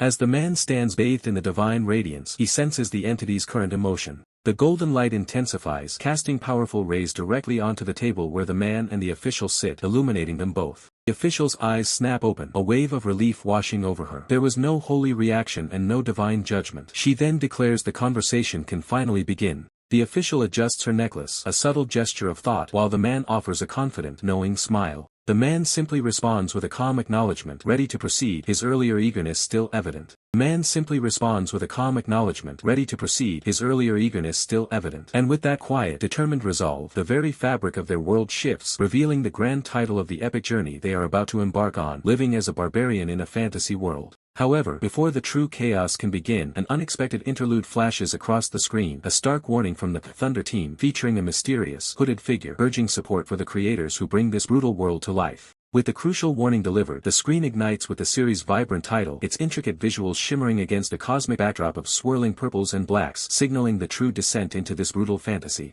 The series' title, a chaotic symphony of vibrant purples and electric blues, flares across the void, its sharp, aggressive lines hinting at the savage world we are about to enter. From the depths of that cosmic backdrop, a lone figure emerges, his back to us, silhouetted against a desolate horizon. His stance is one of quiet readiness, a silent harbinger of the brutal trials that await. Yet, even as cosmic destinies unfold, the grind of the adventurer's life continues. Petal, the formidable barbarian, approaches the guild counter, his broad back to the lingering cosmic echoes of another's journey. He declares his profound satisfaction with his completed tasks, immediately asking for another request. The young receptionist, baffled, stares after him. What could possibly make a mercenary so content with their reward? She wonders if this barbarian is truly happy, or simply strange. Petal turns, a wide, genuine grin splitting his face. He wants to work as much as possible while the sun is still high, radiating an almost unsettling enthusiasm. The receptionist can only stare, utterly bewildered by his cheerful demeanor. Why does he look so incredibly happy? Her confusion morphs into outright distress. This new mercenary, Petal, is simply too weird. The sheer joy he finds in what should be simple, unexciting tasks leaves her utterly flustered and on the verge of tears.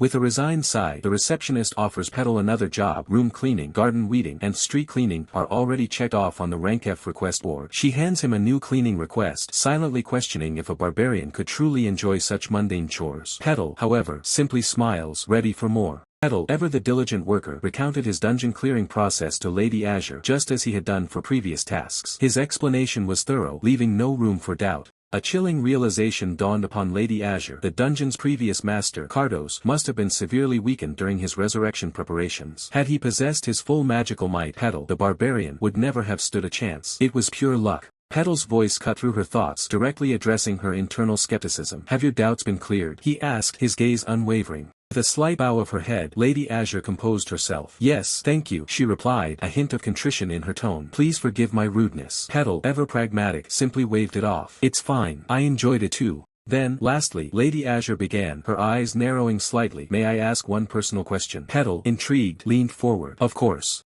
Her voice dropped, a subtle shift in demeanor. Are you truly someone from the white snowfield? She pressed, her gaze piercing. Petal's expression remained neutral, but a flicker of something unreadable crossed his eyes. Petal confirmed with a straightforward yes. Lady Azure, visibly taken aback, stammered, you really came from there? The weight of his answer was clear in her shocked expression. Her surprise quickly morphed into a steely resolve. Her eyes, now wide and intense, fixed on Petal as she declared, then let me ask you something too. Why did you come to this territory? She demanded, her tone leaving no room for evasion. Petal, caught off guard, hesitated, a rare moment of uncertainty clouding his usual composure. He began, searching for words. Lady Azure maintained her calm, waiting for his response. I had personal business here, Petal finally stated, a vague answer that clearly didn't satisfy her. She narrowed her eyes, her expression betraying a hint of suspicion. I don't know what you mean, she countered, pressing him for a more direct answer. Suddenly, the very air around them shimmered with a divine golden light. Petal stood illuminated within it as Lady Azure invoked the ultimate arbiter of truth, the eye of the god. Petal's composure finally broke. I'm not sure, he muttered, a hint of awe in his voice, but a god personally looking down, that's not something that happens often. He realized the gravity of the situation. It's too much just to detect lies. Lady Azure's eyes remained closed, her internal monologue revealing the absolute power of the divine intervention. She wanted to deny it, but under the eye of the god, all falsehood is denied. Lady Azure opened her eyes, a quiet admission in her gaze. You're right, she conceded. Petal's expression hardened. Who? He scoffed softly. Then I was your goal from the beginning. Lady Azure quickly denied it, her composure momentarily faltering. That's not it, she insisted, her voice urgent. She rose from her seat and knelt, bathed in a celestial beam of light. When I arrived here, she explained, I thought you might be the one mentioned in the oracle. Her gaze drifted, a hint of disappointment. But the result is as you can see. Returning to her throne, Lady Azure placed a hand over her heart, a gesture of sincerity. I'm sorry, she confessed, her voice soft. I kept my true intention from you. Petal, surprisingly unbothered, crossed his arms. It's fine. I found it interesting in my own way. His curiosity still piqued, he continued. Then, let me ask one more thing. What was the oracle's message? Petal inquired, his gaze sharp. Lady Azure hesitated, a flicker of concern crossing her features. Normally, I shouldn't reveal it to anyone but someone I trust, she explained, a dramatic pause hanging in the air. But, her hand instinctively clutched the sun pendant on her chest, a profound weight in her gesture. The oracle said, she began, the words imbued with ancient power. Her eyes widened, a vision unfolding before her as the oracle's true message was finally unveiled, its profound implications momentarily obscured from the viewer. Petal's jaw dropped, his eyes fixed on Lady Azure. The censored revelation struck him with an undeniable force, leaving him stunned by the oracle's prophecy.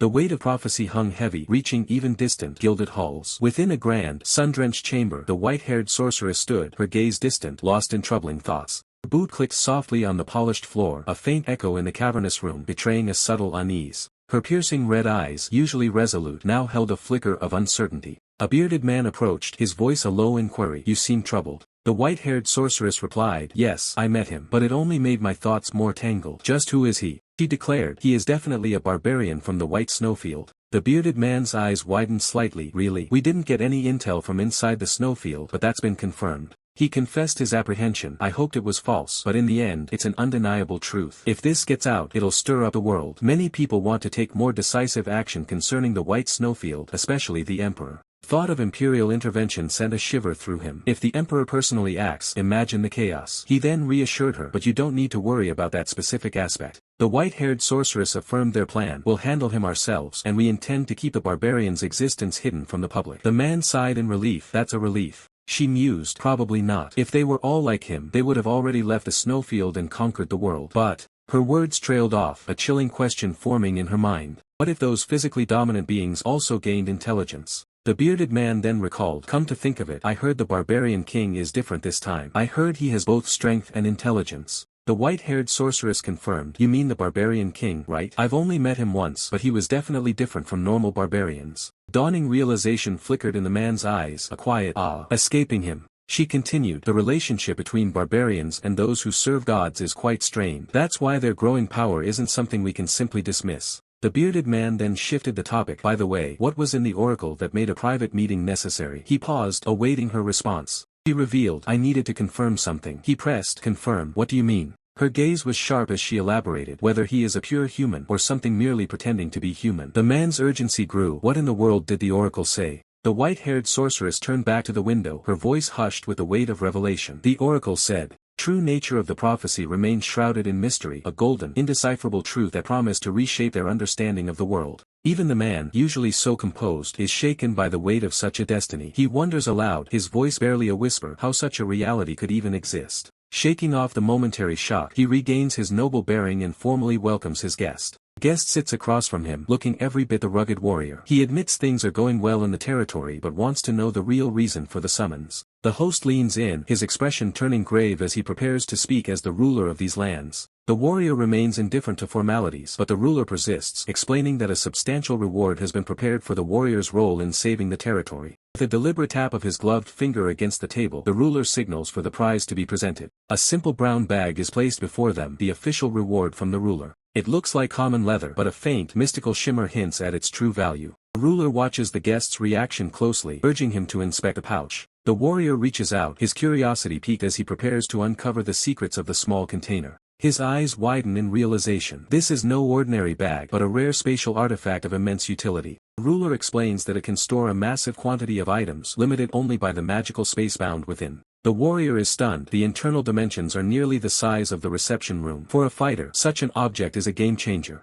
The ruler adds that physical size is irrelevant. Even objects far larger than the opening can be tucked away with ease. A grin spreads across the warrior's face. He decides to put the artifact to an immediate test. He maneuvers his massive axe toward the tiny opening. As the weapon slides in, the laws of physics simply cease to apply. As reality itself buckles under the impossible force, the scene shifts. A new world, a new wonder. Petal stares, wide-eyed and utterly dumbfounded, as a shimmering stream of pure, raw energy erupts from a small, ornate cup in his hands. "Whoa!" he exclaims, the sheer anomaly leaving him speechless. His astonishment grows as the energy coalesces into a magnificent, glowing axe. "Whoa, that's amazing!" Petal shouts, marveling at the weapon now suspended before him. A voice declares it a gift for saving the territory, hoping he likes it. From his opulent throne, the Lord beams, pleased by Petal's reaction. "Like it? I love it. I'll be sure to put it to good use." Petal's voice echoes, while the Lord expresses his gladness at the barbarian's happiness. The celebratory mood fades as the Lord's thoughts turn grim. He muses that the immediate matter is concluded, but a deeper, more unsettling concern remains. The prophecy, is it? The ominous truth of the prophecy is revealed. The aberrations from the demon realm are coming out into the world. A dark shadow looms over the land.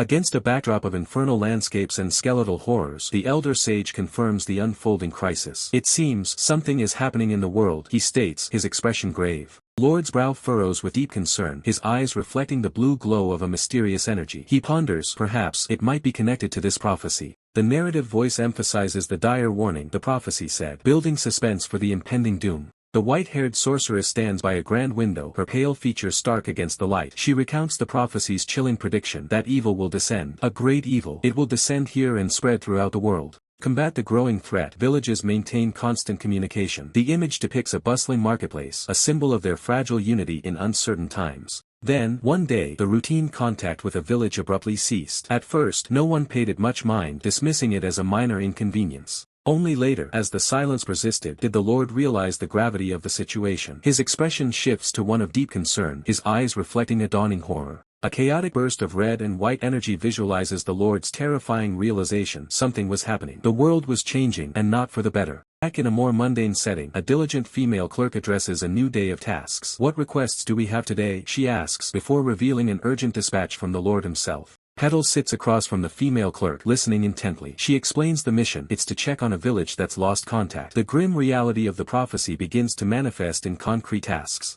The female clerk elaborates. "A few days ago, one of the villages stopped responding. You just need to go there and confirm the situation." She then adds the enticing detail. "It's a simple dispatch request, but the payment is quite substantial." Petal's confident smirk returns. The promise of a hefty reward is all he needs to hear. "I like the sound of that. I'll take it," he declares, accepting the dangerous mission without hesitation. The female clerk closes her eyes, a satisfied smile gracing her lips. As expected, she thinks, clearly anticipating Petal's acceptance. Elsewhere, two figures stand in a quiet hallway. One, armed with twin swords, stands with arms crossed, exuding a silent, watchful presence. A nun stands pensive, her expression troubled, hinting at deeper concerns beyond the immediate quest. Her gaze snaps upwards, a look of surprise crossing her face. "Hayes?" she questions, then gasps, recognizing a familiar figure. "And Mr. Petal," she stammers, as Petal's confident, smirking face enters the frame. Petal stands tall, radiating confidence, a subtle smirk playing on his lips. His newly tailored clothes, rugged yet stylish, shimmer under the sunlight as the nun-like woman's voice cuts through the air, questioning his fresh attire.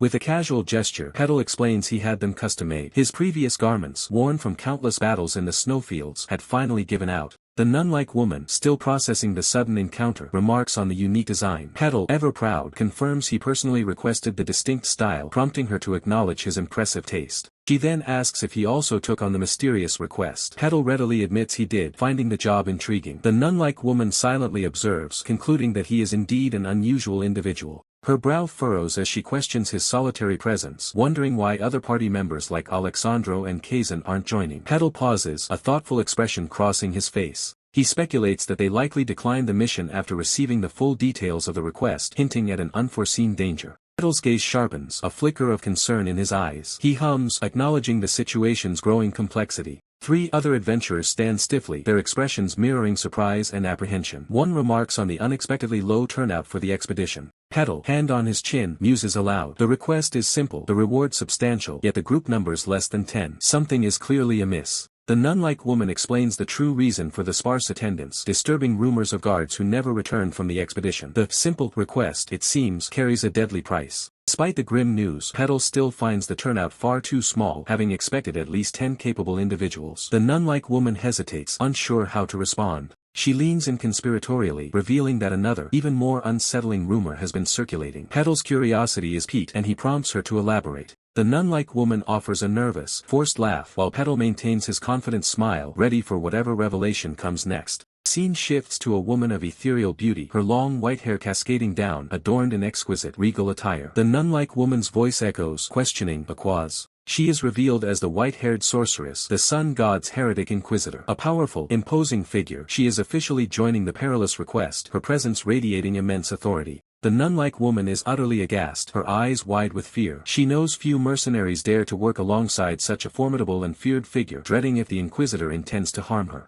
Petal, unfazed, reassures her that the white-haired sorceress is a polite and kind woman. The nun-like woman's jaw drops, shocked that he not only knows but speaks so casually of Lady Aquaz. With a confident smirk, Petal confirms their acquaintance, declaring the white-haired sorceress his friend. The nun-like woman is left utterly bewildered, unable to comprehend the bizarre alliance. Her face contorts in pure disbelief. A heresy inquisitor and a barbarian friends. The concept shatters her understanding of the world. Petal strides forward purposefully, the nun-like woman trailing behind, still reeling from the shocking revelation as he approaches the enigmatic white-haired sorceress. He greets her warmly, expressing his pleasure at their reunion. However, the white-haired sorceress, with a cold gaze, dismisses his sentiment, stating she has no recollection of them ever becoming friends. Petal laughs heartily, undeterred. He cheekily asks if she heard his declaration and suggests they simply become friends from this moment forward. The white-haired sorceress remains stoic, offering no reply. Her piercing red eyes narrow, a silent intensity radiating from her. She is deep in thought, perhaps considering Petal's audacious proposal or something far more sinister. The white-haired sorceress's crimson gaze finally lifts, meeting Petal's expectant stare. He presses her, asking if there's an issue with a priestess serving Lady Calrosia. She dismisses his concern, stating that Lady Calrosia's followers are currently in a period of rest and only high-ranking members should be active. A chilling realization dawns on her. Shaking her head, the white-haired sorceress dismisses her own suspicions. She rationalizes that she simply doesn't know every detail of every order and must be mistaken about the priestess in the distance. The rhythmic thud of approaching boots signals another arrival. A voice echoes, acknowledging their presence. You came after all. Petal's sharp eyes narrow, a subtle tension in his gaze as he observes the newcomer. The guard captain, flanked by his men, steps forward. Petal recognizes him, a question in his tone. Petal grins, a casual greeting to the guard captain. We meet again here, he states, a hint of amusement in his voice, while the white-haired sorceress remains stoic. The priestess from earlier, now closer, clutches her chest. A look of apprehension crosses her face, her gaze darting nervously. Guard captain addresses the assembled group, formally welcoming all who accepted the request. With a decisive nod, he declares it's time to depart. The group begins to move, their boots treading across the grass, heading towards their unknown destination. As they walk, Petal remarks to the white-haired sorceress that the assembly feels less like a formal expedition and more like a raid. White-haired sorceress hums softly, her thoughts unreadable as she continues forward, the light catching her hair. Her crimson eye gleams with renewed intensity. The white-haired sorceress internally questions if this movement signifies the prophesied time. Petal crosses his arms, observing her. The white-haired sorceress's expression remains troubled, a subtle tremor in her composure. She confesses, unable to confirm her suspicions. The uncertainty weighs heavily on her. The white-haired sorceress explains that the exact timing of the prophecy was never revealed by the god. She posits that the lost contact with the village might simply be a coincidence. Petal's gaze sharpens, his expression serious. He counters, highlighting that even a possibility warrants their vigilance. White-haired sorceress looks skyward, her voice hushed as she recalls the prophecy. The god said evil would descend. Petal's lips curl into a dangerous smile, a glint in his eyes. He repeats the ominous words, a great evil's arrival. A great evil, almost challenging the impending threat. The ominous words still echo as a contingent of armored figures moves through a sparkling, overgrown path, their boots crunching softly on the forest floor.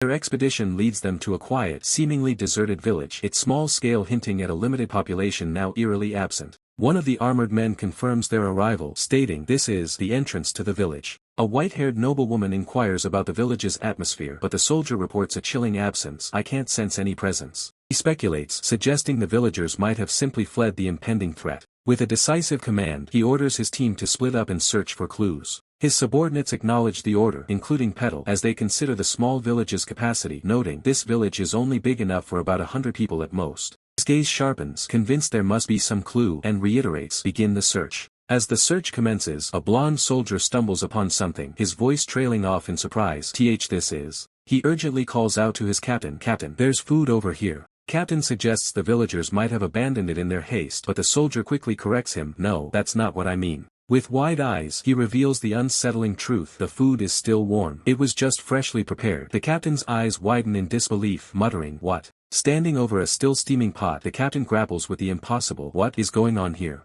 He recalls the grim reality. "We lost contact at least a few days ago, but none have returned." He asks if there are any traces, to which the blonde soldier confirms, "No sign of them leaving the village or hiding anywhere." A silent, heavy realization settles over the captain as he processes the chilling facts. He makes a difficult decision, stating, "For now, keep searching." The soldier assents, "Yes." Everywhere, they find undeniable signs of recent daily life, yet the complete absence of any human presence creates an unsettling paradox. How could this be? Another soldier continues the grim search, the heavy silence punctuated only by their footsteps. Petal and the captain regroup, the grim news confirming their fears. It's the same everywhere. Captain turns to Lady Azure, hoping her insight might shed light on the mystery, asking, "Would you know anything, Aquaz?" Lady Azure, her expression troubled, admits she has no answers, stating, "I don't know either." The captain then turns to Petal, his last hope for an explanation, asking, "Do you know anything?" Petal shakes his head, informing the captain he's found no significant clues and senses no presence, only the lingering emptiness. The captain, his back to Petal, clenches his fists in frustration, declaring this whole situation is driving him mad. He suggests they find someone who might actually know something. The captain's eyes snap wide open, a dawning realization twisting his features as Petal's words hit him. Petal, with a knowing smirk, then reveals the truth. They weren't alone. Someone else was here all along. The captain stumbles back, his mind reeling as he struggles to grasp the implication. Someone else, a presence they entirely missed. A mysterious woman materializes in a burst of energy, her face obscured but her presence undeniable. She was never there before, yet now stands before them, an enigma. The woman smiles slyly, revealing her true appearance. She admits to a perfect disguise, intrigued by how they managed to notice her at all. Petal, unfazed, simply states the obvious. A stranger appearing out of nowhere would naturally draw their attention. He scrutinizes the woman, a thoughtful expression on his face, noting that she doesn't seem to have awakened any significant mysteries or powers. Confident grin spreads across Petal's face. He declares this unexpected encounter an advantageous gain. Suddenly, the captain screams, his voice filled with urgency, ordering everyone to back away immediately. With swift obedience, the soldiers scramble backward, their boots pounding the ground as they retreat from the unseen threat. Lady Azure stands in silhouette, her attention fixed on the unfolding chaos, while the captain beside her sweats profusely, his face etched with terror. Lady Azure's face contorts in frustration and anger. She clenches her jaw, admitting that despite the unfolding events, she feels absolutely nothing, sensing no presence at all. The scene shifts dramatically to a masked man in a horned helmet examining multiple glowing blue system screens. He holds a goblet of golden liquor, questioning if there's even more to this situation. He gazes at an unconscious king, then at the glowing liquid, urging someone to drink Jamshid's reserve. He marvels at seeing such a legendary item in person, finding it utterly unreal. A close-up on his gloved hand reveals a weapon glowing with golden energy. He contemplates a stealthy strike, believing he could steal the powerful item while the king is vulnerable. His eye narrows, filled with intense calculation. He remains silent, weighing his options carefully. He dismisses the immediate attack, deciding against rushing. Despite the temptation to eliminate the king, he knows dozens of powerful dukes and counts likely await. He commands himself to stay calm, believing there's a way to extract an even greater gain from this situation. He then orders an unseen subordinate to move the reserve outside. The masked figure, maintaining his composure, presents a finely wrapped gift box to the gluttonous king, declaring it a token of appreciation for the meal. The king, intrigued, asks what it is. The king's eyes widen, mouth agape, as the box reveals its contents: 2 dark, cylindrical pieces and a shimmering red crystal. The masked figure calmly reveals them to be the very flesh and blood of the Summer Queen, sending a shockwave of gluttonous delight through the monarch. The king, overwhelmed by insatiable greed, lunges forward, demanding his servant Antien seize the precious gift immediately. A subordinate falls amidst the commotion. Overcome with pure, unadulterated joy, the king licks his lips, proclaiming this a truly joyous day. The masked figure observes the king's gluttonous satisfaction, his internal thoughts cold and calculating. Of course he would. Though they're basically trash parts. A subtle tremor runs through the masked figure, his attention drawn to his pocket watch, which begins to hum and vibrate with an unseen energy. A voice from an unseen companion erupts, identifying the source of the tremor: a soul stone, the embodiment of gluttony, gula itself. Yet, it's being utilized at less than 3% of its true potential, a wasted power akin to adorning a pig with a pearl necklace. The masked figure realizes the truth behind the gluttonous emperor's power: the ability to convert consumed matter into strength. Even Zhong Wu, a discerning observer, had found it peculiar. Now, with the revelation of the soul stone, the mechanism behind such immense power becomes clear. The masked figure's thoughts delve deeper, unraveling the mystery of how the Blood Nation's most lacking heir ascended to rule and his constant obsession with dragon meat. Meanwhile, the king, utterly content, declares his satisfaction, ready to make a grand promise. With eyes glowing with sinister pleasure, the king pledges eternal friendship, promising unwavering support and assistance wherever the masked figure may need him. Seizing the moment, the masked figure, with an air of polite boldness, requests a favor from the king. The king, basking in his newfound friendship, grants him permission to speak freely. The masked figure then reveals his true desire: Jamshid's reserve. The king, still intoxicated by the gift, readily agrees, asking how much of the reserve the masked figure requires. A subtle smirk plays on the masked figure's lips as he states his demand: "I'll need at least 2 barrels, your majesty." The scene abruptly shifts, revealing the breathtaking skies of Vera, a realm teetering on the brink of annihilation. Once a land of endless green valleys and crystal rivers, Vera is now under siege, its heavens torn apart by eclipse rifts, unleashing creatures of shadow and flame. Champions, not born of Vera, are called to fight, their destinies woven into the fate of this besieged world. A menacing hand, adorned with long, sharp purple claws, materializes amidst swirling dark energy, crackling with potent, destructive magic. White-haired sorceress, her back to the viewer, channels immense power, conjuring a volatile sphere of crackling purple energy, as other figures in the background watch with growing apprehension. The white-haired sorceress ascends, radiating an overwhelming aura of purple energy, a colossal pinkish-purple orb manifesting behind her, as awestruck figures below gaze up at her formidable display of power. 3 faces contort in expressions of profound shock and fear: a young man with piercing purple eyes, a woman in a nun's habit, and Lady Azure, her red eyes wide with alarm, all overwhelmed by the immense power unfolding before them. The immense power continues to unfold, its purple energy surging with pure malice, forcing armored warriors to flee in terror. One shouts a desperate command to hurry, to escape the encroaching darkness. The air itself seems to solidify, a crushing force that makes a gloved fist clench in agony. Panicked cries of AAAH, NOO, and desperate pleas to open it echo as the victims are caught in the suffocating power. The gloved hand trembles, unable to break free as the overwhelming purple energy intensifies, trapping its victims in a horrifying embrace. From the heart of the maelstrom, a terrifying figure emerges, the white-haired sorceress, her red eyes glowing with predatory glee. She declares this entire village her territory, a hunting ground from which no one can escape. Wicked, knowing smile plays on her lips as she brings a finger to them, relishing the fear. "Because you're all my prey," she purrs, her voice dripping with malice. Petal stares, wide-eyed, asking if this terrifying being is a demon. Highs, the nun beside him, trembling, confirms it with a shudder, stating that it is indeed a named demon. Overwhelmed by despair, Highs collapses to her knees, clutching her hands in desperate prayer. "Aya, Lord Kaloja, please, save me," she cries, tears streaming down her face. Petal's hand gently rests on High's head, a calming presence amidst the chaos. "Highs, calm down," he reassures her, his voice steady.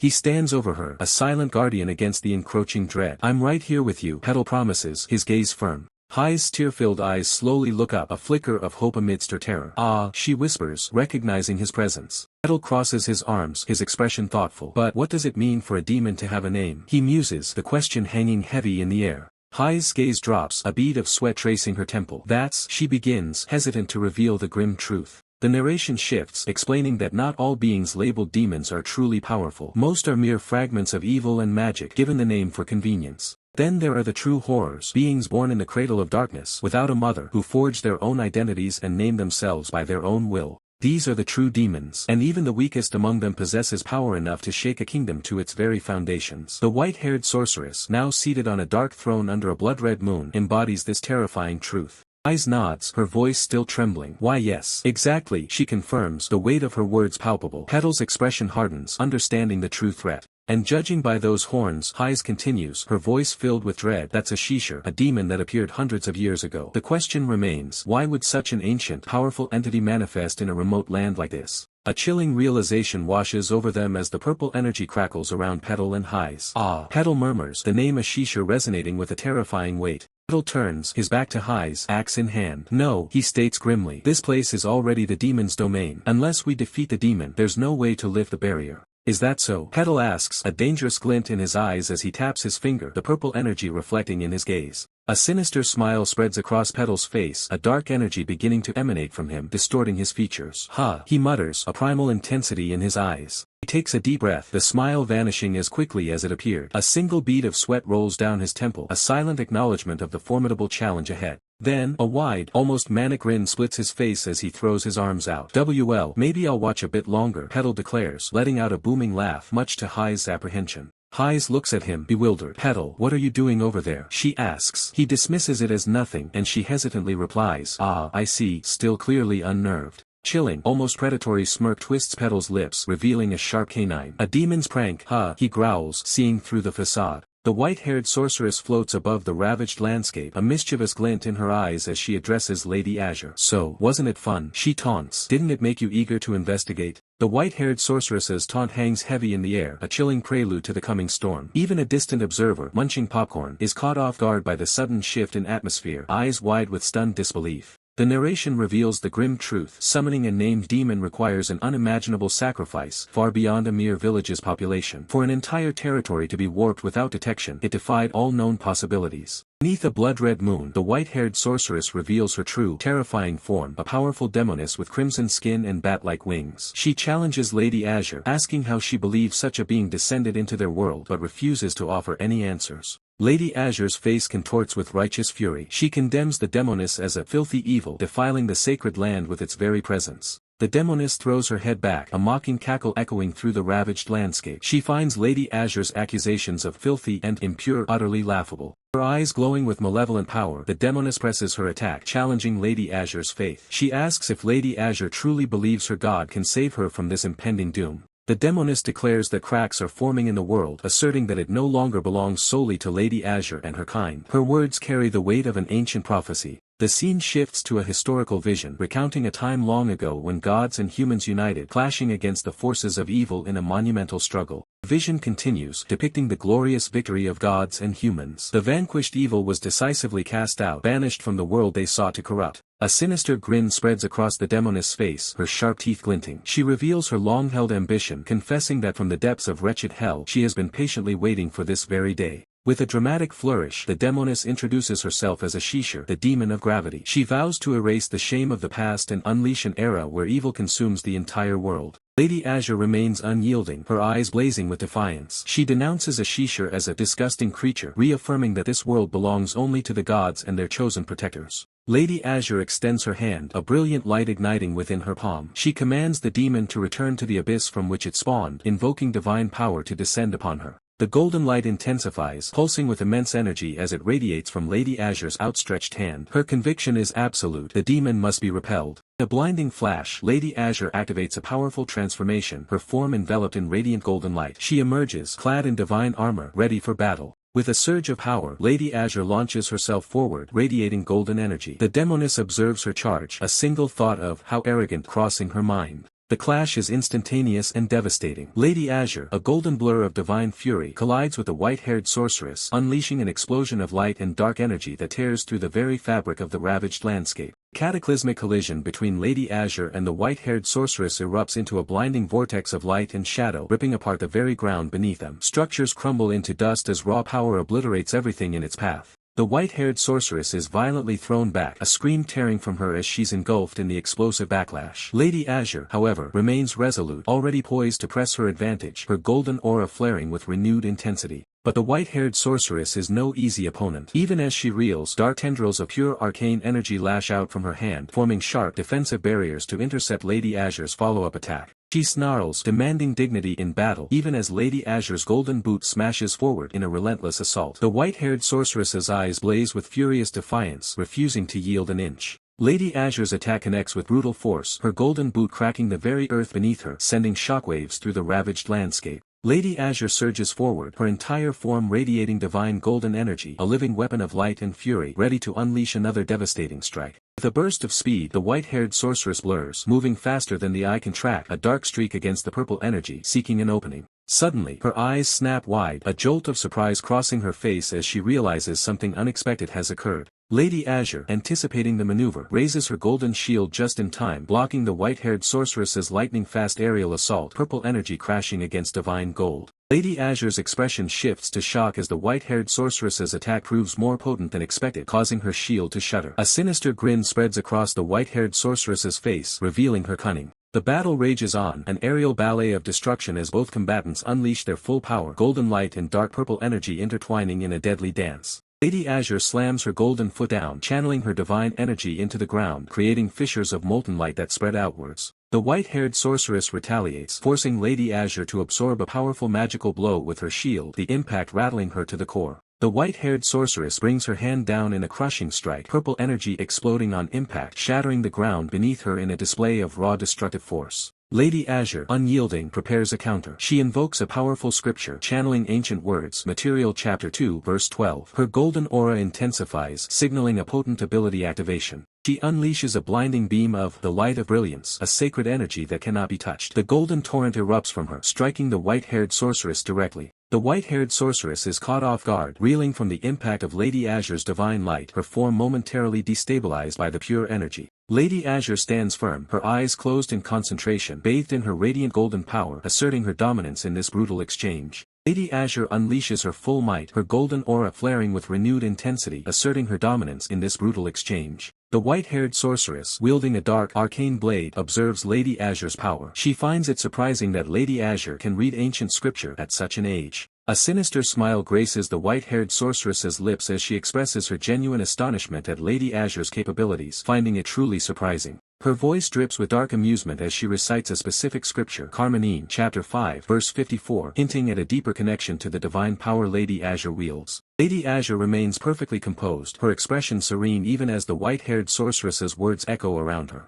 The white-haired sorceress's gaze sharpens, recognizing the profound nature of Lady Azure's power and acknowledging it as that divine light. She moves with blinding speed, a golden streak against the dark, purple-tinged battlefield, her weapon a blur of light as she lunges forward. White-haired sorceress's crimson eyes narrow, her expression a mix of challenge and dark delight as she prepares to meet Lady Azure's assault. Lady Azure unleashes a powerful, sweeping strike, her golden aura expanding into a formidable wave of force that cuts through the air. The white-haired sorceress, agile and swift, evades Lady Azure's initial attack, her dark wings allowing for rapid, unpredictable movements through the chaotic energy. The battle escalates into a furious exchange of blows, golden light clashing against dark, arcane energy in a dazzling display of power. The white-haired sorceress retaliates, her dark magic lashing out, forcing Lady Azure to defend with her radiant golden shield, the impact sending ripples through the air. Lady Azure's face contorts in a rare display of strain, her golden eyes burning with resolve, while the white-haired sorceress grins, reveling in the brutal contest. The white-haired sorceress launches a concentrated orb of dark energy, a potent spell aimed directly at Lady Azure, who braces for the impact. Their powers collide once more in a devastating impact, a blinding flash of golden and purple light erupting at the point of contact, shaking the very ground. The sheer force of the collision shatters the ground, sending debris flying and creating an explosive crater where their powers met. Civilians caught in the periphery scream in terror, their desperate pleas for help lost amidst the chaotic magical fallout and spreading purple energy. Undeterred by the destruction, Lady Azure and the white-haired sorceress pressed their assault, their weapons meeting in a furious flurry of blows, each strike carrying immense power. Another fierce impact sends a shockwave through the air, crackling with raw magical energy as golden and purple forces vie for dominance in a relentless exchange. From a safe distance, Petal observes the unfolding spectacle, a wide grin spreading across his face. He finds the display of power truly magnificent. A worried nun-like figure approaches Petal, urgently questioning why he isn't intervening to help Lady Azure in her fierce battle. Petal, turning slightly, acknowledges that intervention would indeed be possible, leaving the nun-like figure in a state of hopeful suspense. The nun-like figure stares, utterly bewildered by his nonchalance, her expression a silent what as she struggles to comprehend his inaction. Petal then reveals his true intention, questioning why he should interfere and ruin the fight when it's proving to be such an entertaining spectacle. His eyes gleam with a predatory glint as he admits he'd like to fight the demon too, but his current priority is to simply observe the battle unfold. With a sly smirk, Petal declares that right now I want to watch this battle, leaving the nun-like figure utterly dumbfounded by his response. The nun-like figure's face contorts in complete disbelief, muttering, "This isn't right," as she struggles to process Petal's detached amusement. Meanwhile, the epic clash between Lady Azure and the white-haired sorceress rages on, their powers creating a tempest of light and shadow that engulfs the battlefield. The white-haired sorceress snarls, recognizing Lady Azure as a divine hound, yet confidently declares her own superior power. Purple energy crackles around her, intensifying the volatile atmosphere. Lady Azure, a beacon of golden light, descends with overwhelming force, striking the white-haired sorceress who recoils with a pained grunt. Despite her raw power, the white-haired sorceress acknowledges a crucial weakness. Her evil essence clashes fundamentally with Lady Azure's divine nature. In this realm, beings of pure evil are inherently disadvantaged against the divine. Evading Lady Azure's relentless assault, the white-haired sorceress maneuvers through the air, purple energy trailing behind her. She realizes this prolonged conflict could drain her resources. With a grim resolve, the white-haired sorceress declares her intent to change tactics. A surge of dark purple energy emanates from her, preparing for a drastic measure. She rockets skyward, enveloped in a maelstrom of dark power, determined to seize the upper hand. The ominous red moon hangs in the background, mirroring her sinister resolve. Lady Azure's golden eyes widen, sensing a shift in the white-haired sorceress's aura, new, dangerous power gathering. White-haired sorceress grins, her red eyes fixed on a new target. The purple energy she manipulates is now aimed not at Lady Azure, but elsewhere. Panic erupts among nearby adventurers as the white-haired sorceress's destructive purple energy engulfs them. They scream, realizing the imminent danger. Lady Azure, recognizing the diversion, swiftly moves to intercept the devastating purple blast, her golden aura colliding with the dark magic to protect the innocent. Two opposing forces clash in a blinding explosion of light and shadow, sending shockwaves across the battlefield. Lady Azure unleashes a powerful golden kick, her divine energy radiating with immense force. An adventurer lies scorched on the ground, the residual energy from Lady Azure's attack still crackling around him. He's caught in the crossfire. Momentary distraction over, Lady Azure and the white-haired sorceress resume their brutal exchange, their powers erupting in a dazzling display of elemental fury. The adventurers caught in the periphery scream in agony, overwhelmed by the sheer power emanating from the ongoing battle. Lady Azure's face tightens with exertion, sweat beading on her brow. This battle is taking its toll, but her resolve remains unbroken. With a swift, powerful swing, Lady Azure deflects a torrent of purple energy, her golden weapon shimmering with divine light. Lady Azure's golden eyes blaze with renewed intensity, her anger fueling her divine power. She prepares to unleash a devastating counterattack. Lady Azure condemns her opponent as a filthy thing, her hand glowing with an ominous golden light, ready to unleash divine retribution. The white-haired sorceress merely cackles, her sharp fangs and clawed hands emphasizing her demonic nature. She revels in the chaos. Hovering above, the white-haired sorceress mocks Lady Azure, asking if she truly expected fairness from a demon. Her taunt is laced with dark amusement. Lady Azure's rage reaches its peak. With a fierce shout, she invokes a powerful incantation, Material Chapter 1, Verse 1. She chants the full invocation, Material Chapter 1, Verse 1. Let the radiant realm of gold be born. A blinding sphere of golden energy erupts around her, transforming the very environment. The newly formed golden realm expands, pushing back the white-haired sorceress's dark energy, creating a volatile explosion of light and power. Within her newly manifested domain, Lady Azure commands the remaining adventurers to seek refuge, directing them to enter the protective golden realm. The terrified adventurers scramble towards the golden sanctuary, one collapsing in exhaustion while the other expresses heartfelt gratitude, though mistakenly addressing Lady Azure as Lord Aquaz. Yet, far from the adventurers' desperate journey, a sinister presence reveled in the unfolding chaos. The white-haired sorceress, with a chilling grin, watched as her plans took shape. Her dark magic pulsed, a stark contrast to the blinding golden energy erupting from a powerful sacred scripture, a force that seemed to consume everything in its path. She taunted, asking if such a sacred scripture should truly be wasted. Amidst the cataclysm, a fierce golden warrior plunged into the fray, her entire being radiating divine power, ready to confront the encroaching darkness. She simply roared, "Shut up." White-haired sorceress's eyes glowed with malevolent delight. "Yes, that's how you should respond," she taunted, enjoying the warrior's fury. The golden warrior's expression hardened, her resolve burning bright as the golden aura around her intensified, pushing back against the encroaching shadows. With predatory grace, the white-haired sorceress moved, her form blurring with dark energy, preparing for a devastating counterattack. She unleashed a sweeping arc of golden energy, a powerful strike designed to cleave through her opponent's defenses. But the sorceress evaded, hovering midair with an eerie calm. "Death is just death," she declared, mocking the warrior's efforts. Their gazes locked, a silent, furious challenge passing between the two formidable combatants. The air crackled with their opposing energies. Suddenly, the white-haired sorceress struck with blinding speed, a powerful kick connecting with the golden warrior, sending her reeling. She landed gracefully, her dark aura swirling. "At this rate, you'll lose and tarnish your god's honor," she sneered, pressing her psychological assault. She continued her taunts, offering a twisted incentive. "But if you defeat me and return, your prestige and your god's influence will both rise." Her smile widened, her eyes gleaming with malice. "It's simple. Just remove the sanctuary protecting them." "Are you really planning to die here?" The white-haired sorceress's grin turned cold. "Fine. Then die a martyr," she declared, unleashing a torrent of destructive purple energy. The golden warrior cried out as the overwhelming purple force slammed into her golden defenses straining under the immense pressure. The sorceress intensified her assault, the dark energy crackling around her, a vortex of destruction threatening to consume everything. Golden warrior watched, her back to the viewer, as the purple energy coalesced into a menacing form, a direct assault on her very being. With a terrifying lunge, the white-haired sorceress closed the distance, her glowing red eyes fixed on her target, ready for the killing blow. The golden warrior's eye widened in shock, a single word escaping her lips, "What?" as the full force of the attack bore down on her. Blinding explosion of red and purple energy erupted, shaking the very foundations of the realm, signaling a devastating impact. The golden warrior was thrown backward, her golden armor shimmering and cracking under the immense force, struggling to maintain her form. She tumbled through the air, her radiant energy flickering, the devastating blow having critically wounded her. Despite the agony, a defiant glint remained in her eyes. The golden warrior grimaced, refusing to surrender to the overwhelming power. The white-haired sorceress descended swiftly, her form a dark blur, poised to deliver the final, crushing strike to her defeated foe. With a predatory snarl, the white-haired sorceress unleashed a torrent of dark energy, a swirling vortex of purple power aimed directly at Lady Azure. Lady Azure stood firm, her golden shield flaring with brilliant light, desperately trying to repel the encroaching darkness. "The shining sanctuary repels darkness," Lady Azure cried out, her voice echoing with resolve as her divine barrier pushed back against the encroaching void.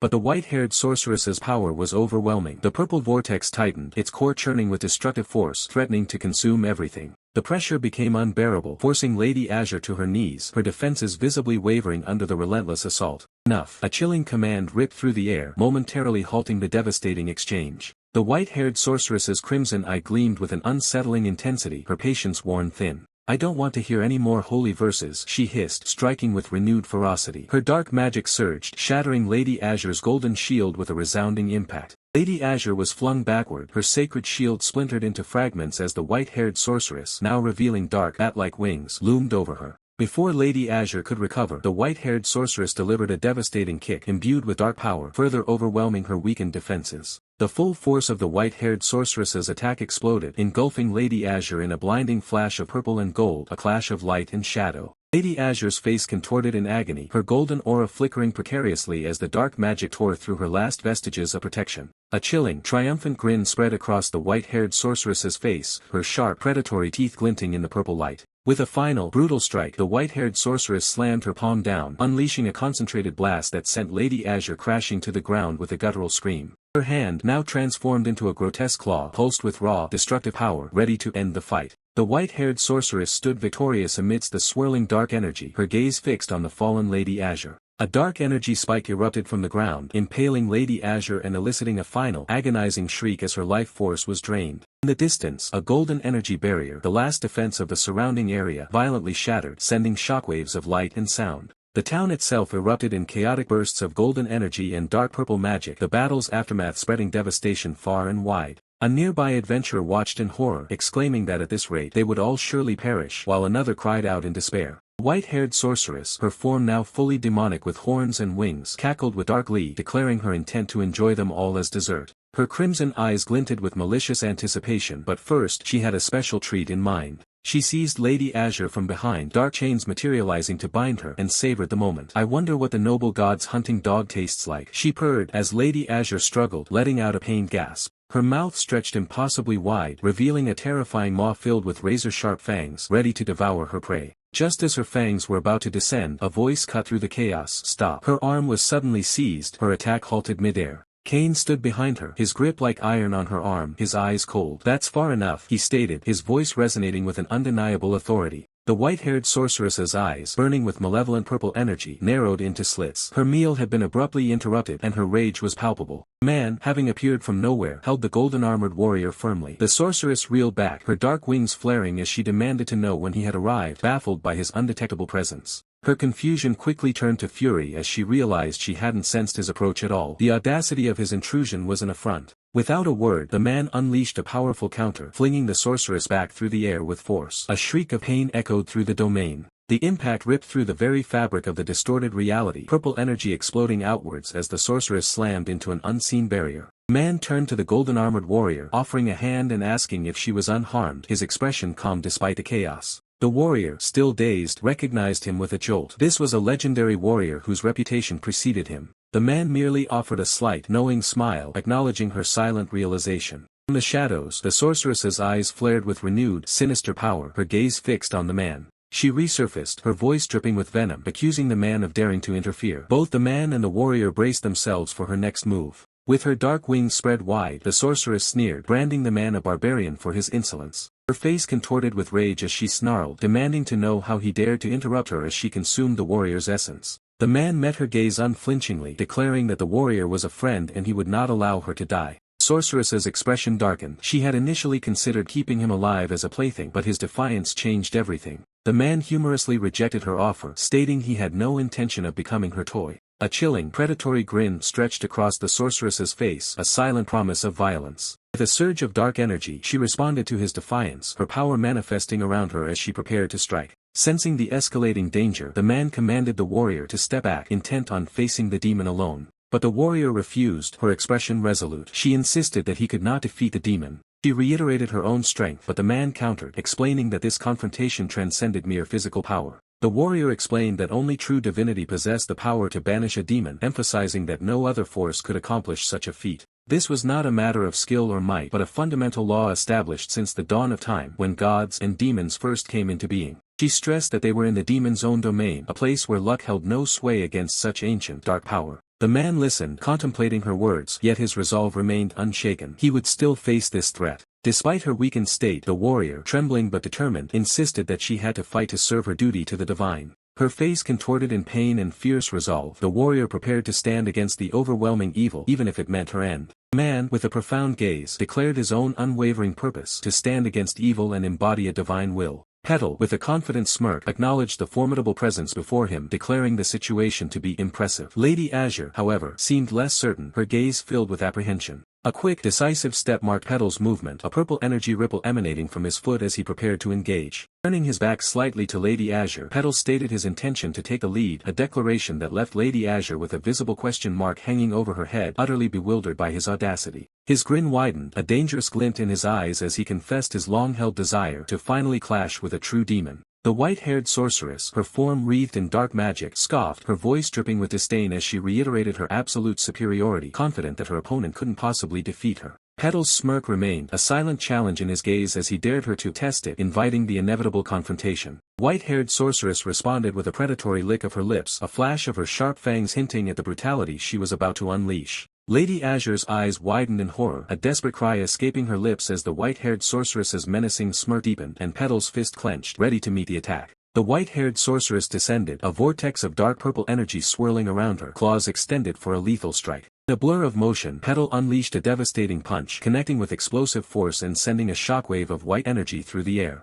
The white-haired sorceress was thrown backward, her body contorting violently as dark purple energy erupted from the point of impact, her form momentarily destabilized. Chibified Lady Azure could only stare in utter disbelief, a small "huh" escaping her lips as she processed the impossible blow. Lady Azure's shock intensified as she witnessed the horrifying aftermath, questioning if Petal had truly crushed a demon's head with nothing but his bare fist. Petal stood calmly amidst the fading purple energy, while Lady Azure's thoughts raced, wondering if such an impossible feat was truly possible. The demon's power was not so easily overcome. The white-haired sorceress's head began to regenerate, purple energy coalescing to restore her form. Petal's eyes widened in surprise, exclamation marks appearing above his head as he realized the demon's regenerative capabilities. A violent burst of purple energy erupted, signifying the full regeneration of the white-haired sorceress. From the swirling energy, the white-haired sorceress reappeared, her form restored, albeit with a broken horn, her rage palpable. Petal, unfazed, observed her regeneration with an amused HOOH while the white-haired sorceress, utterly bewildered, demanded to know, "What are you?"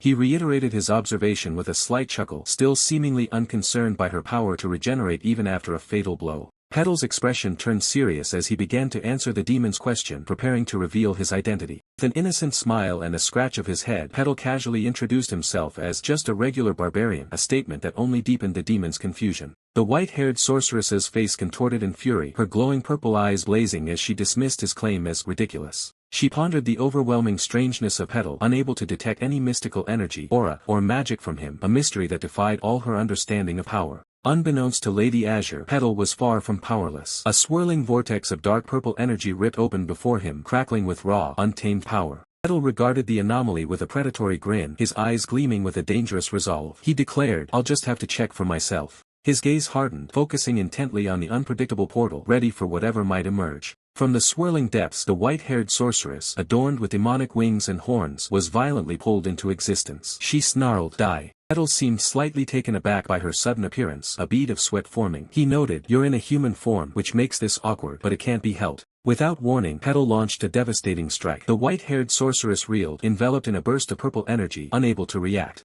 Her demonic features contorted in pain and surprise, her red eyes burning with fury as she struggled against the invisible force. Shock registered clearly on the white-haired sorceress's face, her eyes widening as she uttered, What?" A thunderous impact sent the white-haired sorceress hurtling through the air. Petal's raw strength was undeniable, leaving her gasping, "Gahck." She crashed violently into the ground, a massive crater forming beneath her. Purple lightning erupted from the point of impact. White-haired sorceress writhed in agony, her body convulsing as the residual energy from Petal's attack coursed through her. A guttural scream tore from her throat, "Urrghk," as pure purple energy visibly ripped from her mouth, indicating immense pain. Finally, she collapsed to her knees, weakened and battered, the ground around her scorched and cracked by the force of the assault. Struggling to comprehend, the white-haired sorceress muttered, "In no way." Her powerful form had been so easily overwhelmed. Her mind raced, trying to analyze the attack. It was just a plain punch. It wasn't enhanced with aura or magic. The sheer physical force defied her understanding. Petal, meanwhile, stood unfazed, flexing his arm. He simply stated, "It regenerates instantly." His body was a fortress of self-repair.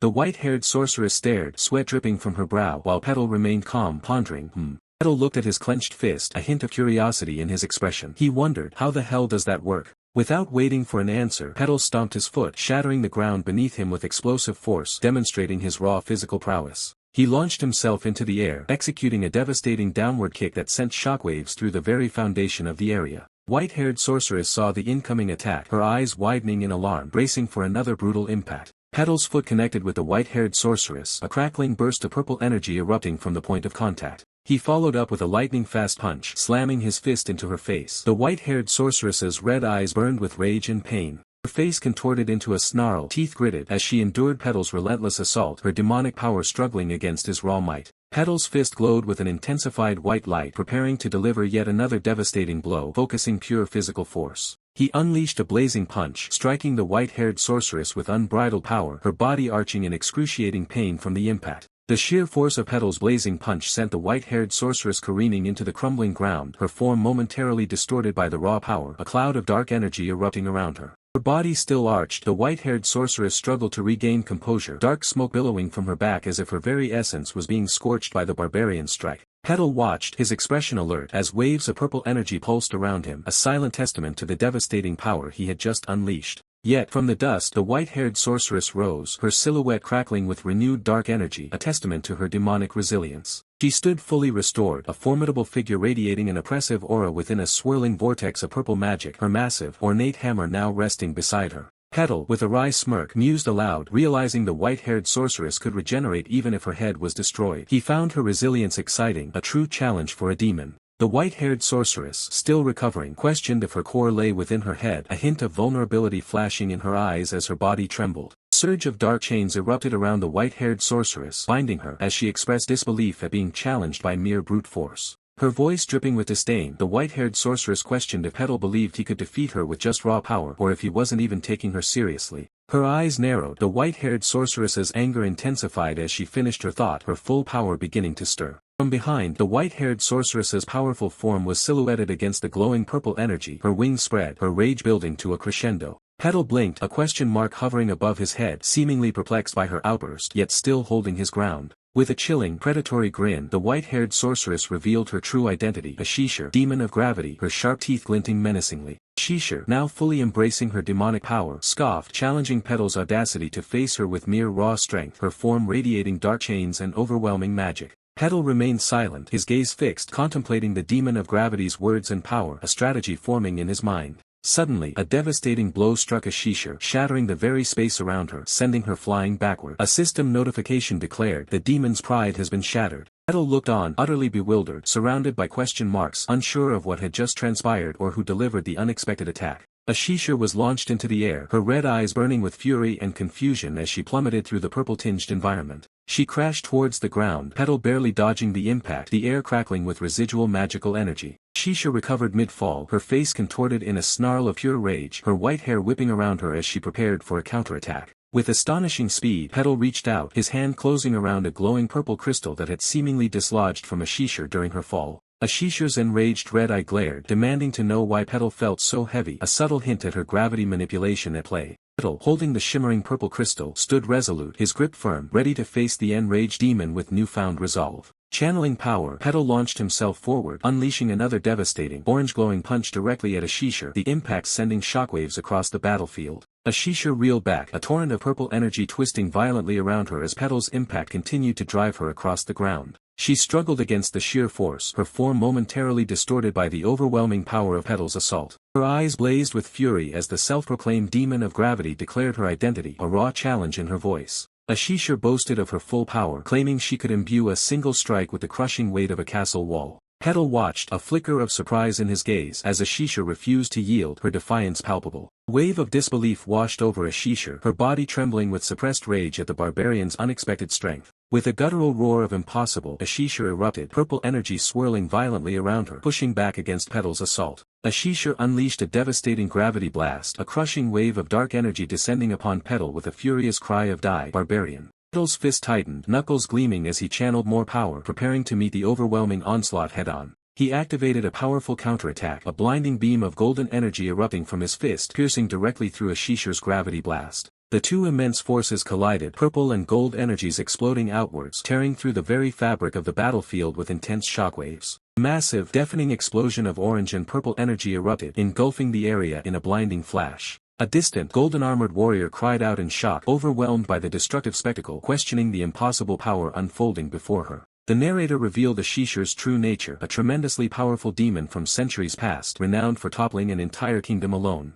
Golden-armored warrior could only stare, realizing the terrifying caliber of the demon. Petal was relentlessly fighting. Petal pressed his advantage, his fists a blur of orange light, delivering a relentless barrage of blows directly to Ashishar. The golden-armored warrior watched, utterly dumbfounded, as the legendary demon was being pummeled by what appeared to be mere physical punches. Ashishar screamed in agony, dark tendrils of energy coiling around her as Petal's powerful strikes ripped through her defenses. Petal stood victorious over the fallen Ashishar, his foot planted firmly on her head, a thoughtful expression on his face. He observed her closely, a hint of concern in his eyes as he realized that even after such a brutal barrage, Ashishar truly refused to die. Against a backdrop of swirling dark energy, Petal, a confident smirk playing on his lips, declares himself just an ordinary barbarian. His casual demeanor belies the immense power simmering beneath the surface. The demonic antagonist, her face contorted into a sinister grin, bares her sharp teeth, mocking the very idea of defeat. "Don't make me laugh," she sneers, completely unfazed by the previous assault. Dark, ominous tendrils of energy erupt from the ground, coiling around the demonic antagonist as she regenerates, feeling revitalized and more powerful than before. A sudden, devastating purple energy slash whips past, narrowly missing Petal, whose eyes widen in a fleeting moment of surprise at the amplified attack. A rapid exchange of glances, Petal's eyes convey a questioning surprise, while the demonic antagonists glow with a fierce, red intensity, her power surging uncontrollably. A massive explosion of dark energy rips through the area, sending debris flying. The sheer force of the demonic antagonist's resurgence leaves the air thick with dread, a disbelieving "no way" echoing. At the epicenter of the chaos, a volatile orb of pure purple energy crackles and expands, radiating immense destructive potential, threatening to engulf everything. The demonic antagonist unleashes a concentrated beam of raw power, tearing through the environment with devastating force, leaving a trail of destruction in its wake. With glowing red eyes and a predatory smile, the demonic antagonist dismisses Petal as a mere barbarian, even as her own power continues to escalate dramatically. She vows to unleash her true might, her silhouette transforming into a winged, more monstrous form surrounded by a maelstrom of dark energy. The transformed demonic antagonist launches a relentless volley of sharp purple energy projectiles, each imbued with all the power she commands, aiming to overwhelm her foes. Petal, axe held ready, meets the escalating threat with a defiant smirk, questioning if this truly represents the full power of a demon. His confidence remains unshaken. Ashisha, her face etched with a desperate grimace and beads of sweat, recognizes the immense peril of the situation. This is dangerous. She understands that relying solely on brute force is futile against such overwhelming power, preparing to activate a different kind of strength. Ashisha glows with a brilliant golden aura, activating a powerful divine ability, manifesting as pure divinity itself, a stark contrast to the darkness. The demonic antagonist's sinister grin widens, her red eyes fixated on Ashisha's divine power. She counters instantly, summoning a holy spear of dark energy, vowing to pierce and kill. A torrent of dark, spear-like projectiles rains down from the demonic antagonist, targeting Ashisha and anyone caught in the crossfire, a deadly downpour of malice. Petal, caught in the relentless downpour of dark spears, skillfully dodges the initial wave, his movements a blur of speed and precision, narrowly avoiding impact. Activating a powerful defensive skill, Petal summons a swirling, vibrant blue energy shield, deflecting the incoming dark projectiles with a series of resounding impacts and flashes of light. The blue energy expands, creating an impenetrable barrier around Petal as he stands firm, deflecting the relentless assault of dark magic, a bulwark against destruction. Two other demonic figures, witnessing Petal's unexpected and formidable defense, shriek in utter disbelief, questioning, what kind of monster is this? Their shock is palpable. With a sudden, powerful surge, Petal transforms his defensive stance into a devastating offense, spinning rapidly, his eyes glowing purple as he unleashes a powerful blue energy vortex. Her monstrous face contorts in disbelief, caught off guard by the sheer force of Petal's sudden counterattack. The white-haired sorceress can only utter a bewildered, "Huh." Radiant figure, wreathed in golden light, invokes an ancient scripture, Karmanon, chapter 5, verse 58. The divine radiance intensifies, manifesting as a blazing golden axe, poised to incinerate all wickedness in its path. The light burns with an absolute purity. Petal, momentarily stunned by the sheer power, questions if he's witnessing the might of a deity. He wonders, what's going on? Is that the power of a god? The golden-armored warrior channels immense divine power, her voice ringing out, "I've gathered divine power. Strike down now." Petal's purple eyes narrow with fierce resolve. He concedes that the time for observation is over. He thinks, "I'd like to observe a little longer, but I suppose I can't." With a primal roar, Petal lunges forward, his weapon now wreathed in brilliant golden energy, cutting through the swirling purple aura with a deafening crack. The white-haired sorceress recoils, a look of pure shock and pain twisting her features as Petal's unexpected assault lands. "What?" she gasps. Petal's golden weapon connects with devastating force, shattering the white-haired sorceress's defenses in a violent explosion of purple energy. Her eye flares crimson, a sharp tch escaping her lips as she endures the searing pain of the barbarian strike. Engulfed in a blinding golden inferno, the white-haired sorceress screams in agony as the divine power tears through her form, her wings flaring with residual energy. Finally, the white-haired sorceress crashes to the ground, defeated, her body racked with residual purple energy, eyes still glowing faintly. A heavy boot steps into the shattered earth, approaching the prone form of the white-haired sorceress, the air still thick with crackling purple energy. Petal grins, a satisfied smirk spreading across his face as he declares his enjoyment of the fight. "Thanks, I had fun." Even in defeat, the white-haired sorceress manages a chilling response, asserting that her struggle wasn't in vain, for she has confirmed the existence of beings like Petal on the surface world. A final, piercing question echoes from her, shrouded in dark energy. "What's your name?" Petal, standing tall amidst the lingering purple aura, confidently states his name. Suddenly, the golden-armored warrior screams in horror, urging Petal to stop, while he, bewildered, can only wonder why. The white-haired sorceress erupts into maniacal laughter, her eyes blazing purple as she addresses all the beings of hell. "Ha ha ha ha ha ha. All beings of hell." A terrifying red castle, bathed in an ominous glow, appears as the white-haired sorceress commands the forces of hell to etch the name of the barbarian Petal into their eternal memory. Colossal, malevolent red eye opens in the swirling abyss, surrounded by countless demonic figures, their own eyes burning with sinister intent, responding to the call. Petal looks on, a flicker of confusion and concern crossing his face as the ominous red and purple energies swirl around him, a direct consequence of his revelation. From the depths of the infernal void, a monstrous entity, a towering column of countless crimson eyes, descends with terrifying speed, fixating on Petal. White-haired sorceress's triumphant laughter echoes as the horrifying entity continues its descent, sealing Petal's fate with her chilling declaration, "Barbarian, you now belong to us." The white-haired sorceress's triumphant laughter echoes as the horrifying entity continues its descent, sealing Petal's fate with her chilling declaration, "Barbarian, you now belong to us." As the entity's tendrils bore into Petal's chest, a spectral outline of his form glows, the dark power surging through him. The horrifying parasite fully infiltrates Petal's being, its crimson form now nestled within his very core. From behind, Petal stands rigid, the malevolent eyes of the entity now eerily glowing just beneath his skin, a silent testament to its possession. Petal's eyes snap open, wide with an indescribable mix of shock and a nascent dark power. He feels the profound shift within him. A sudden, unexpected connection forms. Petal stares down in confusion at a tiny, shadowy bird-like entity which is actually Bei Jinwu's spirit form. Petal expresses his bewilderment, wondering what just happened. He senses something alien has integrated into his body. He processes the impossible. The darkness, Bei Jinwu's essence, traveled along his body and merged with his own. Without hesitation, Petal violently stomps on Bei Jinwu's spirit form, attempting to expel the foreign presence, which dissipates into a cloud of purple energy. Meanwhile, the white-haired sorceress and her subordinate recoil in utter shock, their faces contorted in disbelief at the unexpected turn of events. Unaware or unconcerned by their reactions, Petal stretches leisurely, a dark, shimmering aura of purple energy now crackling around him. He feels invigorated. Far from the immediate chaos, the grand palace of Gehent Kingdom, nestled in Barkan territory, stands under a clear, bright sky, oblivious to the unfolding power struggle. But peace is fleeting. A newsboy rushes through the streets, scattering papers and shouting urgent reports of a village that has lost all contact. The news reveals a terrifying truth: a demon, specifically targeting the Lichashishir, has been sighted. The implications are dire. In the royal chambers, a lord on his throne listens grimly as it's reported that this named demon is even recorded in ancient historical texts. Rumors of its terror spread rapidly across the territory. A bearded advisor offers a small glimmer of hope, stating that the Sun God's Inquisitor managed to repel the demonic entity, preventing total disaster.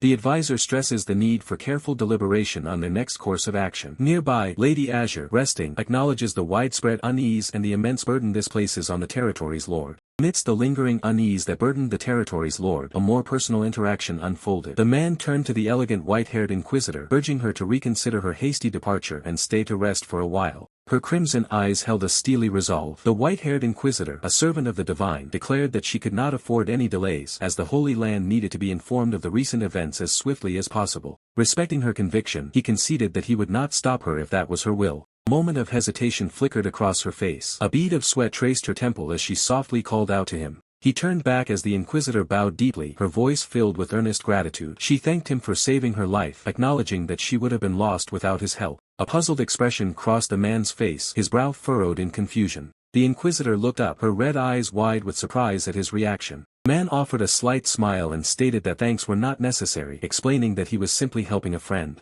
He then grinned playfully, asking if she considered them friends now. Her crimson eyes widened in shock and disbelief. The thought of a servant of the divine being friends with the man was an unexpected concept. Regaining her composure, she revealed her station as an Inquisitor. She then challenged him, questioning if he still wished to be friends with her despite her identity. Bathed in a golden glow, his response was simple and direct as he asked if there was any reason he shouldn't be her friend. Her eyes flared with emotion at his words. A confident smile played on his lips as he noted that her status did not matter. A faint, almost imperceptible smile touched the corners of the Inquisitor's lips. The smile bloomed, illuminated by a soft, warm glow, as she conceded that he was right and her tone softened. His curiosity piqued. The man then shifted the conversation to a question he had. Her eyes wide with surprise, the Inquisitor asked what he would like to know. He leaned in slightly and asked if it was true that one shouldn't tell a demon their name. Her expression turned grave as she explained that this was because of a mark known as a brand. She explained that demons use names to mark a human soul, which then attracts evil entities to them. Her crimson eyes narrowed as she explained that those marked with the brand become like prey.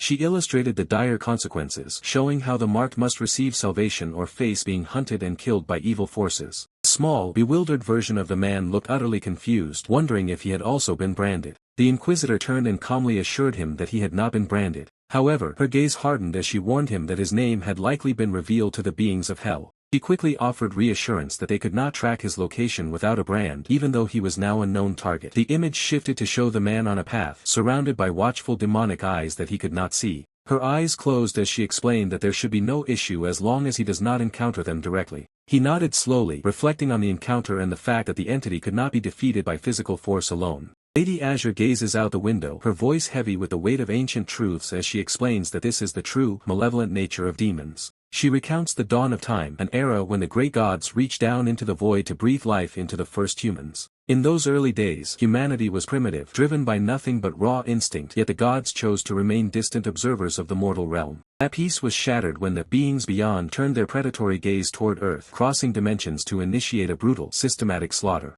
Unable to watch the carnage any longer, the gods descended, branding these invaders as demons and using their divine authority to chain them back into the darkness. Under the watchful eyes of the divine, humanity entered a golden age of progress, flourishing within the safety of the church's light. That light is flickering. Lady Azure reveals that the demons have found a way back, slowly poisoning the human realm once more. She explains to Petal that the gods have bestowed power upon their most loyal followers, for these extra-dimensional entities can only be erased by divine force. Her eyes turn cold as she confirms the grim reality. These monsters never belonged to their world, making them an anomaly that logic cannot bind. Petal absorbs the information, realizing that if these incursions become frequent, the world is headed for a massive, unstoppable headache. Lady Azure stands tall, her regal attire shimmering in the dim light as she prepares to deliver the most concerning part of her report. The demon realm's seal is failing, causing dungeon spawn cycles to turn erratic and allowing evil entities to bleed into reality at an alarming rate. She narrows her eyes, pinpointing the exact moment the balance shifted. Everything began to fall apart exactly 1 year ago.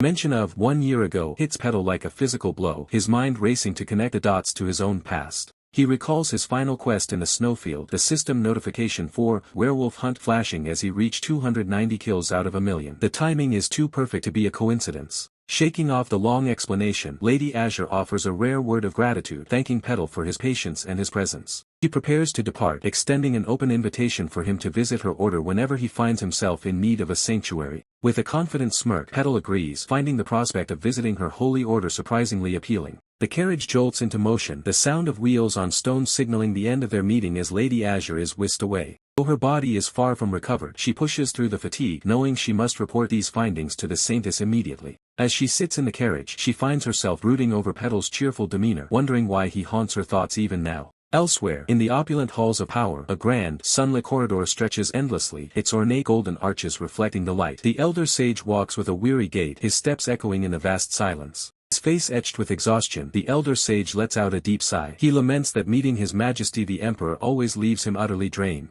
A smooth, knowing voice cuts through the air, remarking that the elder sage seems to be having a rough time. Startled by the unexpected presence, the elder sage turns sharply, his expression one of surprise. Stepping into view is the Magic Tower Master, a charismatic figure with long dark hair, a confident, almost playful smile, and an aura of immense power. He stands casually amidst a shower of rose petals. The elder sage's gaze is fixed on the Magic Tower Master, his surprise evident. The narrator reveals the identity of this powerful individual, the great master of the Magic Tower, the head of the mighty Magic Tower, a place where all mages and mystics of this world gather. With a sly smile, the Magic Tower Master inquires about the elder sage's purpose for visiting this time. Standing on a grand balcony overlooking lush gardens, the elder sage explains it's just his usual contact, then turns the question back to the Magic Tower Master. The elder sage states his mission, to report the results of his recent undertaking. The Magic Tower Master's expression turns thoughtful as he recalls the reconnaissance mission to the demon realm, specifically the Forest of Silence, a place where all things supposedly sink into stillness. The elder sage confirms the location, and the Magic Tower Master presses him for details. How was it? With a grim face, the elder sage describes the place as horrifying, defying everything they knew about the world. A desolate, twisted forest appears as the elder sage recounts how, true to its name, the Forest of Silence allowed no sound, not even mystical detection. Even his shouts produced no vibration. The elder sage continues, describing how his soldiers vanished one by one, leaving him in an unsettling, profound silence. In a stark, cold landscape under a dark sky, the elder sage muses on the emperor's ambition to conquer such a deeply unpleasant realm, questioning the madness that drives the powerful. The Magic Tower Master's intriguing smile widens. He admits the demon realm is fascinating and that he is quite intrigued himself. The elder sage looks away, expressing his fervent hope to avoid being dragged into such dangerous affairs, preferring to stay ordinary. Suddenly, the Magic Tower Master snaps his gloved fingers, a powerful magical gesture. Below, the elder sage is instantly enveloped in a glowing blue spatial magic circle. The Magic Tower Master's finger snap emphasizes the sudden, potent activation of his power. The spatial magic activates with a powerful surge, transporting the elder sage into a cosmic void. Both he and the Magic Tower Master now stand on an elaborate glowing magic circle in the starry expanse. The elder sage's face contorts in astonishment. He recognizes it as spatial magic and demands to know the sudden purpose of this extraordinary display. The Magic Tower Master's confident smile remains unwavering as he dismisses the need for formal announcements. The Magic Tower Master steps forward, revealing his true intent as he asks if the elder sage met someone very special. The elder sage's expression turns to shock, a clear denial escaping his lips. The Magic Tower Master's knowing eye is revealed, then the elder sage's furious eye. The elder sage realizes he's been under the influence of the eye of observation and demands to know when it was placed on him. A chibi-style flashback reveals the Magic Tower Master playfully placing the Eye of Observation on the Elder Sage during their last meeting. He admits it's one of his few hobbies, prompting the Elder Sage's exasperated wish for him to go die. The Elder Sage, utterly exasperated, confronts the Magic Tower Master, questioning why he would even bother asking if he already saw everything. The Tower Master Lich, with a chilling smile, reveals his thoughts, speaking of a legend he believed to be myth, someone I thought only existed in ancient legends. He then specifies about the barbarian from the White Snowfield. The Elder Sage listens, his expression unreadable, before admitting, "I'm not completely sure yet." He pauses, then adds, "Well." The Tower Master Lich leans back, a smirk playing on his lips, listing the barbarian's feats. A barbarian strong enough to beat a sword master and swat down Lich Cardos like a bug, he states, emphasizing the barbarian who appeared from the edge of the White Snowfield. He then challenges, "That makes it very likely, doesn't it?" The Elder Sage's eyes widen in disbelief. "Wait, you said he defeated Cardos?" He presses, clearly stunned. The Tower Master Lich simply raises an eyebrow, a mocking tone in his voice. "What, you didn't know?" The Tower Master Lich muses, "Well, I suppose it hasn't spread publicly yet. Rumors are circulating inside the Magic Tower," he continues, the scene shifting to a shadowy chamber where dark magic swirls. He explains, "Cardos, the mage who once shook the continent. I heard he tried to resurrect in the outskirts and failed." The Tower Master Lich stands silhouetted against a cosmic backdrop surrounded by an ethereal blue glow. "So I paid my respects," he states, a hint of something sinister in his tone. His face, half transformed into a glowing blue skull, expresses a theatrical sadness. "One of my few Lich friends gone, it's rather sad." The Elder Sage narrows his eyes. "You're capable of feeling that way?" he challenges. The Tower Master Lich turns slightly. "Of course. Friends are essential when you live as long as I have." However, the Tower Master Lich continues, now fully revealing his skeletal face, holding a shimmering blue artifact. "Apparently, no one saw any artifacts in that Lich's lair." The Elder Sage looks puzzled. "Weren't all the artifacts retrieved when Cardos died?" The Tower Master Lich replies, "Most of them, yes. But the most valuable one wasn't recovered." The Tower Master Lich growls, lightning crackling around his skull.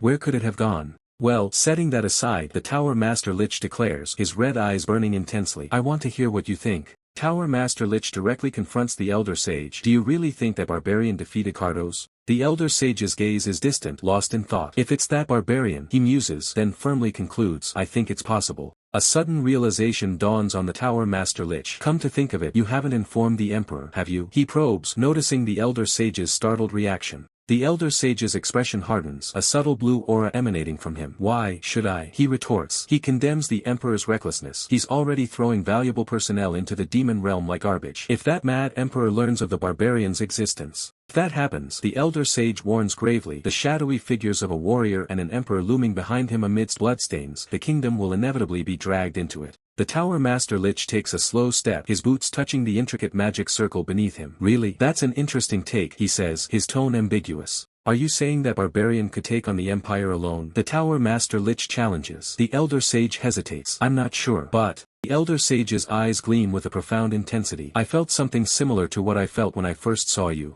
The Tower Master Lich's red eyes widen, a flicker of genuine surprise crossing his skeletal face. "Don't tell me, a hero class," he gasps. The Elder Sage closes his eyes, a serene yet resolute expression on his face. "I'm not qualified to make that judgment," he states. Tower Master Lich, hands clasped, lets a sinister smile spread across his skull face. "He must be valuable," he purrs, his red eyes gleaming. "More than enough," the Tower Master Lich agrees. The Elder Sage's eyes narrow, a chilling realization dawning on him. "You're not seriously," he begins, his voice trailing off. The scene abruptly shifts, panning over a bustling marketplace in the Barkan territory, the Hent Kingdom. Amidst the crowd, a young woman looks up, startled, as a massive armored leg steps nearby. The heavy boot of a powerful figure steps down, crushing a small rock underfoot with a decisive thud. Her eyes widen, a sharp gasp escaping her lips as she recoils from the sudden, powerful presence. A strong, gloved hand shoots out, seizing her arm mid-air, preventing her from tumbling to the ground. Petal's gaze softens as he steadies her, asking if she's alright, a gentle smile gracing his lips. She stares, her eyes still wide with surprise, a bead of sweat tracing her temple as she processes the sudden turn of events. Petal glances down, a momentary realization flashing in his eyes, thinking he might have overdone it.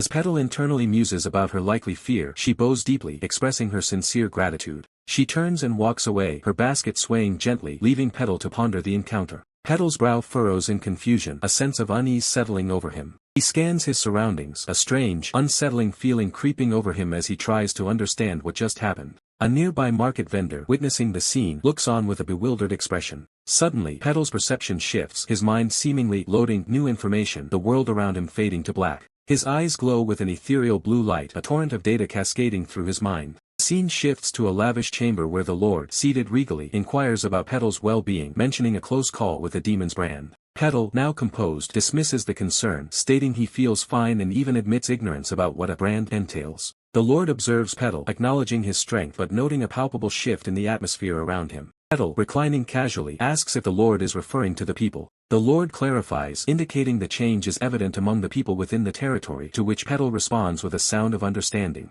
Lord attributes this shift to the spreading rumors. He explains that the surviving guards and mercenaries from the expedition have been loudly recounting their experiences, fueling the whispers. The rumors speak of the defeat of Aquaz, an event that left everyone collapsed except for a single individual. Upon awakening, they discovered Petal's axe pulsating with divine energy. Eyewitnesses interpreted this as Aquaz bestowing divine power upon Petal, leading people to revere him as the one who fought the demon alongside Aquaz. Petal, now understanding the source of the rumors, holds his armor, a look of surprise on his face as he comprehends the situation. A high-ranking official, seated regally, expresses his apologies to Petal. He explains that by the time he tried to correct the misinformation, the rumors about Petal's true identity had already spread too far. Petal, with a thoughtful gaze, dismisses the apology. He muses that the widespread rumors might be precisely why people weren't afraid of him, inadvertently granting him an advantage. The official confirms Petal's deduction, adding that the populace now perceives him as the demon opponent. Petal lets out a contemplative processing the implications of his newfound, albeit mistaken, reputation.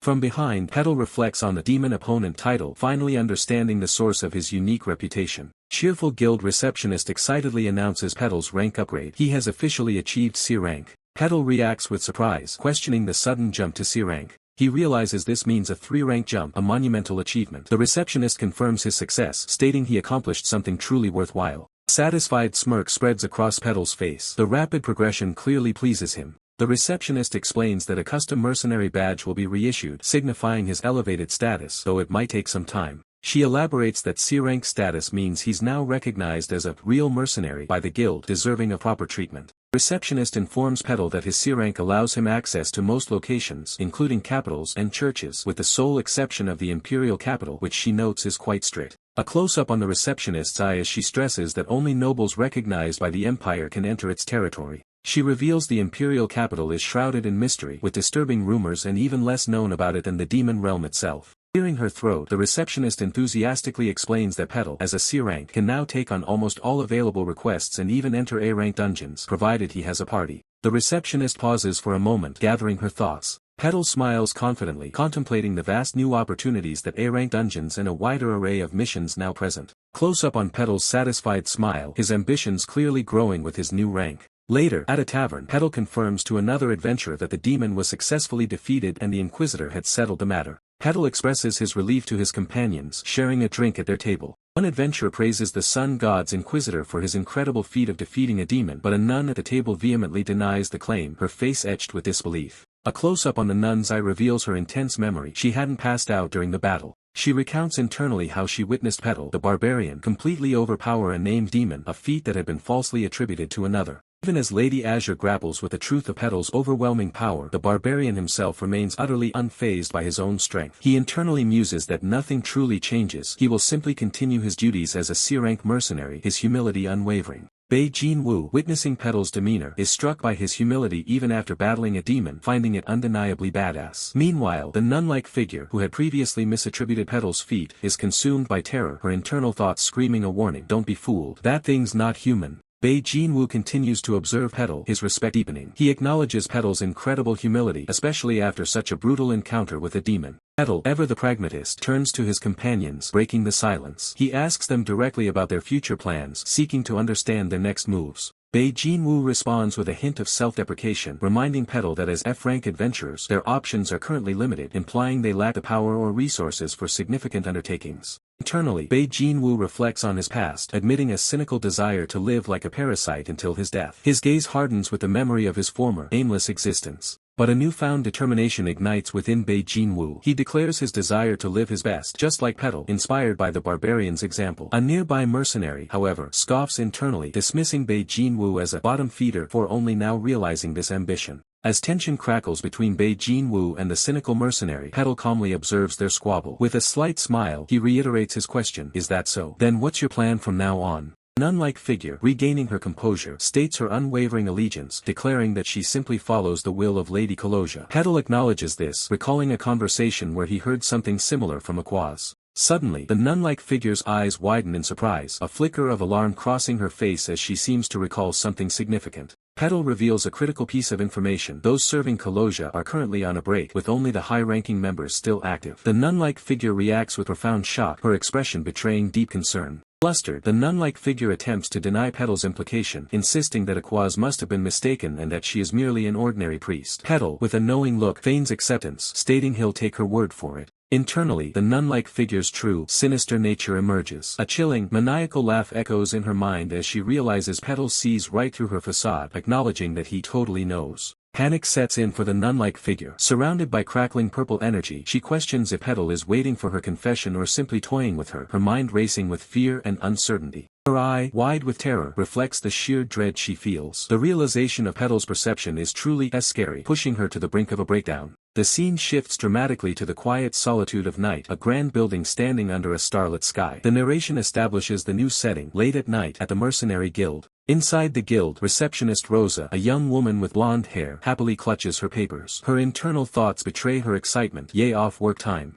Her hands, eager to finish, tap the papers with a decisive sound, signaling her readiness to conclude her day. Suddenly, a pair of heavy footsteps echo, announcing an unexpected arrival, disrupting the quiet of the late hour. Receptionist Rosa's expression immediately shifts to one of wide-eyed shock and dismay. Her internal thought, "No way," perfectly captures her sudden disappointment. A mysterious hooded figure stands before Rosa, making a simple yet dreaded declaration, "I have a request." Rosa's internal sigh confirms her worst fears. Overtime it is. Rosa, despite her resignation, maintains her professionalism, sighing before asking about the nature of the request. Internally, she notes the hooded figure's unfocused eyes, finding them unsettling. The hooded figure clears his throat, then states his need for an escort mission, his voice calm and deliberate. He elaborates on the escort mission, specifying that it requires 2 people, himself and a young girl, adding another layer of mystery to his request. Rosa's fingers fly across the typewriter, recording the details. She confirms the number of people and then queries the most crucial detail, 2 people, and the destination. The hooded figure reveals the destination, the Kingdom of Danayan, its capital. Rosa's eyes widen, her expression shifting to one of profound shock at the unexpected and distant location. Rosa's mind races, questioning the sheer audacity of the request. An escort mission all the way to the Danayan Kingdom's capital from their remote region seems utterly preposterous. Her sharp gaze scrutinizes the hooded figure. She internally notes his concealed identity, elegant speech contrasting with his shabby clothes, concluding that the entire situation is very suspicious. Despite her suspicions, Lady Azure, ever the professional, agrees to proceed. Her gaze remains sharp as she then inquires about his identification. The hooded figure pauses, a subtle ahem escaping him as he considers the request for proof of identity. With a deliberate motion, he slides a small, ornate token across the polished wooden surface, instructing her to use this. Lady Azure's eyes widen, a flicker of surprise crossing her face as she recognizes the item. It's a mercenary guild token, emblazoned with the powerful symbol of crossed swords. She internally marvels at its rarity, knowing such an item isn't easily acquired. After a brief inspection, the token is verified, confirming the hooded figure's legitimate, albeit mysterious, standing. Hooded figure maintains his silent, stoic demeanor, his piercing eyes betraying nothing. He then reaches into his cloak, retrieving a shimmering object. "I'll pay with this," he states, placing a coin on the table. The coin is pure gold, its gleam undeniable. Lady Azure notes its value but warns that at this amount their services are limited. She informs him that the payment is sufficient for only 1 person. The hooded figure reacts with a sharp what, his surprise evident. His shock escalates, demanding clarification. "Oh, only 1. Lady Azure calmly explains that a bodyguard request, by its very nature, commands a higher price. She elaborates on the high risks involved in fully entrusting a mercenary, especially given the significant distance to the Kingdom of Danayan, where the mission is located. The journey itself could span nearly a month, further justifying the elevated cost. The hooded figure acknowledges the truth in her words, yet a hint of desperation remains. He presses for an alternative, pleading for at least 2 people. Lady Azure concedes it's possible but warns that it would necessitate mercenaries of a lower grade. She stresses that for truly reliable protection, a D-rank mercenary is the minimum requirement. The hooded figure, clearly troubled, hesitates before making his decision. His resolve solidifies. He requests someone skilled, prioritizing quality over quantity. Lady Azure reiterates that the price he offered is precisely for a single, skilled individual. Still, the hooded figure persists, wondering if there isn't some way to secure more. Lady Azure's patience wears thin. Her eyes narrow as she questions his desperate demeanor. She explains the difficulty of finding even one willing guard in such a remote territory. While she promises to try, she warns that securing two will be difficult. The hooded figure finally accepts the reality of the situation, a resigned expression on his face. Lady Azure's gaze falls back to the gold coin. Though small and pure, she notices its surface is sharply filed down, a detail that only deepens the mystery surrounding her client. The mystery surrounding the sharply filed down coin deepens not just for Lady Azure but for another noble, Eileen, whose thoughts echo the same unsettling observation. She realizes the coin's altered state is a deliberate attempt to conceal its origins, a detail that immediately spells trouble. Suddenly, a rustle breaks Eileen's contemplation. Her head snaps up, eyes wide with alarm, as she questions the unseen presence. From the shadows emerges Aaron, her loyal retainer, pulling back his hood to reveal his weary but familiar face. His presence brings a mix of relief and renewed concern. Eileen, recognizing Aaron, quickly extends an invitation for him to enter, her expression a fragile blend of hope and underlying anxiety. Aaron steps across the threshold, his heavy cloak swishing with the movement, bringing the outside world's burdens into Eileen's sanctuary. Aaron reports that their request has been accepted for now, eliciting a sigh of relief from Eileen. But her relief is short-lived as she presses him for details on how many people they managed to secure. Aaron's face falls, a clear sign of bad news as he hesitates to deliver the full report. He reveals the grim truth: only a single person could be secured. Eileen's expression instantly shifts from hopeful anticipation to stark dismay. Aaron apologizes profusely, explaining their lack of funds severely limited their options. Eileen, though disheartened, accepts the harsh reality, acknowledging their dire circumstances. Eileen laments her past mistake, blaming herself for being scammed. Aaron quickly reassures her, stating that the deception was unavoidable and anyone, even he, would have fallen victim. Despite his comforting words, Aaron's own despair overwhelms him, leading to an exaggerated outburst of tears, while Eileen remains stoic, her burdens weighing heavily.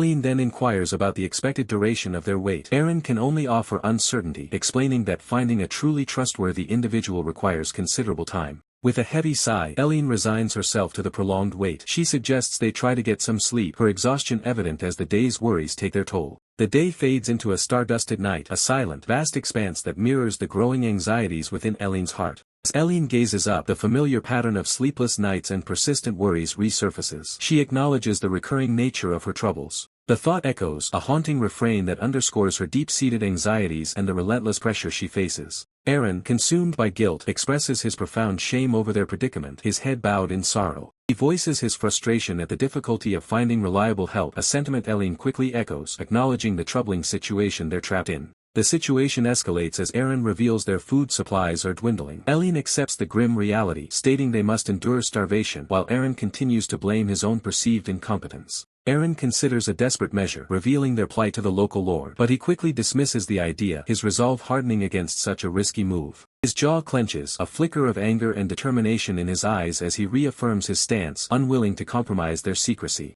Eileen, with a firm gaze, reinforces their shared conviction: trust is a luxury they cannot afford. Even hiring a bodyguard poses too great a risk, and they simply cannot take any more chances. The weight of past betrayals hangs heavy as Eileen, her gaze firm, reminds Aaron of their kingdom's devastating fall. Trust, she emphasizes, was a luxury they couldn't afford then, and still can't now, when even friends prove to be foes. Despite their desperate flight, Eileen laments the lingering silence. No word from their ravaged home, even after both she and Aaron manage to escape, leaving her with a gnawing sense of isolation. Aaron, his composure momentarily broken, apologizes for his wavering resolve. He questions the true safety of their current refuge, the Danaan kingdom. After all this time, a palace now bathed in an unsettling tranquility. Yet, he quickly reassures Eileen, affirming that the Danaan kingdom will indeed protect her. He recalls the solemn oath made by its king upon her very birth, a promise of sanctuary. His gaze hardens with renewed determination, suggesting that the Danaan kingdom might even lend its might to their quest for vengeance, a flicker of hope in their dark future. Aaron's voice rings with conviction, an urgent plea for Eileen Mavrochi, their princess, to survive at all costs. She is the last beacon of their fallen lineage. Eileen understands the immense weight of his words. Her survival is the final, desperate bastion of hope for their kingdom, its very existence hanging by a thread. But the memory of betrayal resurfaces. The idea of trusting a mercenary still gnaws at her, rekindling the earlier doubt. Can they truly place their faith in a hired blade? Aaron attempts to reassure her, insisting their hefty payment guarantees a trustworthy recommendation. Yet even he cannot fully suppress the flicker of uncertainty that crosses his own face. Eileen's expression softens, her mind drifting from grim reality to a romanticized image of a handsome, knightly mercenary, a stark contrast to her earlier fears. The scene shifts dramatically. A young man with white hair idles, bored, his thoughts drifting to the dumb brutes of the white snowfield, a distant memory of a chaotic past. He recalls Lady Azure, Petal, and Bei Jinwoo, the only ones who dared approach him in that desolate landscape, now dismissing their current lives as stupid from his comfortable distance. A sudden thought jolts him from his reverie, his eyes widening. Is the quest finally over now? A flashback reveals his awakening in the desolate white snowfield, a stark blue system window, his only constant companion. At first, he dismissed it as a dream. Brutal, bone-chilling, cold and relentless monsters quickly shattered that illusion, forcing him to accept the horrifying reality of his first quest: survive 1 week. The quest window, once a guiding light in the freezing expanse, vanished after he escaped a white snowfield, leaving him without new directives, the system seemingly gone. Back in the present, the silence and lack of quests leave him feeling an unfamiliar boredom, a stark contrast to the life-or-death struggles he once faced. Chilling thought crosses his mind as he looks out the window. Was the entire system confined solely to the white snowfield, a temporary boon in a forgotten land? His eyes narrow in contemplation. He remains unsure of the system's limits, but a new resolve begins to form, a decision to forge his own path. A faint blue glow surrounds his hand as he declares his intent. Thanks, system window. I'll enjoy this world however I want. Moments later, now clad in light armor, he receives a new document. His eyes scan the words, a hint of surprise in his voice, an escort request. Petal leans forward, his arms crossed over his chest as he eyes the receptionist. He asks with a low, gravelly tone, what kind of request is it? The document slides across the table. It's an escort mission, rank D. The targets are a woman and an elderly person, destined for the capital of the Denayan Kingdom. Rosa, the receptionist, doesn't sugarcoat the reality. She explains that the journey will take several days and Petal will be solely responsible for all travel preparations. Petal gives a silent nod, acknowledging the effort required. Rosa admits the pay is exceptionally high, but her expression remains clouded with doubt. Her voice drops to a whisper as she warns him that the request reeks. It stinks to high heaven, and she offers him one last chance to walk away. Petal catches her off guard, a hint of a challenge in his eyes. He tells her she simply doesn't understand the situation. A confident smirk plays on his lips. To a man like him, the danger and the stench of a suspicious job are exactly what makes it worth his time. His mind flashes back to a familiar face, Lady Azure. He recognizes the name on the request, Mylina of the Akasha family. Memory is cold, filled with the biting wind of the snowy plains where they first crossed paths. He remembers the merchant woman in the snow. She had told him he'd be welcomed if he ever came by, leaving him with a token of her gratitude. The decision is made. With a sharp grin, Petal declares the request perfect and officially accepts the mission. Suddenly, the air fractures. Blue static flickers before his eyes as the system begins to glitch violently. The impact of the system's interference is physical, nearly knocking him back as a bright notification forces its way into reality. A quest window erupts with light. Quest number 785, escort the client to the Denayan Kingdom. Petal is frozen, sweat beading on his forehead. He stares at the glowing screen, wondering why the system is triggering at this exact moment. Notification hangs there, an undeniable command from the system that overrides everything else. Rosa watches him with concern, calling out his name as he remains locked in a trance, staring at a screen only he can see. Meanwhile, in a nearby inn, heavy footsteps thunder through the hallway, moving with desperate urgency. Blonde girl turns toward the door, her heart racing as loud pounding echoes through the room. The door swings open to reveal Aaron, gasping for breath, his face pale from exertion. The girl's first thought is of trackers, but Aaron cuts her off. He delivers the news she's been waiting for: the request has been accepted. Aaron's voice is filled with pure excitement. He tells her that the only C-rank mercenary in the entire territory has taken their job. The girl's eyes widen with disbelief and hope. A C-rank mercenary? It's more than they could have hoped for. Aaron urges her to get some rest. They are scheduled to meet their protector tomorrow morning, and the real journey is just beginning. Silence of the room is shattered by a familiar hum as a system window materializes. Quest number 785 has been issued. Escort the client to the Denayan Kingdom. Petal stares at the glowing text, his brow furrowed in suspicion. He wonders why the system is suddenly breaking its long silence now, of all times. Sitting on the edge of his bed, Petal contemplates the timing. This isn't just a random task. The system is pushing him toward a specific path. His mind races back to the white snowfield. Was that just the beginning? A cold sweat breaks as he realizes there's something much deeper at play here. Outside, the sky bleeds into a violent storm. Lightning tears through the clouds, illuminating the guild house in sharp, jagged flashes of blue. Inside the warmth of the guild, Lady Azure sits across from the receptionist, her nerves visible despite her noble upbringing. Lady Azure bites her lip, her mind wandering. She wonders what kind of warrior the guild has assigned to protect them on such a dangerous trek. She imagines a sharp, refined mercenary, or perhaps a veteran covered in honorable scars. In her mind, their protector will be the epitome of a cool, collected hero. A faint blush creeps onto her cheeks. For some reason, she's convinced that whoever walks through that door will be someone truly impressive. Suddenly, a heavy boot splashes into a puddle outside. The guild's bell rings with a sharp metallic chime as the door begins to creak open. The receptionist looks up with a professional smile, announcing that their escort has finally arrived. Lady Azure turns with an expectant look, her heart racing. This is the moment she's been waiting for. But the figure standing in the doorway isn't a refined knight. A massive, hulking silhouette blocks out the light, radiating a primal, overwhelming pressure. Lightning strikes behind him, framing Petal in a terrifying glow. He looks less like a protector and more like a demon summoned from the storm. His heavy steps echo through the silent room, each footfall sounding like a death knell on the wooden floorboards. Petal looms over them, his eyes cold and piercing. With a voice like grinding stone, he simply says, "Pleased to meet you." Lady Azure's face drains of all color. The cool mercenary of her dreams has been replaced by a nightmare in the flesh.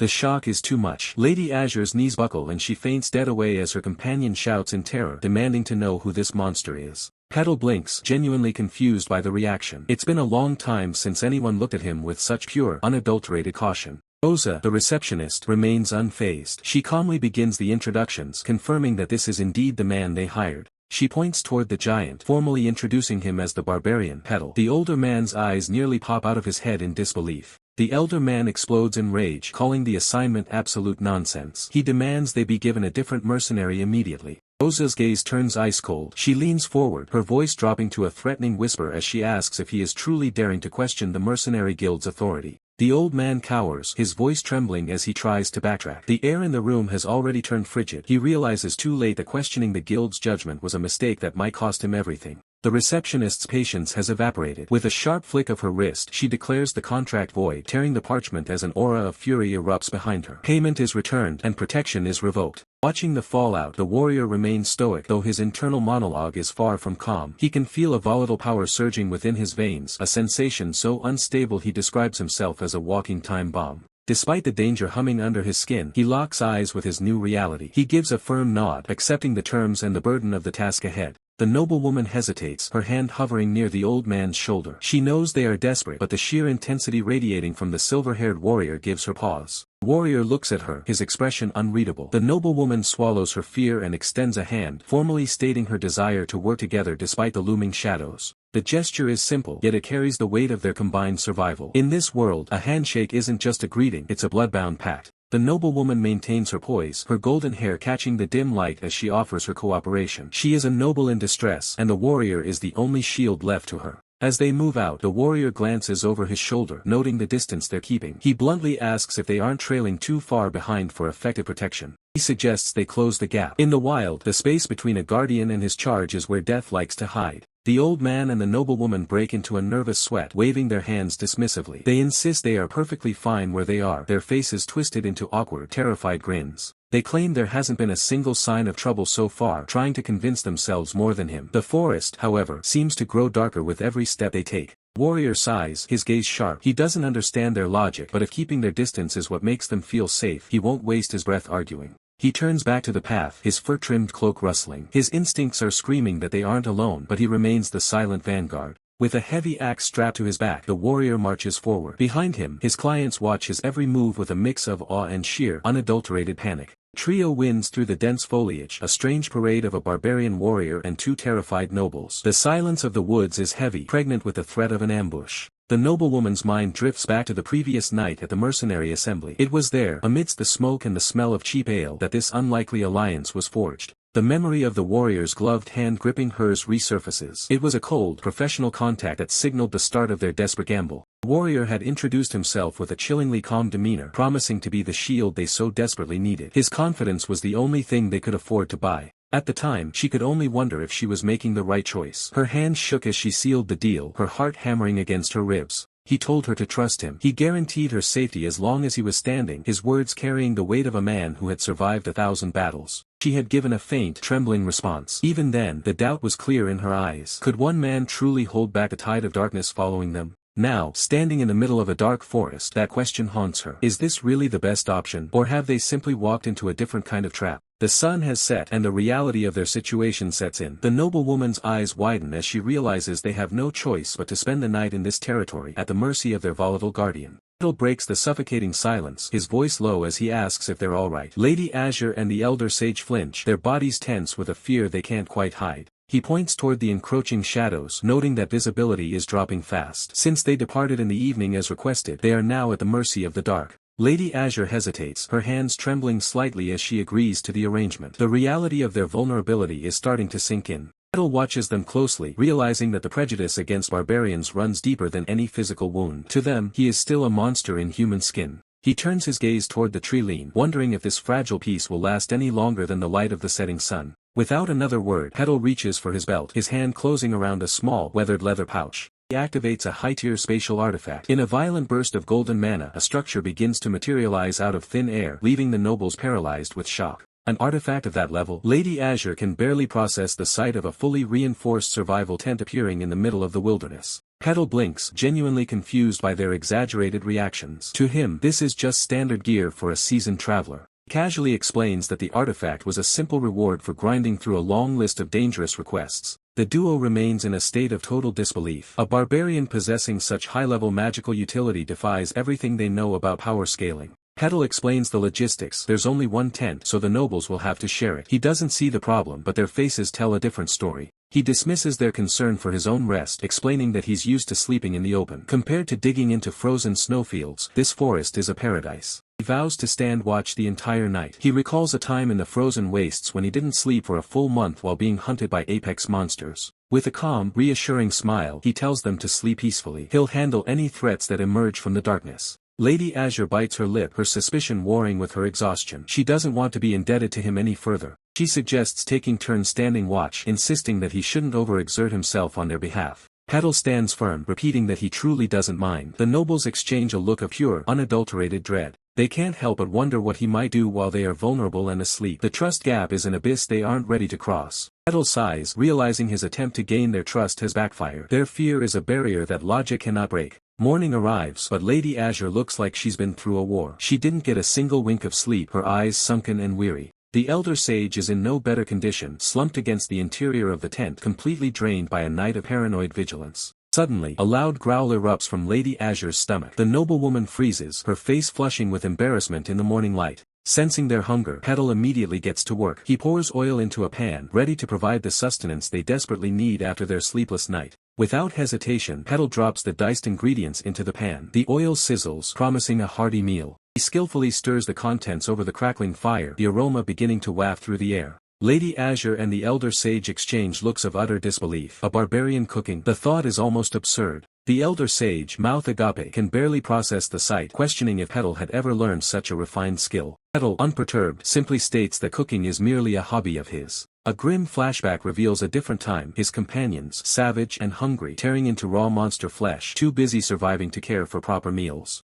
Yet, even amidst such brutal conditions, Petal had always cooked, honing his craft in the most unforgiving environments. Ingredients found in those desolate snowfields were often foul and dangerous, posing a constant threat. Through countless trials and errors, even facing near-death experiences due to his experiments, Petal finally perfected his unique cooking methods. He mastered the art even in the frigid snowfields, where simply igniting a fire was a monumental challenge. His conviction. Back in the present, Petal gazes at his work with a satisfied smirk, musing that this meal was almost too easy for his refined skills. With a flourish, Petal presents a steaming plate of pasta to the elder sage and Lady Azure, announcing the meal is complete. Lady Azure, however, politely declines, claiming she doesn't care for greasy food, a faint purple aura of discomfort surrounding her. She confirms her preference, showing a small piece of jerky in her hand. The elder sage, clearing his throat, quickly follows her lead, also declining the cooked meal. Petal, slightly taken aback, asks if they prefer jerky, then begins to eat his own portion with gusto. He shrugs, deciding to enjoy the entire meal himself, savoring each delicious bite of the pasta. Despite her earlier refusal, Lady Azure stares longingly at Petal's plate, her true desire for the meal evident in her chibi expression. Yet, her ingrained distrust of a barbarian's cooking, coupled with her noble upbringing, prevents her from giving in to the temptation.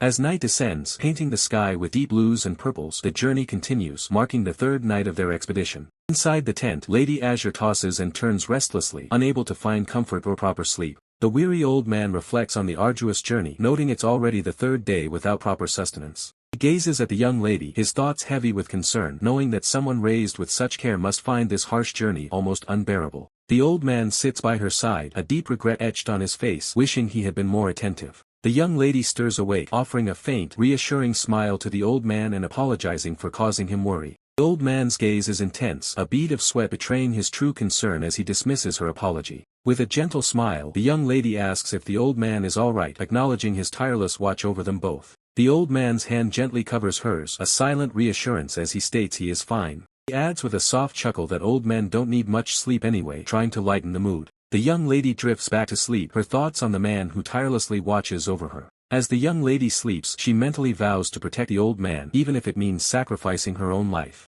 Harsh reality of their journey sets in as both the old man and the young lady show clear signs of distress, their throats dry and bodies weary. Their stomachs rumble loudly, the lack of food and comfort evident in their miserable expressions as they sit on a log. Suddenly, the young lady clenches her fist, her expression hardening as the old man looks on, startled by her abrupt change. The young lady's face is shrouded in discomfort as she announces her need to step away for a moment. The man with the bow bluntly suggests she might need to use the bathroom, causing the young lady to recoil in mortified indignation at his perceived rudeness. Still flushed with embarrassment, the young lady reiterates her need to step away. The man turns, realizing his social gaffe, and offers a sincere apology, much to the surprise of the still embarrassed old man and young lady. The young lady's eyes widen in disbelief. She murmurs that it's fine, but her mind reels at the unexpected sight of the man actually apologizing. Still flustered, the young lady trails off, unsure how to respond to the unusual interaction. The old man watches, equally surprised by the unfolding etiquette from the man, as the young lady's hand remains clenched in silent astonishment. The man calmly tends to a small fire, expertly grilling meat, while the old man and the young lady observe from a distance, the scent of cooking food filling the air. The old man turns to the young lady, addressing her softly, his face etched with renewed concern. He acknowledges her distrust, his expression firm and direct. The man cooking glances back, interjecting to remind them of his role as their escort. A slight smirk plays on the man's lips as he adds that he, too, is human and capable of feeling pain, hinting at a deeper understanding than his rough exterior suggests. The old man lets out a soft gasp, clearly taken aback by the unexpected words. The old man, now in a chibi form, looks down in shame, finally understanding. The other man, without a word, simply extends something towards him. Aaron extends a plate towards the shamed old man, offering 2 glistening, perfectly cooked steaks. The old man's eyes widen, a swirl of emotion and recognition flashing within them. This food. Elsewhere, Lady Azure sits dejectedly by a sparkling stream, her stomach rumbling with hunger. The clear water flows past, reflecting the sunlight, a stark contrast to her internal struggle. Her mouth waters, a clear sign of her desperate hunger. She gnaws on a meager, unappetizing ration, her thoughts consumed by the gnawing emptiness in her stomach. In her weakened state, even her legs ache. The ordeal is taking its toll. She shakes her head, refusing to succumb to despair. Her gaze hardens, resolve shining through her exhaustion. She must endure. A flicker of concern crosses her face as she thinks of Aaron, realizing his struggles must be even greater than her own. The sight of the perfectly grilled meat, still steaming, is an overwhelming temptation. Aaron watches as the old man, still in his chibi form, devours the food with gusto, his shame momentarily forgotten. The rich aroma of the cooked meat fills the air, a beacon of sustenance. Aaron, now in his regular form, presents the dish. Lady Azure, witnessing the scene from a distance, gasps in disbelief, recognizing him. Aaron's expression remains stoic, his eyes sharp and observant. A fork is plunged into a succulent piece of meat. The old man and Aaron, both now in chibi form, are startled as Lady Azure appears. The old man stammers, claiming it's all a misunderstanding. Aaron's eye twitches, his surprise evident. He ponders the situation, a thoughtful escaping his lips. Lady Azure stands rigid, her expression a mix of anger and profound betrayal. She questions the title, Princess. Aaron, still in his chibi form, cries out in desperation, demanding to know what exactly isn't true about the situation. Lady Azure confronts Aaron, reminding him of their pact to be wary of barbarians and protect each other. Their promise, now seemingly broken, hangs heavy in the air. Aaron frantically tries to explain, that's not it. Actually, but his words falter under her furious gaze. Aaron tries to reason, suggesting the barbarian might not be as dangerous as they initially thought. Lady Azure retorts, her voice sharp, you say that now. He urges her to calm down, but her anger is palpable. Aaron cuts through the argument, observing that Lady Azure's refusal to eat his food, and even her insistence on splitting the night watch, stemmed from a lack of trust. He concludes, I made a mistake. The old man and Lady Azure are aghast, trying to deny it. The weight of prejudice hangs heavy over the white tundra, where the word barbarian is synonymous with a monster. The warrior knows this better than anyone, feeling the invisible fingers of judgment pointing at him from every corner of civilized society. He realizes that in their eyes, his silver hair and muscular build are enough to condemn him. To them, the label of savage remains fixed to his soul regardless of the truth. A sharp, cunning glint enters his eyes. He realizes that if he cannot change their minds with the truth, he must play a different game entirely as the seeds of a plan begin to sprout. With a heavy, deliberate step, the warrior closes the distance. The noblewoman flinches, her regal composure faltering as the massive man looms over her like a shadow from the north. The clearing falls into a suffocating silence. He stands tall before the noblewoman and the elder, his presence dominating the space as he prepares to shatter their preconceived notions. His gaze is piercing, locking onto theirs with an intensity that demands total attention. There is no anger in his expression, only cold, calculated resolve. His smirk widens slightly. It is the look of a man who has already won the argument before the first word has even been spoken. He then delivers a bombshell, declaring that he is not a barbarian. The statement is so unexpected that the noblewoman and the elder can only stare in stunned confusion. He leans in, his voice dropping to a low, conspiratorial hum. He explains that while his blood might be northern, his upbringing was anything but savage. The elder is visibly shocked. They had spent the entire journey bracing for a beast, only to be told they were traveling with a man of culture. As the weight of his words sinks in, the atmosphere of the expedition shifts. The lines between ally and outsider begin to blur in the flickering light of the campfire. The warrior begins to weave a tragic tale. He speaks of a tribe destroyed only a week after his birth, leaving a helpless infant alone in a world of ash and blood. Describes being found by a lone adventurer who saw past his features and raised him with the values of the civilized world, a story designed to tug at the heartstrings of any noble.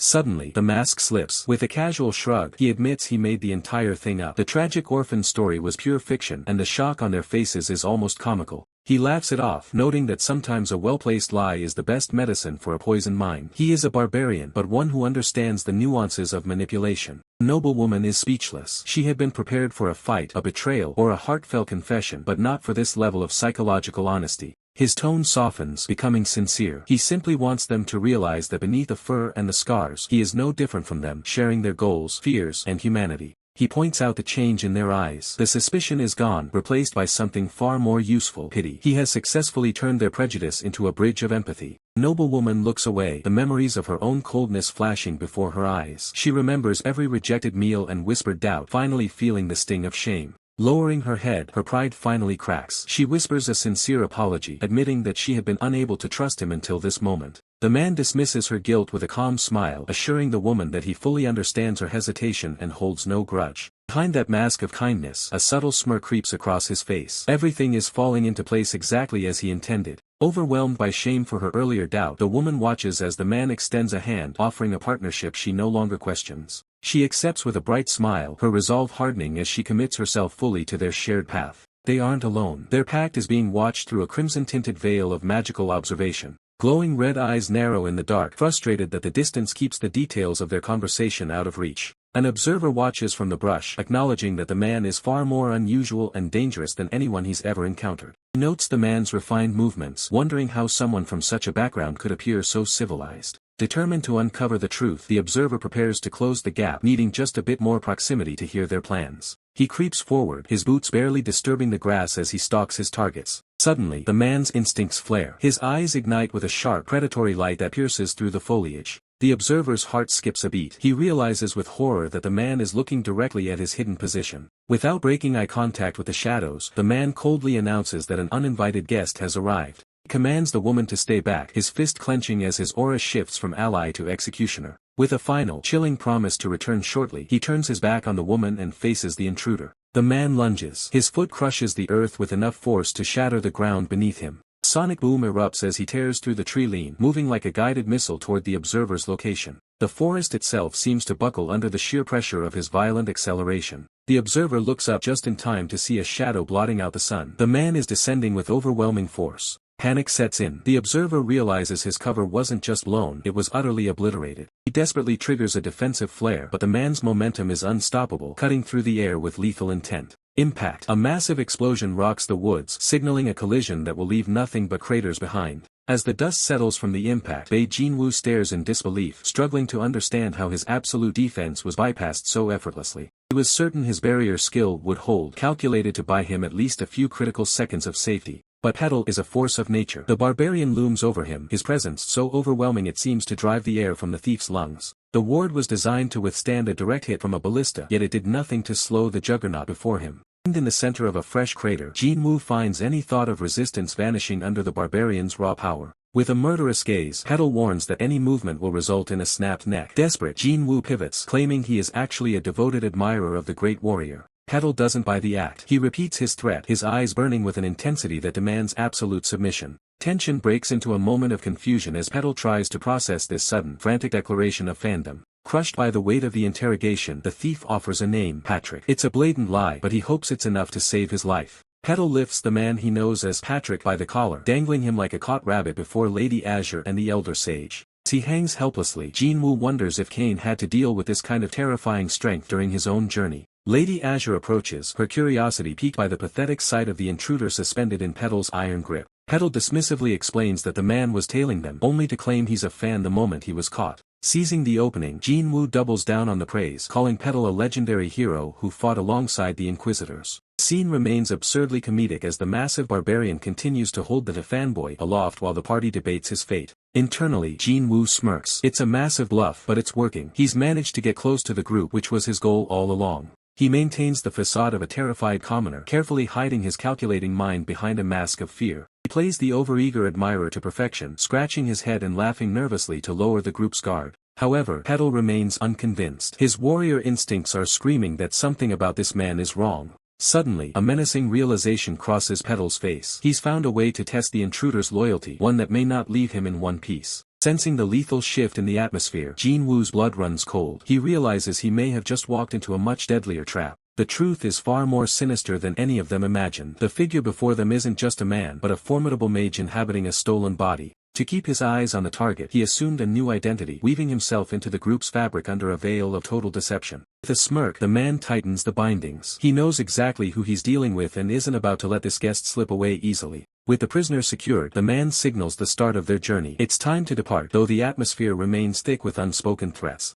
The prisoner, currently trapped in this forced role, can only stare in disbelief. The power dynamic has shifted, and he's at the center of a very dangerous game. They move through the forest in a tense formation. Every footstep feels like a countdown to an inevitable explosion of violence. One of the companions glances at the woman. He can see the weight of her secrets pressing down on her composure fraying at the edges. The prisoner struggles with his current state. Being bound and treated like a common criminal is a first for him, but the humiliation is nothing compared to his growing fear. He watches the man from behind, realizing he now has a front row seat to observe a monster in human form up close. The warnings given before finally start to make sense. This man operates on a level that defies logic. Suddenly, the memory of the man's speed flashes through his mind, a velocity that bypasses human comprehension entirely. It isn't just speed, it's the raw, crushing power that accompanies it. A force of nature that doesn't rely on magic but on sheer physical dominance. The man shatters magic with nothing but his bare fists. He doesn't counter spells, he simply destroys the medium they travel through. The prisoner analyzes the situation. Even in this state, the man's abilities are exceptional. He's easily handling threats that would wipe out a standard party. The question haunts him, is this man truly a legendary entity, or is he something far more ancient and dangerous? Woman finally breaks the silence, her voice trembling slightly. She calls out to the man, needing to unburden herself of the truth. The man stops and turns. He's been waiting for this moment. He knew she was hiding something from the very beginning. She hesitates, her eyes searching his for any sign of judgment. The weight of her mission is finally coming to light. She explains the necessity of their midnight detour. To remain unseen, they had to abandon the main roads and move like ghosts through the dark. The man's expression remains unreadable. He's seen enough of the world to know that everyone has a reason to run. He acknowledges her caution. In their line of work, trusting a stranger is a quick way to end up in a shallow grave. Woman offers a sincere apology. She promises to tell him everything now, no more half-truths or hidden agendas. She gives him a choice. If the full story makes the request impossible to fulfill, he can walk away. But his attention has already shifted. The man's eyes sharpen as he senses a disturbance. Wait, he commands. We have an uninvited guest. Woman freezes. The realization hits her like a physical blow. They weren't as hidden as she thought.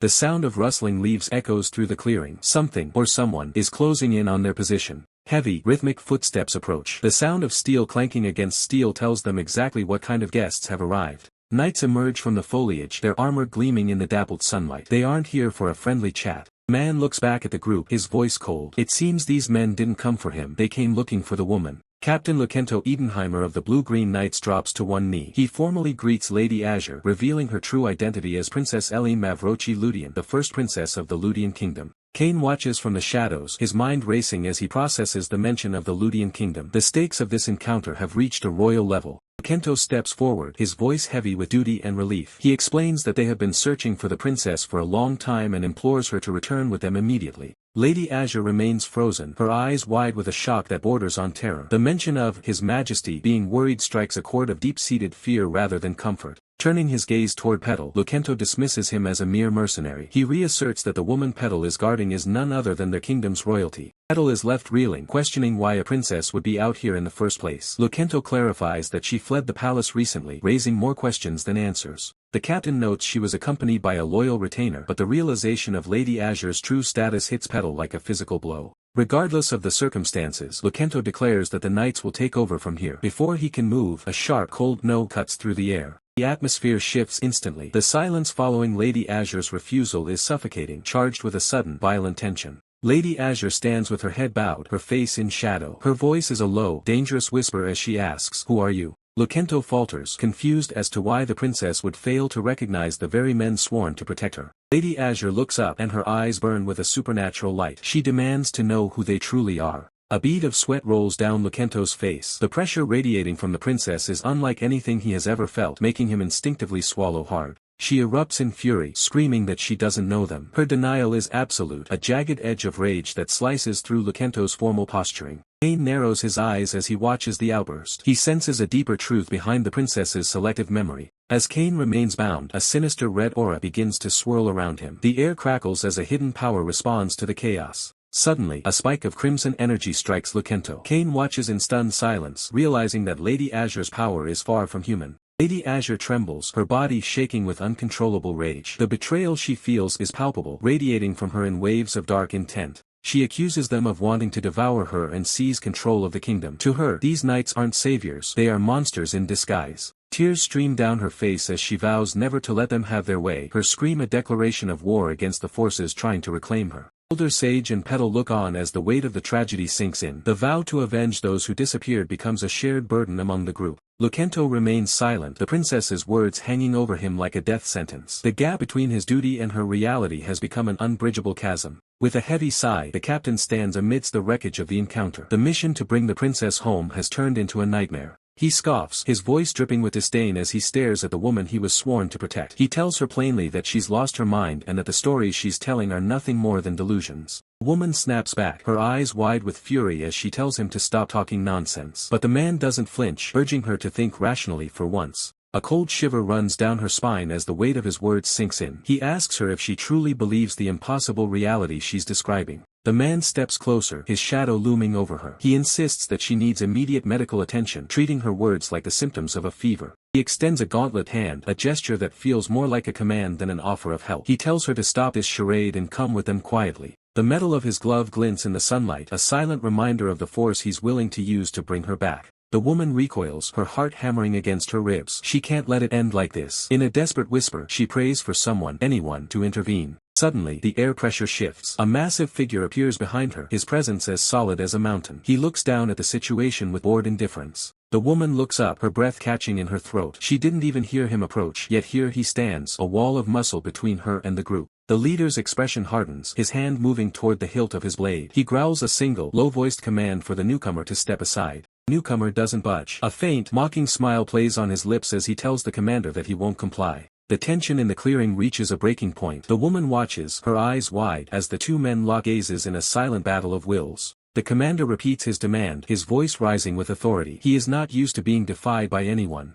The newcomer stands his ground, his arms crossed over his broad chest. He reiterates his refusal, making it clear that he isn't moving an inch. The commander's patience snaps. He declares that if the newcomer won't move willingly, he'll have no choice but to use force. In a blur of steel and motion, the commander lunges forward. He is a master of combat, his strike aimed to incapacitate the giant in a single, efficient move. Thunderous impact echoes through the trees. Dust and debris fly into the air as the two forces collide, but the newcomer's reaction is faster than the eye can follow. The sheer force of the counterattack sends a shockwave through the clearing. The surrounding soldiers are blown back, their formations shattered in an instant. The remaining guards watch in absolute horror. They cry out for their commander as they realize the man they thought was invincible has been completely overwhelmed. The newcomer stands over the fallen man, his expression cold. He reminds him that he was the one who attacked first, and actions have consequences. He turns his back on the defeated leader, his priority clear. His job is simple: drive off any threats that dare approach. The commander struggles to his feet, clutching his side as blood drips onto the grass. He gasps for air, his pride wounded far more than his body.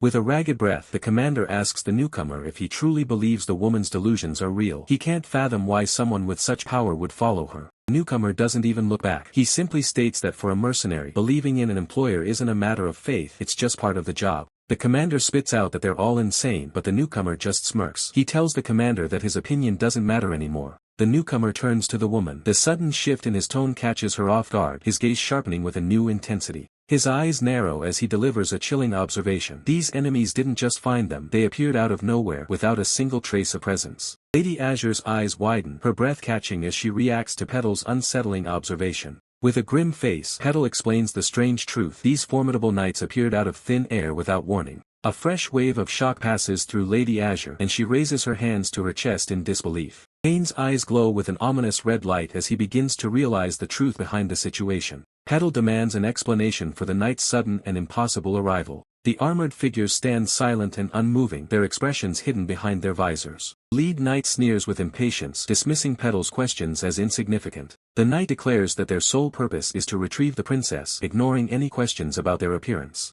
Petal's expression hardens as he realizes the knights will offer no answers, only threats. Lady Azure looks down and solemnly declares her intent to go to the kingdom of Danayan to prevent further conflict. A wave of profound sadness washes over Lady Azure as she recalls a painful past where her pleas were ignored. A spectral, sorrowful image of a younger Lady Azure appears behind her, enveloped in blue energy. A sharp metallic clank echoes through the air as the knights begin to draw their weapons. Lead Knight signals that the time for talk is over as his unit prepares to charge. Petal steps forward to protect Lady Azure, instructing the others to fall back as he prepares to face the threat. Lady Azure, trembling with concern, urges Petal to be careful. Lead Knight boasts of his unit's strength, claiming they are the mightiest in the kingdom. The knights draw their swords, each blade shimmering with a potent, ethereal glow. Petal watches the display with a faint smile, showing a hint of anticipation. Kane's glowing red eye identifies the knights as merely second-rate opponents. He observes that the knights wield mystic arts, confirmed by their glowing green auras. The lead knight points at Petal, identifying him as a primary target and ordering his men to eliminate him. Two knights lunge forward with blinding speed, aiming their swords for a swift strike.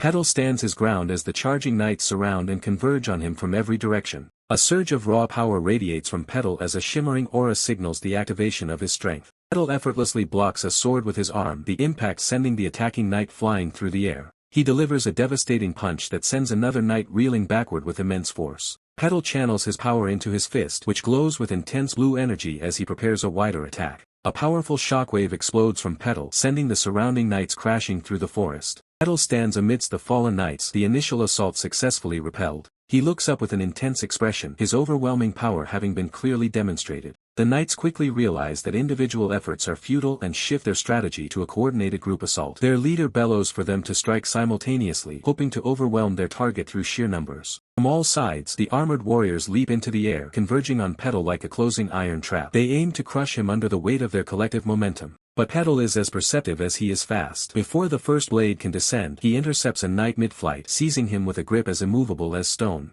With a guttural roar, Petal slams the captured knight into the ground, using the man's own momentum to create a devastating ripple effect that shatters the enemy formation. Impact is cataclysmic. A shockwave erupts from the point of contact, sending the surrounding knights flying through the forest clearing like ragdolls. Desperate and terrified, the knight captain lunges forward, his blade glowing with lethal green light. He screams a final curse, demanding that the monster die. Watching from the sidelines, Ellarine cries out in horror. To her, the glowing edge of the aura-infused blade looks like certain death. Then, the unthinkable happens. Instead of dodging, Petal leans into the strike, catching the razor-sharp glowing blade directly in his mouth. The knight captain's eyes bulge in pure shock. He has spent a lifetime mastering the aura, yet here is a man treating his ultimate weapon like a mere snack. Petal's gaze remains icy and focused. With a sickening crunch, he bites down, the sheer force of his jaw threatening to shatter the very essence of the knight's power. The captain is hurled backward as the recoil of his own neutralized attack sends him tumbling through the dirt. The knights watch in disbelief as their leader is bested by a set of teeth. Standing amidst the dust and debris, Petal looms over his fallen foes. His voice is calm, almost bored, as he asks if they have any intention of continuing this one-sided slaughter. Remaining knights groan in pain, scattered across the grass. Their spirits are broken and their formation is shattered by one man's overwhelming physical dominance. Swallowing his pride, the captain realizes they are outmatched. With a trembling voice, he gives the only order that will save their lives, a full retreat. They flee into the woods, leaving behind only trails of dust and the lingering scent of ozone. The immediate threat has vanished, but the atmosphere remains heavy with tension. Ellarine rushes forward, her voice trembling as she calls out to Petal. She can hardly process the level of power she just witnessed. Petal turns to the group, his expression softening slightly. He checks on their well-being, ensuring none of them were caught in the crossfire of his display. He addresses Ellarine directly, reaffirming his commitment. He promised to fulfill her request, and his actions today have proven he has the strength to back up his words. However, Petal isn't interested in blind service. He demands the full story, needing to understand the weight of the burden he has agreed to carry.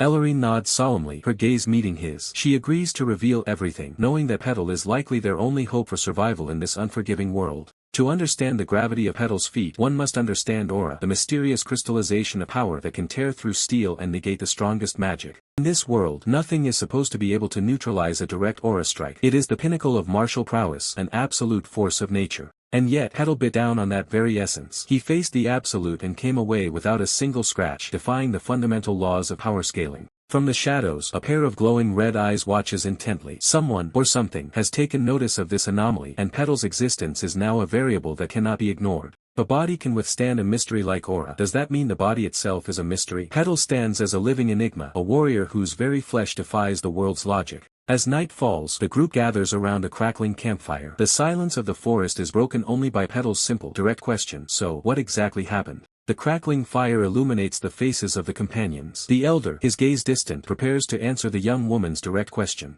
With a heavy sigh, the elder begins, revealing the chilling truth. Their kingdom, once vibrant, had been utterly consumed. The young woman listens intently as the elder's words paint a grim picture of their reality being replaced by something sinister and unnatural. The elder recounts how he and the princess only realized the extent of the collapse when it was too late. Their kingdom had already fallen, forcing their desperate flight. The young woman, connecting the pieces, understands their escape. He confirms their fears, stating that had they remained, both he and the princess would have suffered the same insidious fate, replaced by the encroaching darkness. A shiver runs through the group as the elder reveals the distortion began approximately a year prior. The young man's eyes widen in surprise as he processes the elder's words. He wonders if this timeline is merely a coincidence, recalling a strikingly similar warning he had heard in the past. A chilling scene, a sorceress speaks of the demon realm's influence. With its seal broken, dungeon appearance cycles have become abnormal, and malicious beings are revealing themselves across the world. The young man's mind races, remembering the frustration of being unable to pinpoint the true origin of these terrifying phenomena. The elder continues, explaining that he and the princess sensed the deep-seated anomaly. They dispatched their most skilled court mages to investigate, but their efforts yielded no answers. The grim truth is revealed. Even these powerful mages, sent to uncover the cause, were not immune. They too were replaced, their forms becoming mere husks. The elder struggles to articulate the unsettling sensation, the profound, almost spiritual wrongness that permeated the transformed individuals. He explains that while the replacements mimic normal behavior, their presence distorted the atmosphere around them, creating an indescribable shift. The elder emphasizes the unbearable sense of wrongness, a chilling aura that emanated from these imposters, their eyes glowing with an unnatural, malevolent crimson light. The young woman questions if it was merely intuition, but the elder admits he was skeptical when the princess first spoke of it. Yet, the events that followed left no room for doubt. Among his charges was a timid, easily frightened servant girl who would lose sleep over ghost stories. She was a picture of innocence and vulnerability. But then, at some point, a subtle yet profound shift occurred within the girl. Initially, the elder dismissed it, thinking she had simply matured. But the chilling realization came much later. Her duties included the meticulous maintenance of the castle's numerous grand statues. These statues were massive and heavy, and she often expressed a deep-seated worry of being crushed by one someday. That dreaded day arrived. With a sudden crash, a statue toppled, its massive form falling directly towards the girl. In the terrifying aftermath, her only concern was being punished for the accident. In that moment, the elder realized the horrifying truth. The girl standing before him, who feared a reprimand more than the brush with death itself, was not the person he knew. The elder sighs, his voice heavy. The once timid, easily frightened girl had, at some point, ceased to fear death itself. The girl seemed perfectly normal on the surface, laughing, chatting, and performing her duties as if nothing had changed. But the mask soon slipped, revealing a hollow, demonic grin that proved the person she once was long gone. Disturbed by the discovery, the elder began a secret investigation within the royal castle, testing those closest to the throne. By the fire, the elder explains that his flight wasn't just for survival but to escape a transformation he felt creeping into his own soul. The man questions their path, wondering why the lady insists on reaching the kingdom when safer havens surely exist. The lady's hands tremble as she mentions an ancient declaration, a term he has never heard before. She recounts an age-old legend from a time when humanity lived in harmony with other races before the world fractured. A desperate man once sought an unknown god, begging for a way to protect his kin, and was granted a singular, divine gift. It was the power to see past any disguise and distinguish humans from monsters. With it, he founded what is now the kingdom.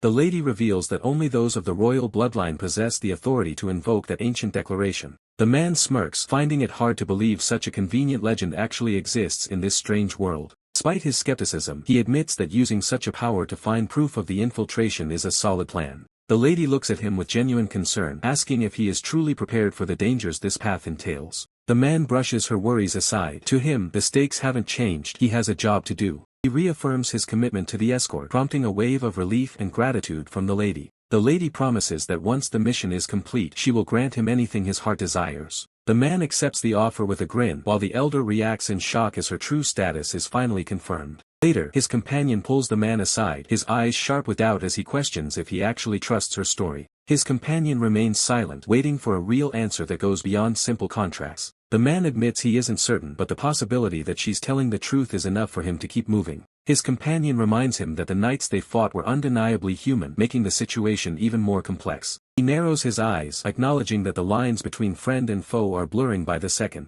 His companion presses further, his voice heavy with a sense of foreboding. He points out the obvious: the man hasn't just taken a job, he's made an enemy of an entire nation. Knowing this secret puts a target on his back. The royal court will stop at nothing to silence anyone who knows the truth. His companion stares him down, demanding to know if the man is truly doing this just for a contract or if there's something more. He remains silent for a moment, his gaze fixed on the ground as the weight of the question hangs heavily in the air. His hand tightens against his leg, a subtle shift in posture revealing a darker intent. He admits that while the contract is a factor, there is a much deeper hunger driving him. Looking up, a wild, predatory grin spreads across his face. To him, a story this chaotic and interesting is a rare prize, one he refuses to miss out on. He stares back in pure disbelief, struggling to process the casual madness behind the words, his eyes wide with growing dread. Gravity of the situation begins to sink in. He realizes that their life and death struggle is being viewed through a twisted lens of amusement. His voice trembles with indignation. He demands to know if their entire ordeal is nothing more than a source of entertainment to him. His eyes suddenly ignite with an eerie, violet glow, his expression morphing into something truly unsettling. The mask of a simple companion has completely shattered.